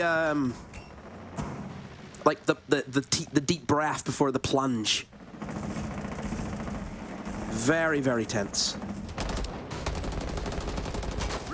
I mean, Liquid, if you actually look at, operator lineups, it does give them a little bit of, oomph factor because they're running Dokkaebi and the Lion. They have both options that they can go for and just flood into sight. Oh, I say that. Down goes the Dokkaebi. Not a good start for Liquid. Volps hasn't had the greatest of times here on Clubhouse. Has definitely not found the same amount of space as we've seen him previously. He's going to be taken down by Muzi. Just waiting for that wall to get open now as resets. Got a feeling that somebody's there inside a site, but they're just tucked behind the brick wall. Wizard is going to be behind the bar. Caught out on the drone and likely going to get pushed, but he was more than ready for Nesk there. Nesk giving himself away quite freely. Lagonis will be there to refrag. Gets the glimpse onto the player on those main stairs. Removes one of the Yokai drones. Not terrible here for Liquid, but not looking any better the longer Muzi stays alive. He takes resets down, and now with hatch control, it becomes impossible to push into bar. Lagonis instead going to dip himself out and wait for Palu to maybe clear out this top floor a little bit. There's no chance of these Liquid players buddying up. Palu finds one, immediately locks on and domes Psycho. He's going to stun out and see if he can try and make something happen, but he's not going to be able to. Cons and Pino, they could pick up the final 2 kills. And that guarantees we are going to all available maps here in this best of 5 grand final. NIP 7-5 on Clubhouse. Who would have seen this coming? After such a dominant performance from Liquid in the first 2 maps, for NIP to battle back, all credit to them. Liquid, they've eased up, Ollie. They've allowed NIP to kind of just play the way they want to. Liquid need to really think about what they're doing wrong, because 1 map left, 1 chance. Don't tell me Liquid bottle another best of 5, Ollie. Surely not. They've definitely taken the foot off the gas, though. We're going to catch our breath, take a short break, and we'll be back with our analyst desk. Don't go anywhere. Stick around for the conclusion of this grand final best of 5. It feels like there is a new crisis. Families displaced by violent earthquakes and wars. Warm hearts sleeping under cold blankets of stars. Lives destroyed and washed away. Families fleeing into the unknown. But look closer. See the hope everywhere. See the ones running towards disasters to help. Compassion exists all around the world. Kindness is healing wounds, bringing hope for a brighter tomorrow. Look closer and see the many families like Layla's who've lived through unimaginable hardships and yet haven't given up. Please don't give up on those forced to flee. Donate now.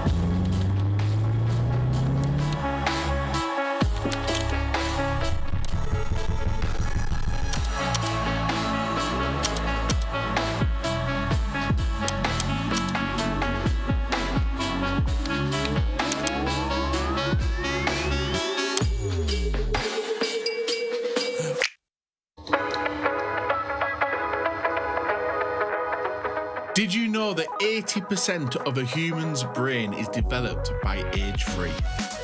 That's such a narrow period of time which will have lifelong consequences. Not only on one child, but whole societies, the whole world. That's why we chose UNICEF at Gamers Without Borders, because they are there for children every step of the way. From early childhood until they enjoy their rights to health, education, protection, and more to grow up and thrive. Choosing UNICEF is the right thing and the smart thing to do, and you can join us. Progress is a race that has no end. After every finish line, another challenge awaits. How can we continue to push innovation in a sport at the forefront of technology? This is how.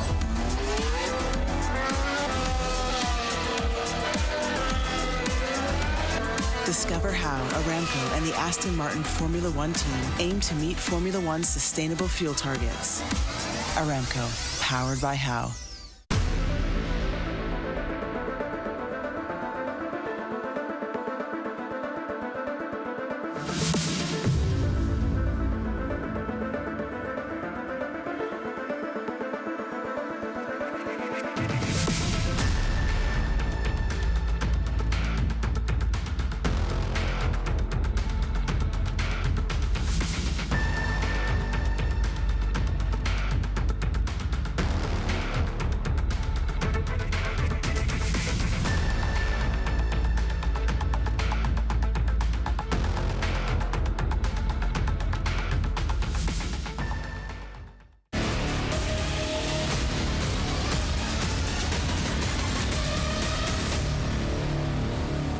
Welcome back to Gamers Without Borders. Our two finalists are tied up. We are going the distance here. We've got $125,000 is the difference between first and second place in charitable donations here. And of course, that ticket to Gamers 8 later this summer. I'm joined by Fresh and I'm joined by Anne in the virtual studio here. Fresh, the big plays have to come out now because NIP have all the momentum.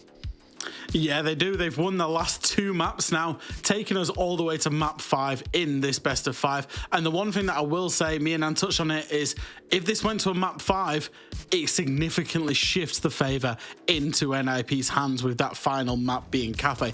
But if we focus on Clubhouse for now, I thought that NIP attacked very well, actually. Strategically probably won, I would say, 5 of the 6 attacks that they did onto Clubhouse. But for, you know, Nest clutching a big clutch again, and, you know, a couple of rounds that, you know, was in the late round just won out by Team Liquid, NIP set themselves up really well on their attacks, and then on the defenses they got it done, they got it over the line, and they really punished Team Liquid. Yeah, and I know that we only have 4 teams at the start of this region, but I feel like this is the only final that we really could have had here.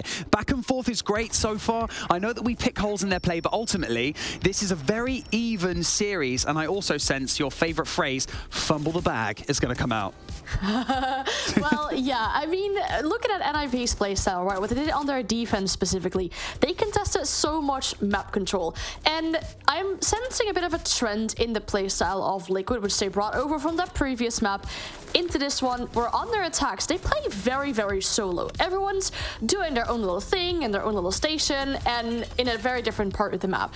And there was, for example, a certain kitchen attack that I thought back off, where all these players are set up in their different stations, and then someone's trying to open up the kitchen hatch, about 1.5 minutes remaining, and then they stumble across a problem. and they find out, hey, a player is still upstairs and we need to get rid of this problem. But at that point, all of these Liquid players are so deeply invested into their own part of the map, in Dirt Tunnel, in Logi, in Blue, that they can't just come up to the top 4 and help them with that top 4 control and can't contest that either. I mean, you can see that Nesco's putting up a good job. He was top fragging on the side of Liquid, but Pino showing consistency with Muzi along on the top of the scoreboard here. Those two, the top fraggers on the side of NIP, but pretty much all their stats on the side of NIP is looking good. You have just Pino putting up just a little bit more numbers, but it's looking consistent, I would say. It was also that round 5, wasn't it? It was that tide turner for NIP because resets had created an amazing opportunity for Liquid to just coast that round. And then Pino gets a 4-piece to go 8-3. Again, one player being the driving force for NIP, but that was only at that point. And then they all started contributing. And look what happened, Fresh. They ran away with it. Yeah, it was big moments. It was definitely big moments across that map. And I think, just to touch on that defense again, the defense was pretty good. Some people would consider Clubhouse defensive favored historically. Some people would say it's now 50-50. Some people would now say it's attacker sided. It really depends on how you play. And I think Nip did very well, like Anne said, in terms of they were doing what a default Clubhouse was, but then adding one extra complication and giving Liquid a problem that Liquid couldn't solve. And then they go back to that old reliable, that old faithful that you see them do time and time again. Those big, long, slow attacks that, they got it done, basically. And taking us to map 5, they've had to mentally recover as well because they were 0-2 down.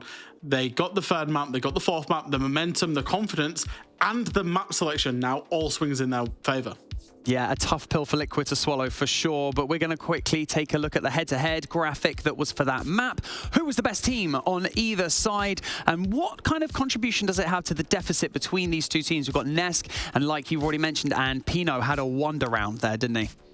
Exactly, yeah, he did. Really keeping NIP alive in that one specific round, but also rocking out the numbers. 14 in 8, that is almost a 2.0 KD. A very high cost as well. I'm sensing and noticing that obviously it's similar to the map scores for Liquid, but the ratings of the players have gone down too. Yeah, they're getting active in these entry engagements.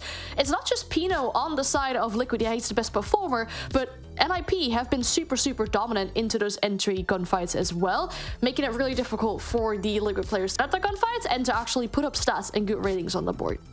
Okay, well, our next map is going to be Kafe, like we've already said. Let's build some hype, Fresh. For viewers at home who may not be as familiar with all of the maps in competitive Siege, can you let them know what they're going to expect on a map like this? What's the pace going to be like? What do they need to look out for? Okay, so I'll do a very quick summary. If you're a Team Liquid fan, Kafe is not a good map for Team Liquid. Haven't played it in 2023, they tend to permaban it away. In 2022, they lost it 5 out of the 8 times they played it, and the 3 times that they did win it, you could argue was against weak opposition, being Alpha Team coming out of Mexico, being Tropicals, as we see yesterday, not the best team out of Brazil, and then Cyclops at an international tournament in Charlotte. So Liquid don't really like the map. Conversely, NIP absolutely love the map. They're unbeaten on this map since the middle of last year. They love playing it, and it's often banned away against them. In terms of how the map plays out, it's quite strategic in terms of going from the roof downwards. Depends on the bomb site, but normally teams will start at the top red or on the hatches and then drop themselves into the building. It takes a minute to get to the building, usually 30 seconds or so to scout it all out, and then you've got a minute 30 of action, which, if you're defending it, it's very good for defending it because of that reason. And I feel like that's the one thing that NIP is like, if we look at how slow they've been, time is going to be a massive factor for them when they're attacking on this map. Okay, well, we have just about hit that time, that really awkward moment when you realize your predictions at the beginning of the day are probably completely thrown out the window. And I'm going to start with you. We're currently at 2-2. Who's going to take that 3rd map? We know the momentum's with NIP. Can Liquid claw it back? Yeah, well, we did say that Liquid needed to win it out 3-1 because that final map isn't really looking like a favorite map for them because it's one of their most contested banned maps. But there's a glimmer of hope. If you look at the map bans of Liquid, there was a game against FaZe during the Blast Major where they let it come through as a decider. They didn't eventually play Kafe, but it was comfortable enough for Liquid to let it come through. Maybe they're cooking something on this map. Maybe they have been practicing it. It just hasn't been brought out yet. And in the scenario of a best of 5, maybe this is the time, but maybe I'm also on severe hopium or copium. Yeah, we had to dig deep into the archives for that one, didn't we? All right, Fresh, are we fresh on the fence? Are we the Magpie? Are you about to get grilled by Demo as we go into this next map? What are you saying? I'm going to stick with Liquid. You know, I said it would be 3-0, then I said it would be 3-1, then I said it would be 3, and now I'm saying it's 3-2. I'm going to stick with Liquid, although everything, you know, logic aside is why I'm going with Liquid. If I look at logic, you've got to say NIP do have the upper hand in this final map.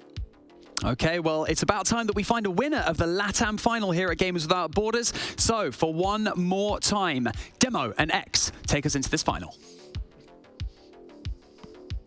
Barney, Fresh, and thank you all so very much. Demo, this is it. This is for all the marbles. We are essentially in a glorified best of one now, headed into Cafe. We've got Liquid, we've got NIP, and boy oh boy has this series gone topsy-turvy on us. We suggested that if this went the distance, NIP would look good in the later maps in this best of 5, and that is exactly what has happened. And now we go to Cafe to settle it all. I have a question for you. Hit me with it. So, your little theory in a best of 3 is a team that wins the second map. If they lose the first one, they win the second map, they go and win the third. I see where this is going. Yeah. What do you do if a team wins the third map after losing the first 2? I don't think it's the same. Why? Because it's just a bit different, isn't it? We don't get a lot of best of 5s in Siege, Demo. We get a lot more best of 3s than we do best of 5s. Best of 5s is grand final time, baby. I don't know. Maybe I'll have to keep an eye on it. Maybe I'll have to cook something up for a best of 5 theory. Because the best of 3 series is flawless logic. This is you win the series. So this is a bit of a strange one in terms of the operator bans right off the rip, Ollie. We are seeing Sledge get banned. That is, like, in terms of Liquid, is this just their little, oh, let's target ban someone? It quite possibly could be. Liquid themselves do play a lot of Sledge, though. Obviously, Sledge has been changed a little bit. Sledge is quite heavy now, and not as nimble and light on his feet as he used to be. But it is going to force the book play. Liquid, obviously, removing that, you would expect them to have a plan as to how they're going to work around it. It will put a lot more pressure on nades, though. You're always going to bring the Iana, but where you would bring the Sledge as well and get 4 nades, you're likely now only to have 2. Yeah, right from the rip, Ollie, look at this bomb site selection. You don't see this every day. I mean, this is a 3rd/4th choice site at best. Yeah, and especially on the first round, you go here. I mean, why not, right? Let's see if we see the classic 5-man 6-pick from Liquid. Not a lot of time left for them to do it. We're only going to see a couple of changes. Oh, we see an interesting pick. Oh. Well, Resets is known for his Amaru, isn't he? Oh, there it goes. It comes through. I mean, Nesk isn't going to change off Iana, is he? Let's be honest. Right, Resets. What have you got in store for us?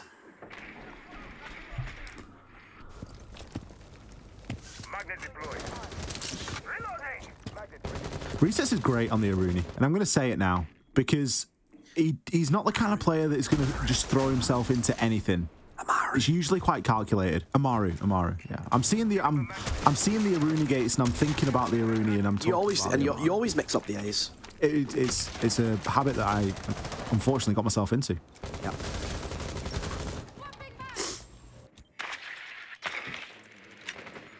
I mean, Liquid fairly slow. Just where are they going to use resets? That's the question I have in my mind, is where are you going to use that Gara hook?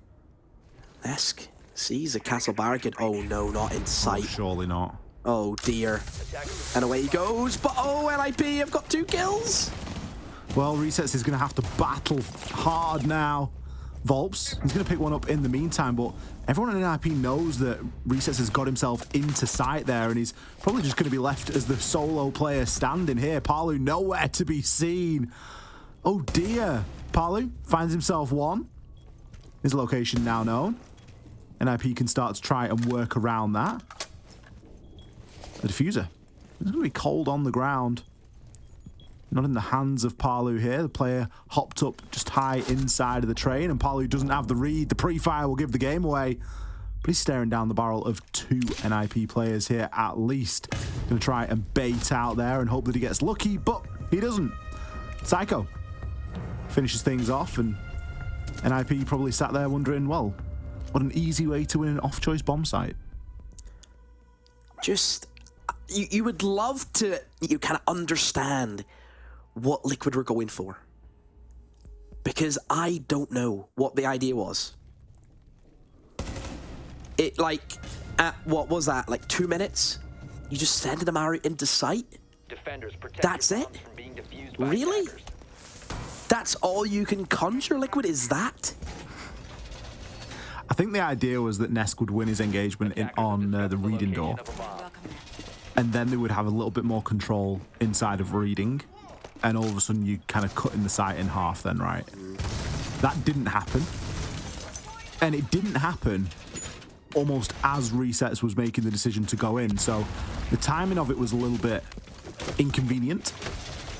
But that's the risk you play when you're dealing with those sort of fine margins. If you're going to go for the Garo hook in. 5 seconds left before insertion. And I did credit Resets at the start of the round saying he's a good Amaru player and he very rarely gets himself in to sticky situations like that, and he kind of sent himself into the worst one possible.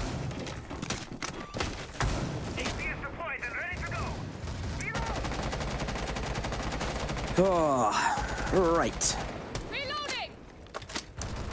One thing for Liquid that they do have is the Ying. This was taken away from them in the last map.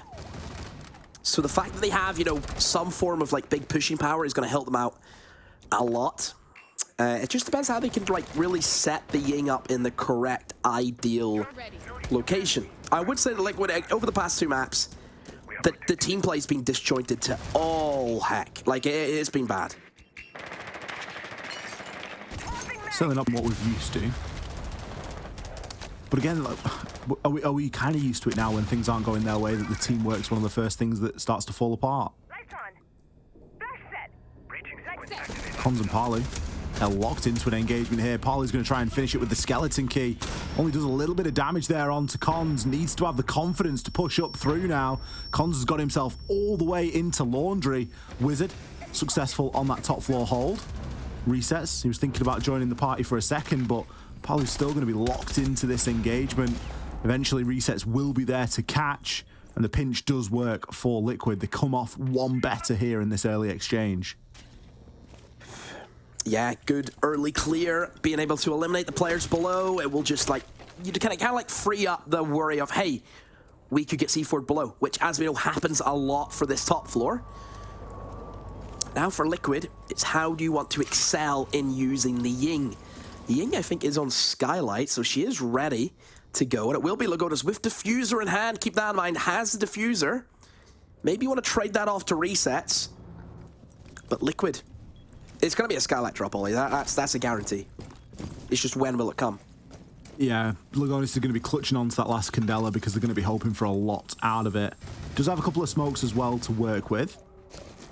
Maybe thinking about a cocktail-sided push here. Reset's going to hit the drop. Immediately get himself in, and Nesk follows. Psycho, he's there to grab, though, and no one immediately there to refrag. Resets, he's going to come around for the second time and help one of his teammates out. But Lagonis, he's back onto the top of the roof. Now we revert back to plan A, which is the Skylight drop. Technically, it is now, of course, plan C. Muzi, he gets taken out from the Skylight as Lagonis drops in. And Pino, he's now got a couple of players to find, gets a glimpse of somebody on the rappel, but quickly converts into the upside down, and Lagonis will find that final kill. Good job. Good stuff. Much better from Resets for me. Both of them did exceptionally well. Resets, the thing, he was in the right place at the right time 2 times. This was the second. The first one was helping Parlo out downstairs because Parlo had got himself into a mess.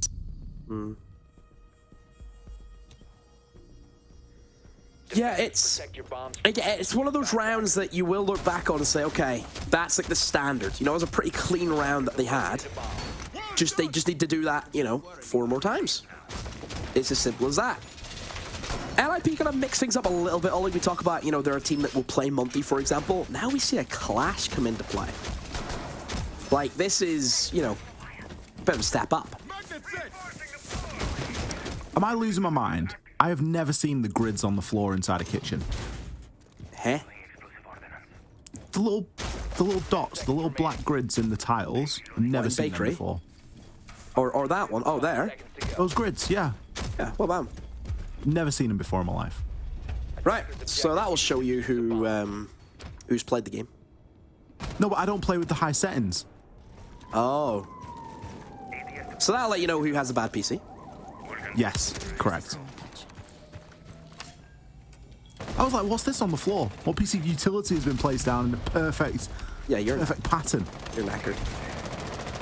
Well, the utility that is going down is going to be the Vulcan canisters. And we do see the clash. Cons. He's going to try and harass these attackers as they approach. If there's one thing that you can bring to force a little bit of team play, Demo, it's a clash. You need to play as a team to get around that. Yeah, Liquid. I mean, they have, again, that Ying, that pushing power, that real breakneck speed that you could just go absolutely crazy with at any moment's notice. But for Liquid, they're going to play a little bit slower, not as crazy fast moving into Bakery as what you might expect. Instead, they will try and go for the sweep from the top floor, moving all the way downstairs. Just doing the sweep, doing the checks. Again, they have Buck, they have Paul there. No issues. An issue that Liquid will have if they carry on in this sort of fashion is time. Fresh commented on the desk that typically the first minute to a minute and a half of any given attacking round on Cafe, you are spending that getting to the building, droning out, making sure that everything's safe. Passage into the building isn't always guaranteed. NIP aren't playing that aggressively. They've very much got themselves bunkered down. It's been a winning formula so far for them. Palu going to start to rip open that floor and see if there's anyone that he can catch off guard. What it does force is it forces players out of the site. And there's only Pino playing in the site at the moment. He does have a C4, but the rest of NIP have got themselves skirted onto the outsides. A couple of smokes come through and a Candela from Volps, but the Goyo initially to follow that up. Goyo stopping them massively. It doesn't let him inside Bakery do what he wants to do. And there is going to be two players inside of Bakery that he needs to be aware of. Pino does get flash, but no, Volps isn't going to actually go for the push. Instead, rotates down towards Wedding Window to maybe assist Palu. Well, Paulu's going to need some assistance. He's going head-to-head with a clash and players in behind the bar. Psycho, he takes Volps down and resets, is in position to assist. Does get the down onto Cons. A very important kill at this point. Resets confirms onto Muzi as well. So effectively 3 versus 2 here as Psycho makes his way into the site once again. Is able to pop one of the Vulcan canisters as Pino picks at one before being instantly traded. And it's Lagonis to find the final. Much better attack from Liquid. Little bit of a worry. Little bit worried there for Liquid just because you see the time tick down, Ollie. And both the window and the freezer door is covered in flames. You know, that was the reality they couldn't actually plant. But NIP, they dished themselves up. They lose the kills. And yeah, Liquid, 2 in a row. So maybe Liquid. Attackers need to Is this where they're going to put the afterburners? Maybe. The attack's certainly where you would expect them to struggle a little bit on Cafe. Especially given the lack of coordination and teamwork that we've seen in previous maps in this series. So the fact that they're able to solve these little mini-games, deal with the clash, there was a great pinch and push there. I think Volps, for all that there was a question mark over not following up the Candelas, he did a great job at hitting the rotation. He didn't get a kill for it, but he was there as a distraction and did enable a trade off him. If he'd have pushed in through Bakery, the chance of him getting traded is very slim. So, on the balance of things, teamwork has certainly picked up here for Liquid. And it's a good job too.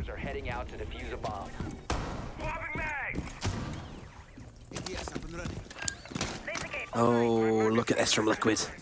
Look at the selection. The Blitz. And honestly, they've had like pretty good success, I think, today with the Blitz. So I'm excited to see what Volps is going to have in store for us. I'm guessing he's going to maybe go... God, where would he go? Maybe drop Skylight? I don't know. There ain't too many safe places that Blitz can have in Cafe. But certainly for clearing out roamers above, he's going to be great. Great help.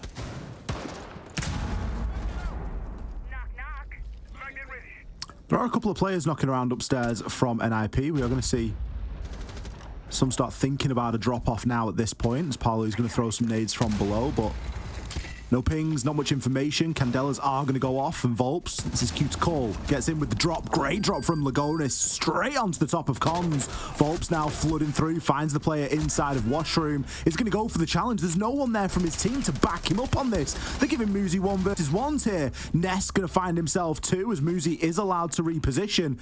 Keeps himself alive for the time being, and will find the catch onto Nesk. Muzi, he's slipping left and slipping right. Eventually will be down by reset. Could have played huge spoiler there, but instead leaves a lot for Wizard to do with an SMG-11 and only 17 bullets in each mag. Caught out on drone, nade at his feet, default camera gone, plank going down.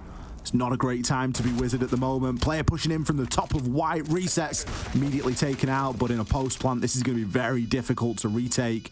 Liquid, not exactly setting up on top of each other. They've developed a bit of a crossfire here. Not sure how much information they're working on. Volps' drone is still active, and there are a couple of Liquid players on it, so you would think they've got some sort of a read as to the situation and where Volps has that drone placed, and Wizard will be coming from, but what a wall bang onto Lagonis. 20 seconds left. Paolo, you've got to keep yourself alive here. Another drone. The plant now going to start to be disabled. Paolo, this is a ball job if ever you've seen it. Swings round, finds the knee, hits the shot. Tense round. That should never have been a 1v1. Hey, tense, get the knife out. You can cut it in half. That's how tense it is. I mean, NIP, I mean, the opening was just, they crumbled. They really did. I just, Liquid, that little 3-2-1 drop, just picked up their kills, and Wizard, oh, so close. But Paolo, never in doubt. And NIP using an early timeout, Ollie. 2 defenses to go. They don't want to mess them up. I love an early timeout. I know you do. This is great from NIP. T-Chubs will be in there now, talking to the troops. First time we've seen an NIP timeout all series long as well, I think. You really do wonder just how much emphasis NIP have placed onto this last map. It's a very bold strategy to come to a permaban of Liquids for the decider, knowing that you've got a couple of weak maps at the top end of the map pool. Puts even more pressure on every single round here on Cafe, and the fact that we've seen a timeout with, as you say, Demo, only 2 rounds of defense left, just goes to show how much importance they're placing on that. Yeah. Attackers have discovered the location of a bomb. Oh, round 5. I'm really shocked that there's no mirror. Why you love a mirror on Cafe? It is so good. Unbelievably good. Is it brilliant? No, I'm not saying it. Look, Fred's got his money's worth out of me. Let's put it that way. I'm not saying it again. 5 seconds to go. What would you remove for the mirror here in the lineup? Aruni. You would move the Aruni, right? But Aruni was permabanned, not permabanned, but Aruni was banned last game. Because we know just how much Pino likes it. I just think mirror windows on this is unplayable. It's, you know, the mirror window inside a bathroom. You can't nade it from below. Really strong. But NIP not opting for that. Plenty of burn, though. You've got ADSs, Aruni gates, the Whammy magnets. You've got the triple whammy in terms of denial. Once again, Liquid. Remember they did this last time, Ollie. They wanted to sweep below first, make sure there's no options for C4s. They won't know this, but there aren't any C4s in the lineup. Psycho got the deployable shield instead. Cons. Always dangerous when you've got a Slippy Solus, especially at the bottom of these stairs after Liquid have done that sort of sweep. They aren't going to necessarily assume that everything's clear, but they're going to have some pre-placed drones, and if they're not being watched or if they get removed, Cons might have a bit of a field day here. Wizard still occupying the space inside of Reading Room as well. Slowly but surely, Liquid are getting the job done here. Yeah. Cons has a good chance at a challenge, but the Dokkaebi call will give the game away. Again, Liquid just waiting for the right moment to strike, but Pino, he will find the first pick. And that goes to Dokkaebi calls, which, as we know, is a very strong operator to have for these top floor executes, and Liquid maybe looking to go for it. Pino, he's in the thick of it all. Look at the damage that he has sustained, and that's just down to nades. Pino, he is going to find yet another kill before Resets joins in on the action. Ness going to hop himself in. Still, there is that small matter of Pino to deal with, but Resets, he's on a bit of a tear. Cons, the perfect backstab, in position to at least take Resets out and potentially more. Ness just looks wrong way on the 50-50. Pino's picked up 3, and he's still 5 HP. Palu, he sat outside on top of the ventilation unit. He still has a nade in hand, and Pino still hasn't been dealt with. You got to think that Resets was moving a little bit too far ahead of the other two there. Palu's still being outside, and Nesk not in much of a position to challenge. Palu still got to try and deal with Wizard downstairs. He's not even going to be able to get through that. Wizard played the whole round from inside a reading. Liquid, very disjointed, not really looking to play together again. It's one of those rounds that we've seen them kind of mess up on. Yeah, look, where's the comms? Yeah, realistically, where is the communication? I don't know why, you know, they've switched out the Ying, which I thought worked really well for them. Attackers need to locate. Logan has picked up two kills at least last time he played Ying on that site. Allows him that ability to drop in. We had Volps on the Blitz then as well, so many different options, and I don't know, Liquid just feel like they're hamstringing themselves just a little bit. Potential for a favourable half here still. Equally, NIP have got the option to level things out at a 3-3. Going downstairs to Reading and Dining. All I ask here is that we please don't see an Amaru. Okay, we've got the Ying. I'll accept the Ying resets, but I don't want the Amaru in the sight window again. 5 seconds to go. Yeah, we'll be Reading this time. Oh, and now there's a Mira. Attackers are moving to defuse a bomb. Yay. You breathe a sigh of relief now knowing that Mira's been played on Kafe. I mean, it's not for the ideal site, I'll be honest. I much prefer the top floor. Still, mid-floor, top floor, both of them play quite similarly. Yeah. You're going to want to try and hold on to the top floor pretty much the same as you'd want to hold on to it if it was the primary site. So, still, options here.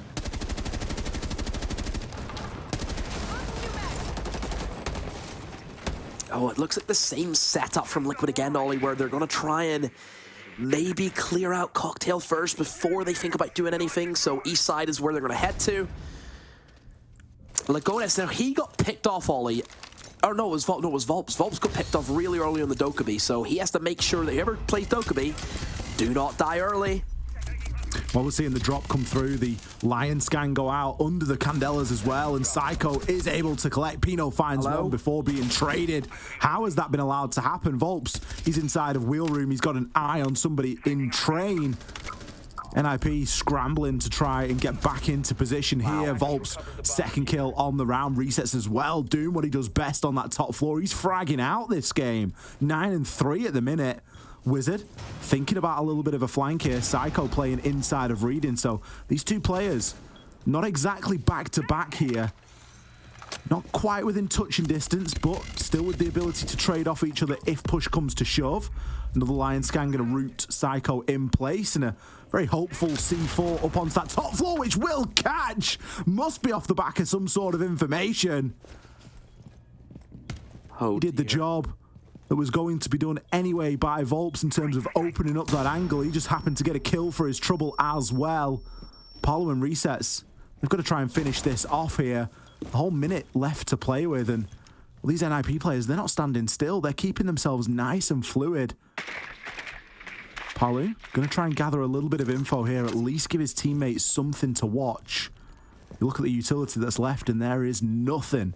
No burn, no stuns, no util whatsoever to speak of, and Palu, he's going to take a 1-for-1 engagement with Wizard and lose it out. Rites breaks him down, but can't find the second. Psycho and Wizard, what a job they've done to clutch that round out. Yeah, excellent work from those two in the site. Wow, I didn't... Whenever I seen the third kill come in for Liquid, you think, wow, they're in a great shape now, plenty of time. But that C4, Ollie, we have to talk about how crucial that C4 kill is. I mean, what's going on here? What's happened? Yeah, it was a little bit messy at the start. I mean, it was messy at the end. Maybe it was just messy, Demo. Oh, yeah. Attackers need to locate and defuse as many bombs as they can. 3-3 split. Overtime? Question mark? NIP on attack.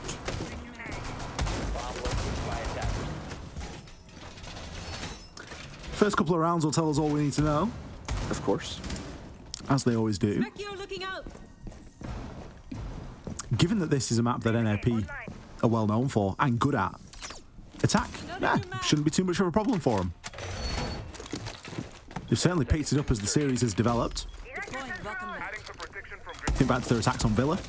Much better than what we saw at the start of the day. Attacks on Clubhouse as well. Looking miles better.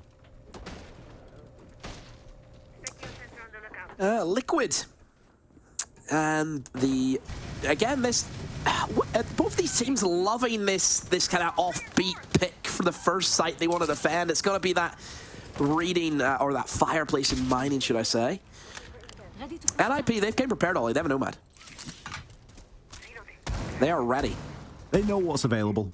They know there's a Solace out there. They know that Volps is very good Lone Ranger. Lone Ranger. It does cost you, though. But then, on the flip side, you do get to bring another ARX. Or a G360, depending on your preference.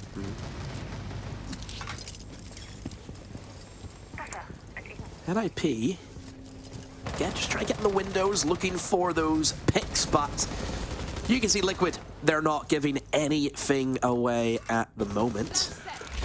Oh, in goes the Candelas. 1, 2 of them maybe. Rolls in. Psycho, is he going to follow up on it? No, it just looks to be a distraction to get Muzi in instead. Muzi's going to crouch walk his way down these red stairs now. He's thinking about going a little bit further, but he's just waiting for his team to catch up. It's a good example of where in the first half we'd see Liquid maybe get a little bit too ahead of the team. And IP waiting for the rest of the team to catch up. They don't want to go on this solo. Recognizing the importance of that opening pick.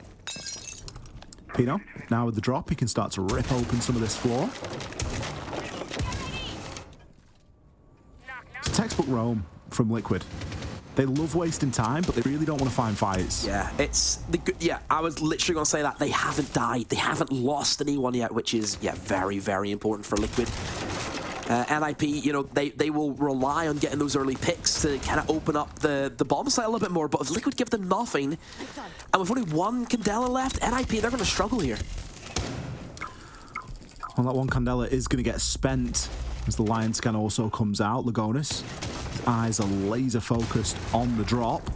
Solace now looking for a little bit of action from below. There are potential angles here, but Psycho's going to hit it on the reverse. Palu, he's there to collect and goes for a second, but is immediately taken on out. Cons will be downed. Nesk and Lagonis, they've got a long way to go here. No diffuser. You have a little bit of info knocking around, but it isn't going to be enough.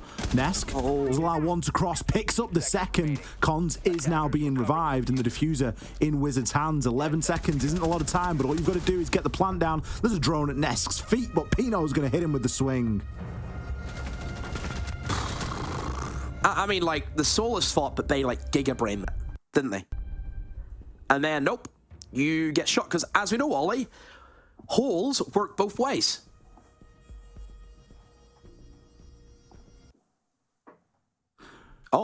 Oh no. A crash. Oh dear. Hello everybody. Welcome back. Unfortunate time for a disconnect. Hopefully we'll be able to get back in as soon as... It could have been worse. Could have happened when the execute was going on. Yeah. But we will get ourselves back into the lobby. Looks like just an observer crash. I'm no expert on these things. I just make it up as I go along, but... Oh, I'm gone. Demo. Dear. I'm back. Yep. You got to turn that back on. I do. But it rains, it pours here with the old technical issues. Hopefully we'll get ourselves back into the game very quickly indeed. But at least it didn't happen as the fight was going down. A strange round, I think it's fair to say. Palu not really in much of a position to be taking that second challenge with the pistol. A lot being asked of Nesk, left out there on their own. And NIP again showing us that very succinct 3-2-1 where yes, it's important that you use your utility and you work off the back of it, but you don't always need to just throw yourself in blindly. And I think they did a great job of using that utility to distract and then pull off the backstab at the same time. Yeah, NIP that round, they had that clear idea. They wanted to get in upstairs, use the vertical. Liquid didn't give them anything. And then, like, it was very obvious that NIP could only drop the hatch. Liquid, like, I feel as though Liquid could have done a lot of a better job at denying that. It felt very like, how have you just let him drop in like that? Yeah, it's very poor from my perspective. Yeah, you shouldn't really be allowed to drop a hatch and get immediate access like that. There was a nice idea there with the Solus as well in terms of trying to hold that from a little bit of a further distance. I believe we're going to hit a very short break just while we get the players back into the lobby and get the game rebuilt, and we will be back very, very shortly. So don't go anywhere. The conclusion of this thrilling best of 5 is just around the corner. We're halfway through Cafe. We'll be back in just a few.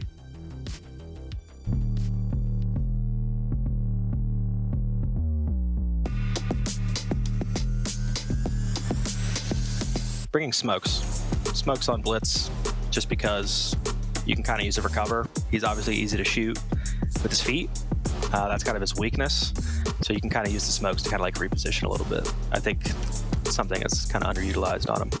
On the P12, I mean, I think it's just muzzle brake and a laser. A map that I've always loved Blitz on is Oregon. I think it's a very good roam clearing op on that one because there's a lot of cover again. I could see him on bank too. You can kind of roam clear top floor probably pretty easily with them. And I have seen that done. Skyscraper looks pretty fun.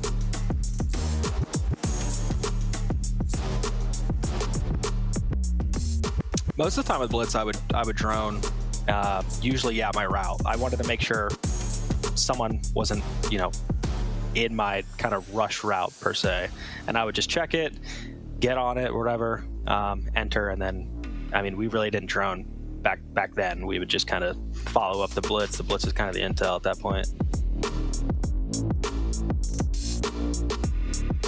You use the flash on Blitz when, I mean, an attacker's kind of stubborn and wants to stay a little bit and fight you. I think it's changed now. It's a little bit closer, and the duration is a little bit like longer of a recharge. So you definitely don't want to get faked out. And like when they're turned around, like just kind of let them run. It's not worth flashing at that point because half the time it won't even work. But yeah, it's kind of like when they're turned around, actually trying to take a fight on you, just trying to get as close as you can, kind of flash. Yeah, he's just like an element of surprise pick. Like teams don't like dealing with shields. Teams aren't used to dealing with shields, and always having someone to kind of like follow you up, because again, half the time you aren't going to get the kill. You're just kind of more of the scare tactic, the distraction. Yeah, the playstyle of Blitz, I mean, it changes during the round. Obviously, during the execute, it's full-on rampage, exactly like you would think of Blitz. Like, you're just running in there, flashing, causing havoc, trying to put as much damage into the team as possible, trying to get the map control for your team so they can kind of follow you up. While they're worried about Blitz, they're coming in with the guns and shooting them. But yeah, just being passive is just like roam clear, knowing when to chase somebody and when it might be bait, when you might be walking into a crossfire. You know, on Oregon, you're going up white stairs and you might see a guy in kids, but how do you know there's not someone still like Gen or Trophy? You don't want to just run into kids and expose yourself. Things to watch out for is just, I mean, impacts are kind of his biggest threat now. Lesion with the impacts and the goo mines is just also just extremely annoying. Ella, the big one that people don't always think about, but like mute, if you're just sitting on a mute jammer, Blitz is a freebie. Like you could just literally sit there and just melee him, and he's dead. So yeah, well placed mute jammers.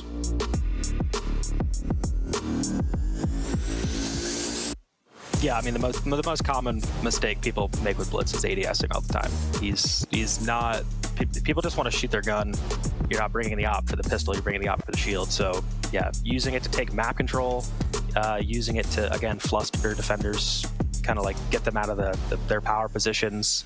The moment you ADS and then die, you just wasted an op pick. I think Blitz is like the best 1v1 op. Yeah, so people just don't know when to stop moving with Blitz. The most memorable play with Blitz for me, obviously, was going Clubhouse. And it wasn't even supposed to happen because I was supposed to run Montaigne that entire map. Blitz was kind of like being banned on me a bit that season because I was running a lot. And for some reason, SSG decided to ban Montaigne. It's like they knew I was going to run Montaigne that map. So I decided to pull out Blitz anyways for the Moto execute that we've been working on, but I never practiced it with Blitz. I had no idea how it was going to work. And yeah, I mean, just dropped Moto, saw two people in bar, flashed one guy off the bomb, and then Chalet was a sit and duck on the Mira behind the bar. And then once I got into bar, that's kind of what I was talking about. Like that's the power position. There's no reason to like go chase them down into the hallway and like go hunt them down. Like we have the power, we have church, we have the bomb site. So just kind of sat there as my teammates kind of started dying behind me, unfortunately. And then at that point I had to start ADSing. I think it was Rampy that came in to try to fight me behind the bomb, and then Poach fell, and it was a 2v1, and luckily I had the Mira on the last guy. It was full of adrenaline, but just mostly like instinct and a lot of luck as well. A lot of luck. Going for the plant behind Black Box. This is the perfect position for him to plant solo. Pojo's doing his best to cover, but he's going to lose the fight to Redeemer, forcing Mint into an ace situation. He's going to get the 4K. He has the mirror window and the flash, and he gets it! The ace from Mint, and the round all on Blitz.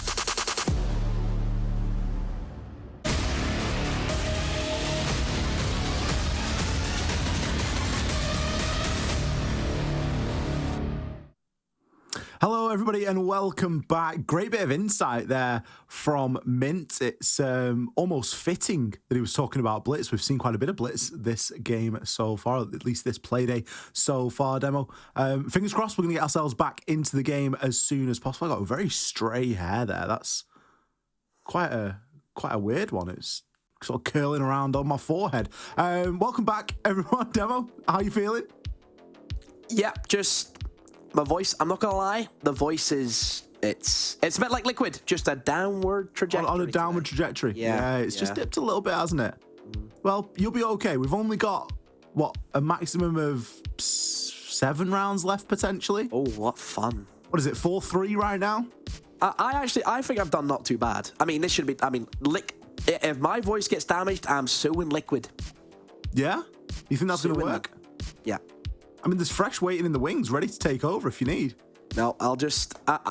you know what? Out of spite, because I know he wants to cast, I'm going to keep going. Oh, dearie me. Well, that's no good, is it? Hopefully, we'll get ourselves back into the lobby very shortly. We are, of course, on map 5 here in this grand final between Liquid and NIP. The first 2 maps going the way of Liquid. The second 2 go the way of NIP. So we're in a glorified best of one. It's just taken us a good number of hours to get here. Defenders, protect your bomb. As we mentioned, 4-3 the current scoreline. Liquid a 3-3 half on their attack. And NIP starting off with a win of their own as they switched sides. It was an off-choice bomb site. We went upstairs the same way that NIP pulled out an off-choice bomb site at the start of their defensive phase. And now a little bit of normality resumes. We're going back downstairs to the kitchen. All right. NIP, a basement attack that they have to go through, and lineup seems... Oh, an interesting pickup. All in Ossa makes an appearance.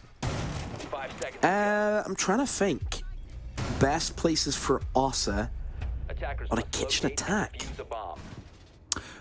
Maybe the bakery? Maybe in at the bottom of White Stairs? I mean, the nice thing that you can use the Ossa for is if you like place the shield by VIP, you lock down the entirety of Red Corridor. Oh dear. Deary me, Volps. Solus, it's not going to be working out for you, my friend. Wizard, keen on the entry. Oh, surely, Nesk, you don't just go and put your face at the window as well.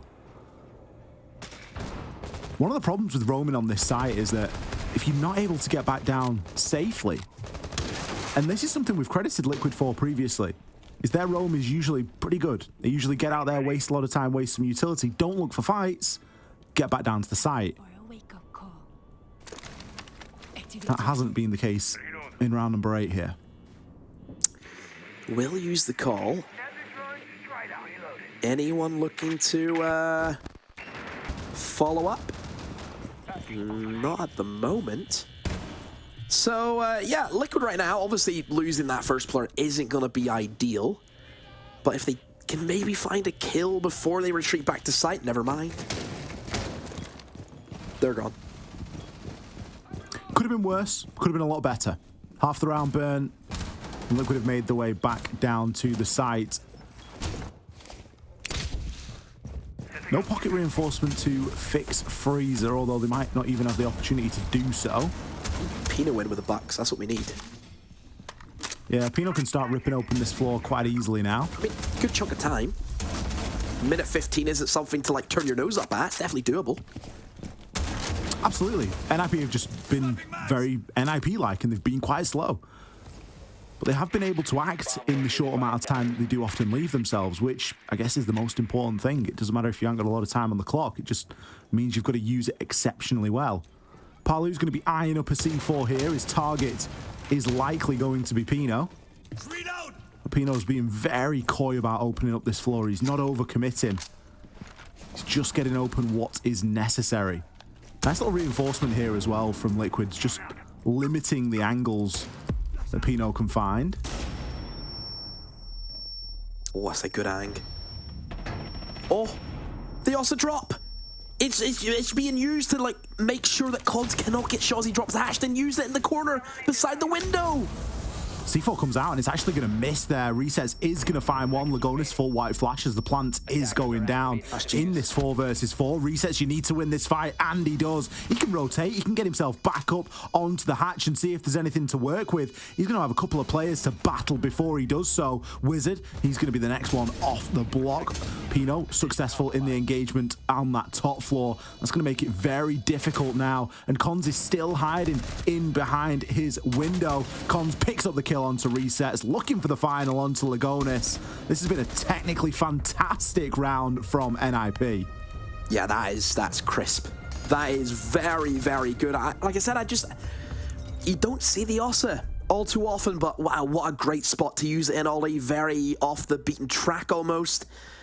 Yeah, love to see that kind of stuff. Love to see it. It's a really good counter as well for the player inside of Christmas, which was Resets in this instance. Because you know there's going to be someone behind a deployable shield somewhere waiting to take you out as you drop the hatch if you haven't got sufficient cover. But if you're going to get the plant down behind the Ossa shield, just get it out before you drop and use it to provide you with that little window of safety. NIP now 2 rounds on the bounce here on attack. Liquid are searching for answers and they need to find them quickly. Yeah, it's 5-3. It's worrying. It's worrying. And wait, have they used the timeout already? Or is it Both teams have used the timeout in this map. Yeah, okay. Like, yeah, it's... I mean, we commented about NIP. They were unable to, like, string a couple of rounds together. Now look at them. 5 seconds left before insertion. Yeah, there's nothing getting in the way at the moment. And look at the lineup that they're bringing. Yeah. This just smacks of confidence. Glass nades. Love to see it. Psycho's going to bring the smokes. We've got some smokes on Wizard as well. Capital, of course, brings 2 along with 2 fire arrows. I mean, this is a big round. Big round. I think if NIP win this, I think they win. I think they go through. Certainly becomes very tricky to imagine a world where Liquid can come back, especially when they've not had the greatest of times here on Kafe. Again, apologies everyone, but please come back again for will Liquid ever win a BO5? It's not over yet. Bomb located by attackers. But it's close. 2 rounds is all that NIP need. Great little jump out there from Volps. He's certainly not out. Look who he's killed. Couldn't have picked a better player either. Not only is Wizard on a heater, but you've also removed so much utility. Puts more pressure on the 2 smokes that Psycho has got. And it probably stops you from getting the plant down in reality. Because the strategy here is to hold the plant from the roof, have somebody drop, get the plant down, and look to try and hold it from vertical. You use the fire arrows to stop any players from Liquid being able to transition through, but you're just not going to be able to do that now. Oh, Cons responds though. Will find Nesk a big player to take out. We've known that Nesk has caused them a massive headache, Ollie, in terms of just the clutch potential that this guy has dished out. Minute 20. Still all the utility with that Ying. But where will they use it? That's the real question. It's all about picking the correct moment. This is a good day from Pino. Just resets under just a bit. Oh, never mind, he's missed it. There goes the Ings. Castle Barragan has been destroyed, but there's Polio on the ward, and surely he sweeps up from here. Volps is joining in to the action as well. Cons does still have the kit, and Muzi Crouch walking his way on Longbar, now going to rotate into Freezer. Couple of kills is all it takes. Lagonis, he'd got himself dug into that Freezer. It's not an easy position to play at all. You've just got nowhere to go, and you've got to front up to your gunfights, whatever comes your way. He's able to do just exactly that. Liquid claw one back, and now they only trail by 1. Things looking a little bit better, but you can't play the top floor every round.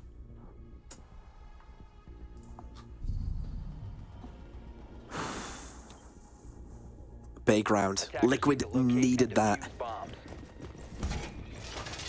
I mean, I think for Liquid right now, it's this is where we just see them implode whenever the pressure's on them. Like, also keep in mind, we haven't actually mentioned, Ollie, this is the rematch from SI21, and me and you were fortunate enough to cover that match as well.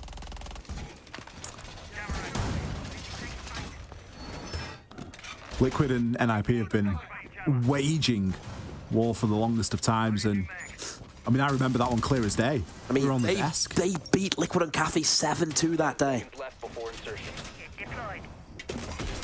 Another really long series as well, and I think, correct me if I'm wrong, but didn't Liquid take an early lead in that one as well? No. Because NIP had the default win, didn't they? Oh, that was back when we had default wins. Right. So when NIP win map 2, Liquid will win map 3, and it goes on from there. Yeah. Yep. Let me see the stats of that game.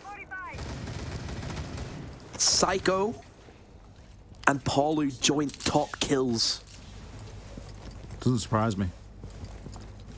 To be fair, it's all been about Pino today. Yeah, yeah. Not a player that always is known for popping off. Certainly has the potential. You think back to what he's been able to do on previous maps, and he's had a fantastic showing today, and I think Wizard as well has just been a breath of fresh air onto this roster. He's been steady, hasn't he? Yeah. He's been a bit, steady Eddie, kind of just, he's going to do his job.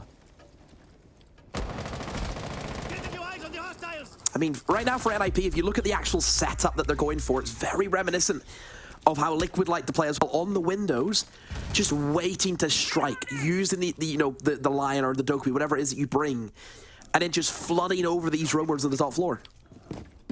Volps has been caught out early again here. It's becoming a bit of a recurring theme here for Volps that he just gets himself too far ahead, too entrenched and behind enemy lines almost, and doesn't really have much of a get out. He's going for that big hero or zero play. It's quite often leaving his team in the man disadvantage. NIP stole he sets, he's going to scurry back downstairs along with the rest of Liquid. Not a very successful roam up until this point. Yeah, what are NIP doing? They haven't really done anything since taking that top floor. Again, this is where you worry for NIP, because we know that they can like stagnate quite a bit. And the whole machine just, it's out of order. Come back again later. You know, it's like an ice cream machine. It's always broken. It just needs to make more ice cream quicker, doesn't it? That's it. Well, they could have done a great job as well. They're just sitting on the hands. This is what we credited NIP for doing, playing patiently, sitting on the hands. Aside from Volps' earlier little faux pas, that's exactly what they're doing here and now. Pino, he's ripping open a lot of these angles and seeing if there's anybody that he can search out, but Liquid are keeping themselves quite fluid. Muzi, he's been holding the flank for, it feels like an eternity at this point. Ness massive kill. Could be the first to fall. That's a big kill to get on site, removing the Warden. You are going to be able to push on in now a little bit better. Con's actually going to start getting this plant down. Muzi, he's going to be the next to join in on the action, trading out onto Lagonis, but in a post plant, it's never going to be easy, especially when it can be held from outside. It doesn't even come down to that. Wow.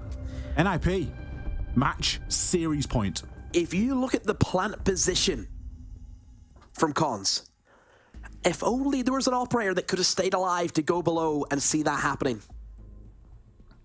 On the soft floor, when you've got two impacts and you can solace through the floor. Missed opportunity. We commented that Volps' early deaths are costing, and fine margins. It's costing a big way. That's what it's all about. Attackers need to locate and defuse bombs. Can NIP get it done here and now? 2 rounds is all that Liquid need to take this to an overtime. I say all, it's a big ask. They've won 1 so far on the defense. Push set, stay clear. We've got the mirror.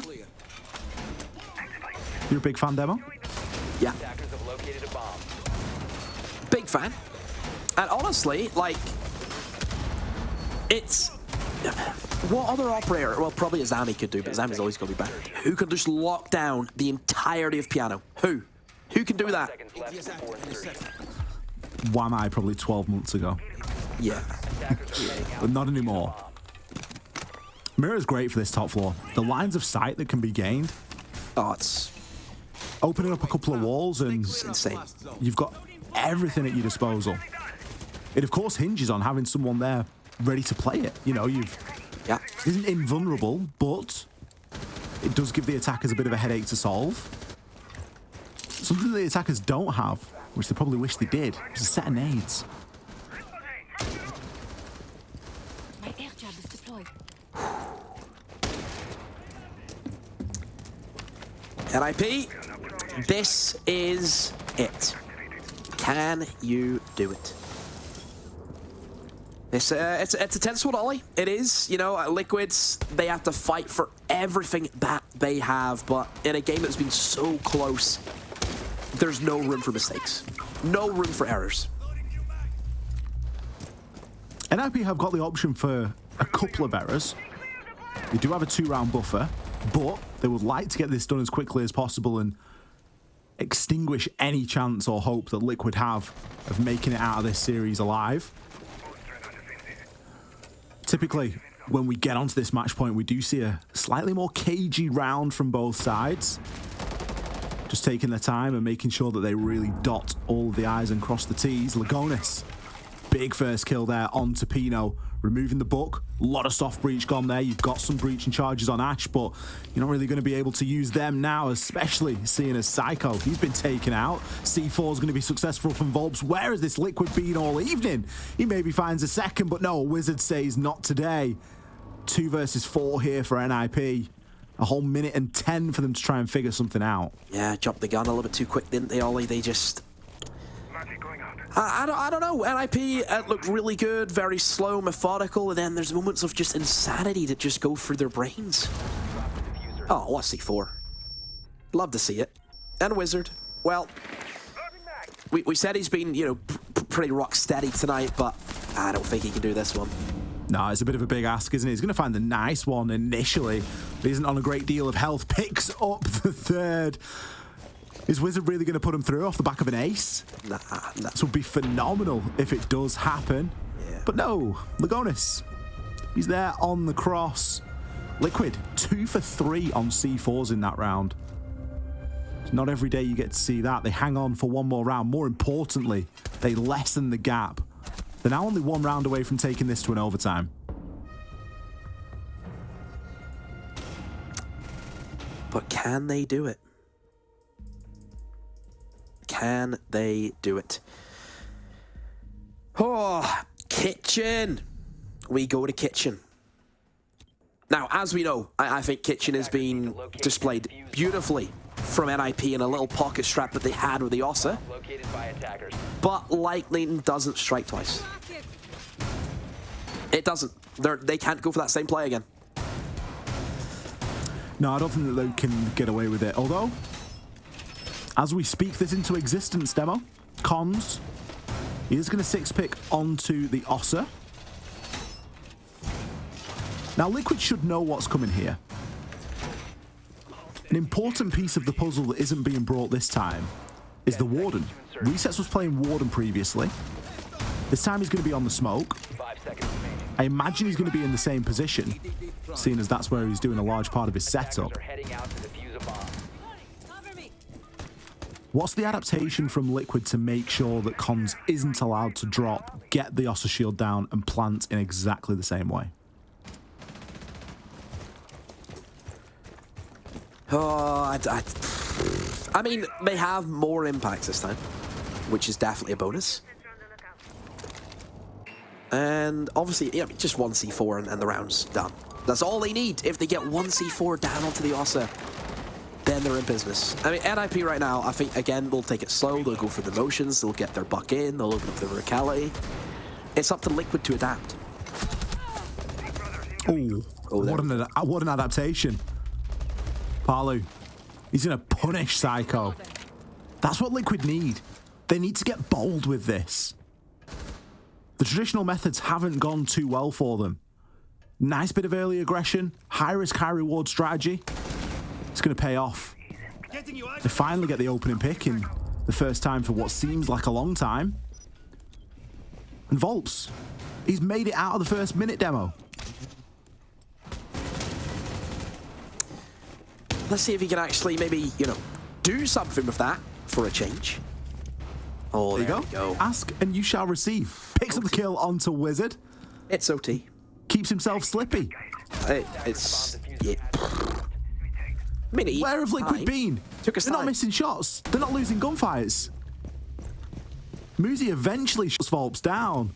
But look at what it's cost. It's cost everything to get to this point. Pino, what are you doing? A desperate drop into sight. Muzi will be there for a trade. Maybe finds another, but he's not going to find Nesk. We're locked in. We are headed into overtime here, Demo. What better way to finish this best of 5? Liquid winning Frio and we could have gone home early. I don't know. Maybe. We don't want that. We want to see these teams wage war against one another.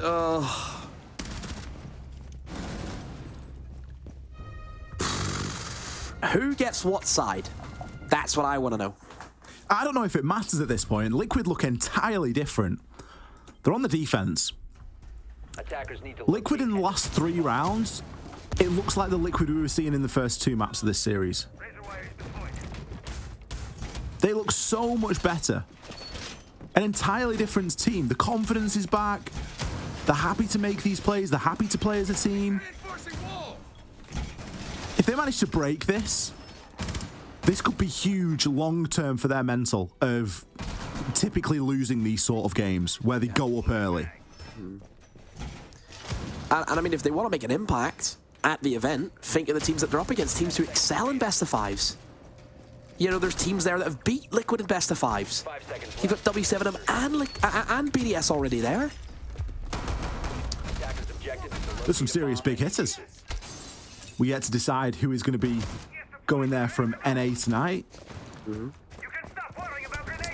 We, of course, have the M80 Dark Zero game coming up after this one.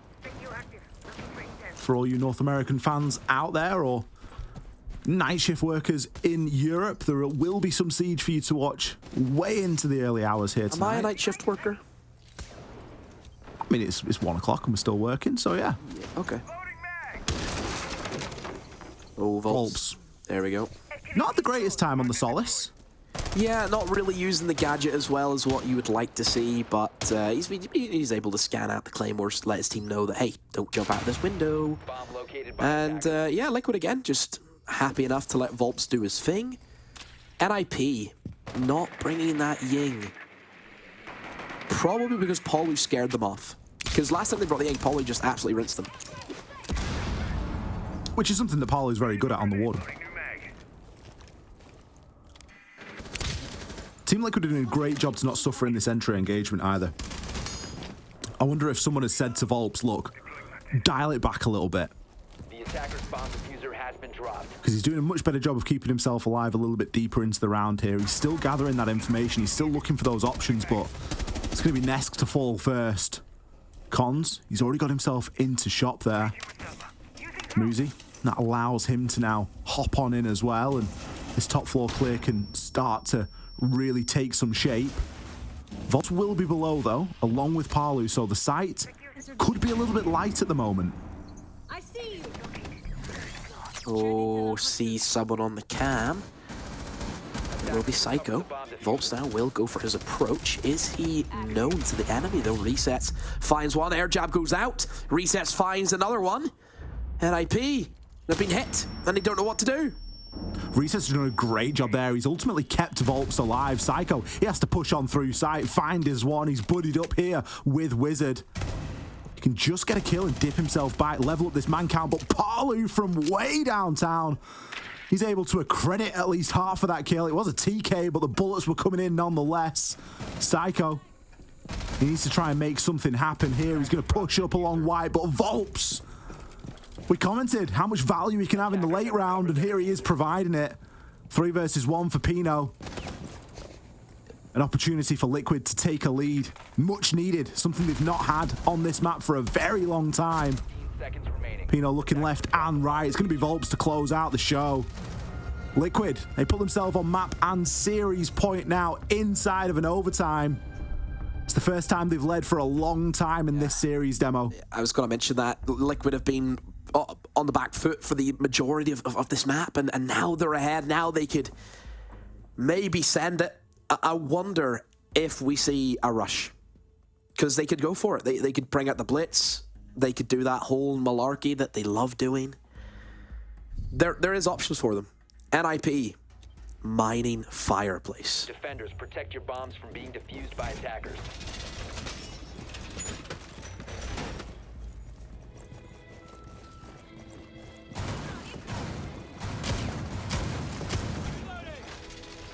Bomb located by attackers.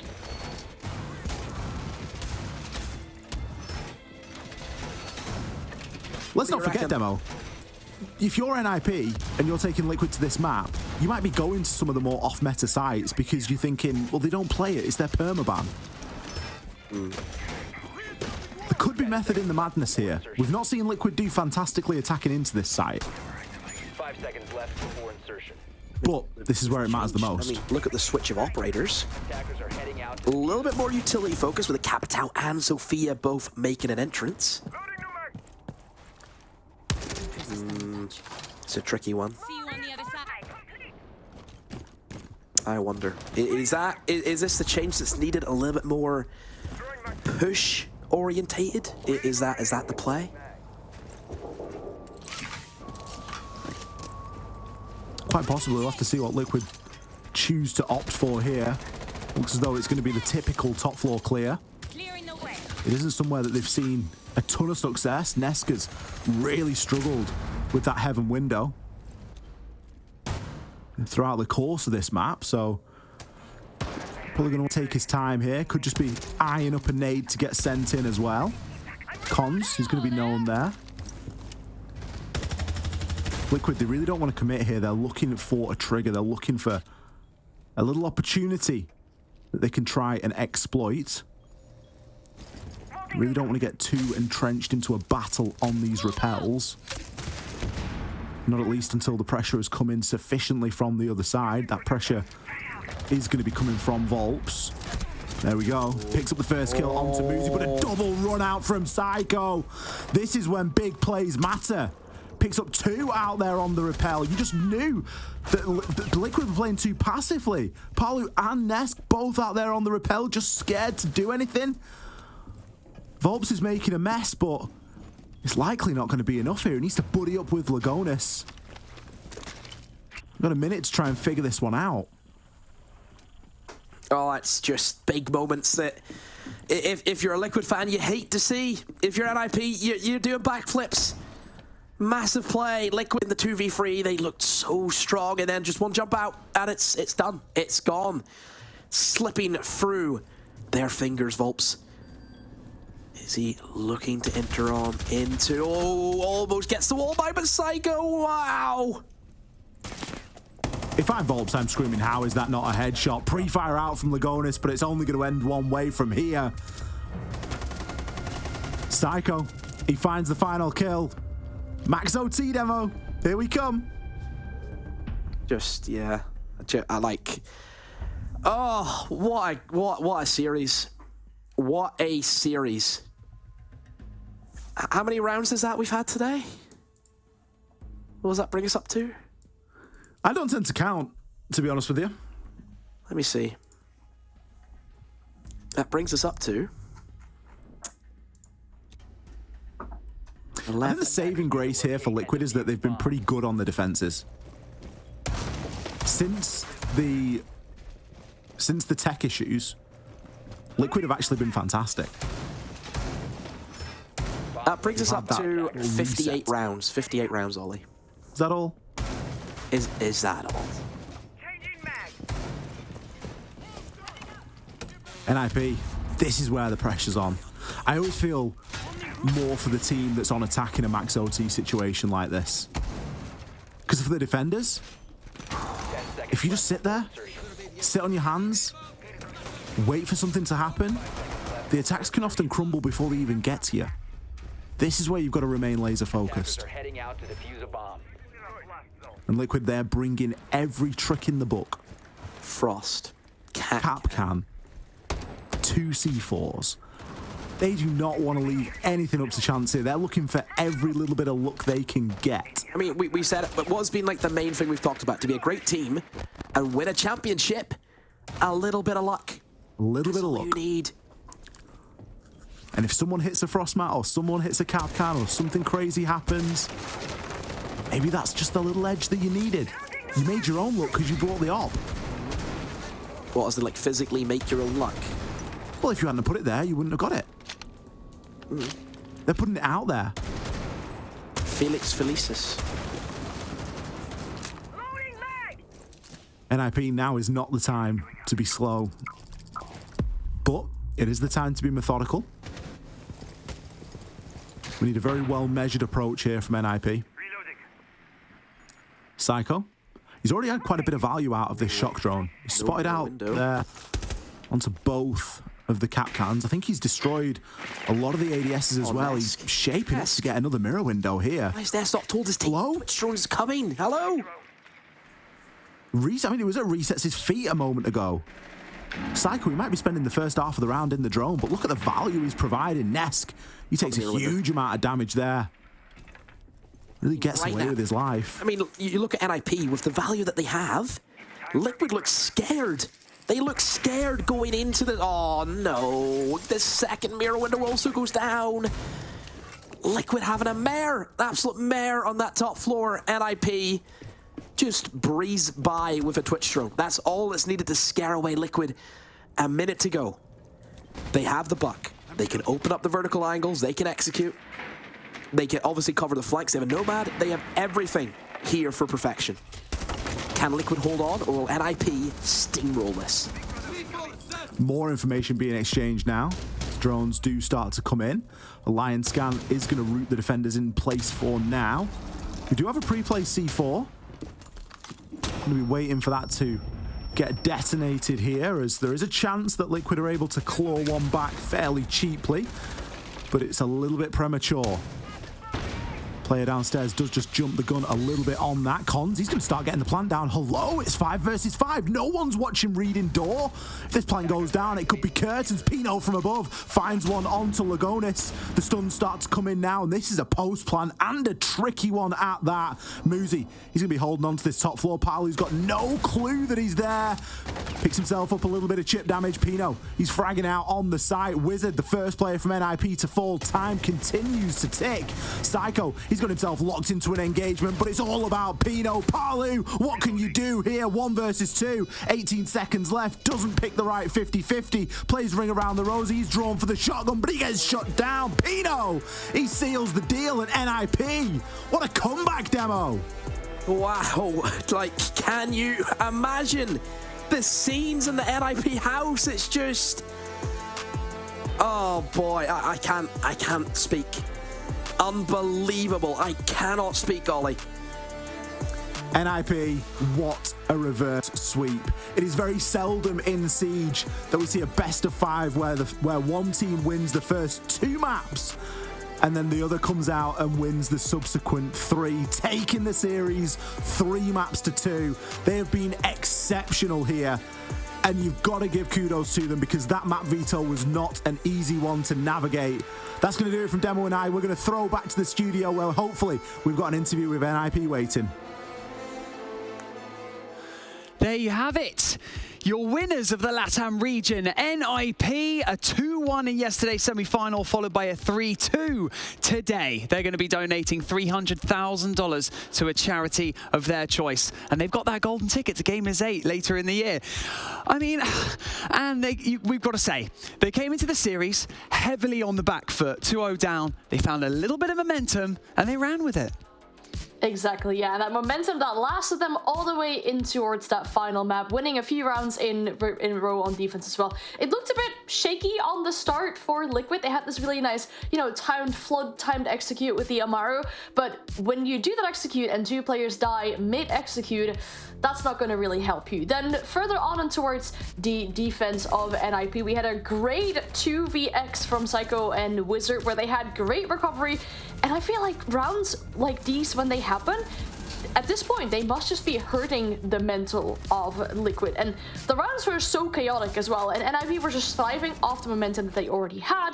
They were keeping their heads cool, and they were being calm and collective in those late round floods.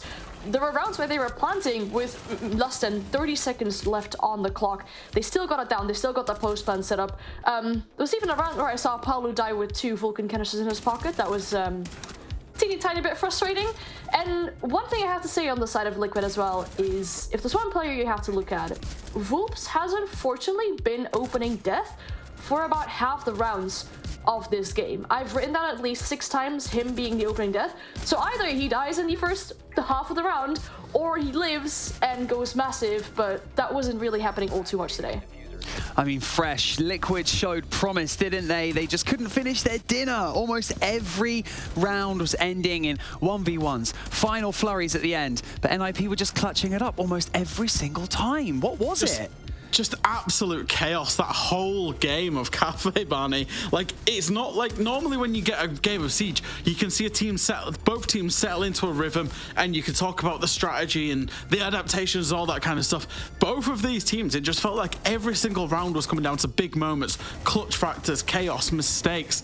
Like Ant's already highlighted it, the fact that Liquid lost a basement round when Nip had 20 seconds to drop in and get the plant down, whilst Palu's still got 2 Goyo canisters in pocket that could have denied that space that they ended up planting in. These small mistakes started costing both teams in, a lot of these rounds, and it was kind of poetic that it comes down to a full reverse sweep, round 15 in map 5 to see who wins, who gets that extra money for charity, and who gets that ticket to Gamers 8. what a way to close out that region. I mean, if I have to kind of lean into any of it, and you hate to pick people out, you know, in this kind of situation, I feel like Nesk wasn't really showing up in that last map because, you know, they've been heavily reliant on Nesk and Palu, like, throughout this competition in itself the past 2 days, and he just couldn't really find his feet, Anne. No, indeed. I think, you know, these two players are obviously star players on this roster, and throughout this best of 5, they've shown that they have this potential. Obviously, we know that they have this experience and they can step up on the scoreboard. But unfortunately for this map, maybe the nerves got to him, or indeed the fact, oh, if we make one more mistake, that is us done. That is us losing this map. That is, you know, us not going to Gamers 8, us not winning this. We're losing another best of 5. All that pressure and maybe getting to him in the final few moments of this best of 5. Resets did a very good job in trying to, you know, keep the numbers up high, and I'm happy on the other side to see Psycho having a good map as well. Pino, some consistency coming in too. Just as we see the trend going on for the players on the side of NIP, it's much more consistent teamwork, and there's much higher spikes and much lower lows on the side of Liquid, unfortunately. Well, speaking of NIP, we are actually joined by Taps once again from NIP. It's the coach, your winners of the LATAM region, NIP. Congratulations. A Map 5 marathon. I mean, you have the spot at Gamers 8 later this year. Try to put into words how your team are feeling right now. Exhausted. Not gonna lie, we're feeling exhausted. It was a tough series, like all 5 maps. We had to play Oregon as well, so we have to prepare a lot. We have like a short amount of time to prepare every single map. Luckily, all went well for us, you know. Good to hear. I always love to talk to coaches because you obviously get to talk to your players in between maps, and specifically after map 2, when you were down 0-2, what did you say to the team to get them back into the spirit and, you know, support them in this comeback? Like, Oregon was our perma band since the beginning of Tier 6, so we were expecting them, like, okay, it's like they must 7-0 us. It's like the pressure's 100% on them. Chalet was a risky pick, we knew it, but we left like Villa, we thought we could overcome them. Clubhouse, we thought that we had an edge. And Kafe Dostoyevsky, I think we never lost a single cafe. So we had a great maps. The Vito was pretty damn good for us. And we're like, chill guys, if we go 0-2, it's fine. The pressure will be on them to close the series, and this kind of stuff, it's really demands you a lot, from you a lot. It is exhausted. Like, they will get like exhausted really faster than us. For example, like they're like putting a lot of pressure, like, oh, we must close this series, we must win this, and then you lose a map and then you lose another one, and then like things will get like heavier for them and lighter for us. So yeah, I think that's what happened. So, in terms of your attacks, obviously they're a lot slower than what we've seen in terms of a lot of teams coming out of Brazil. Do you consider that a key strength, or do you consider it a weakness as well? Because, you know, when I'm looking at it, I'm thinking NIP should lose so many rounds to time. But then you've got that composure in the late round, and you end up winning them with, you know, less than 20 seconds left on the clock. Like in Rainbow Six Siege, like 20 seconds it is a lot of time. If you have the entire map, you have the entire conditions to close the round, 20 seconds is a lot.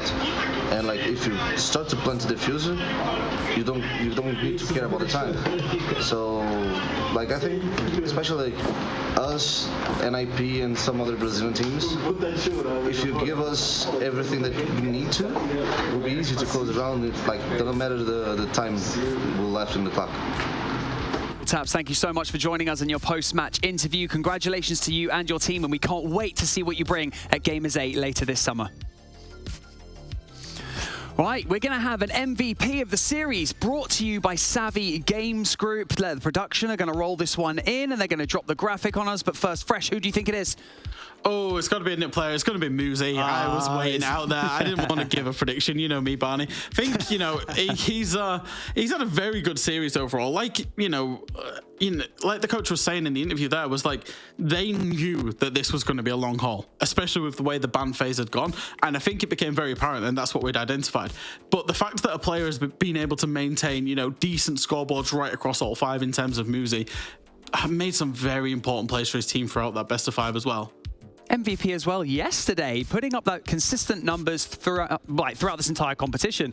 So definitely a very valuable player. Hopefully he'll stick around and we'll get to see him later in the summer at Gamers 8. Guys, it's been incredible. What a great 4 days of working together. I've loved it. Don't worry if you're watching this. This isn't the end of the show.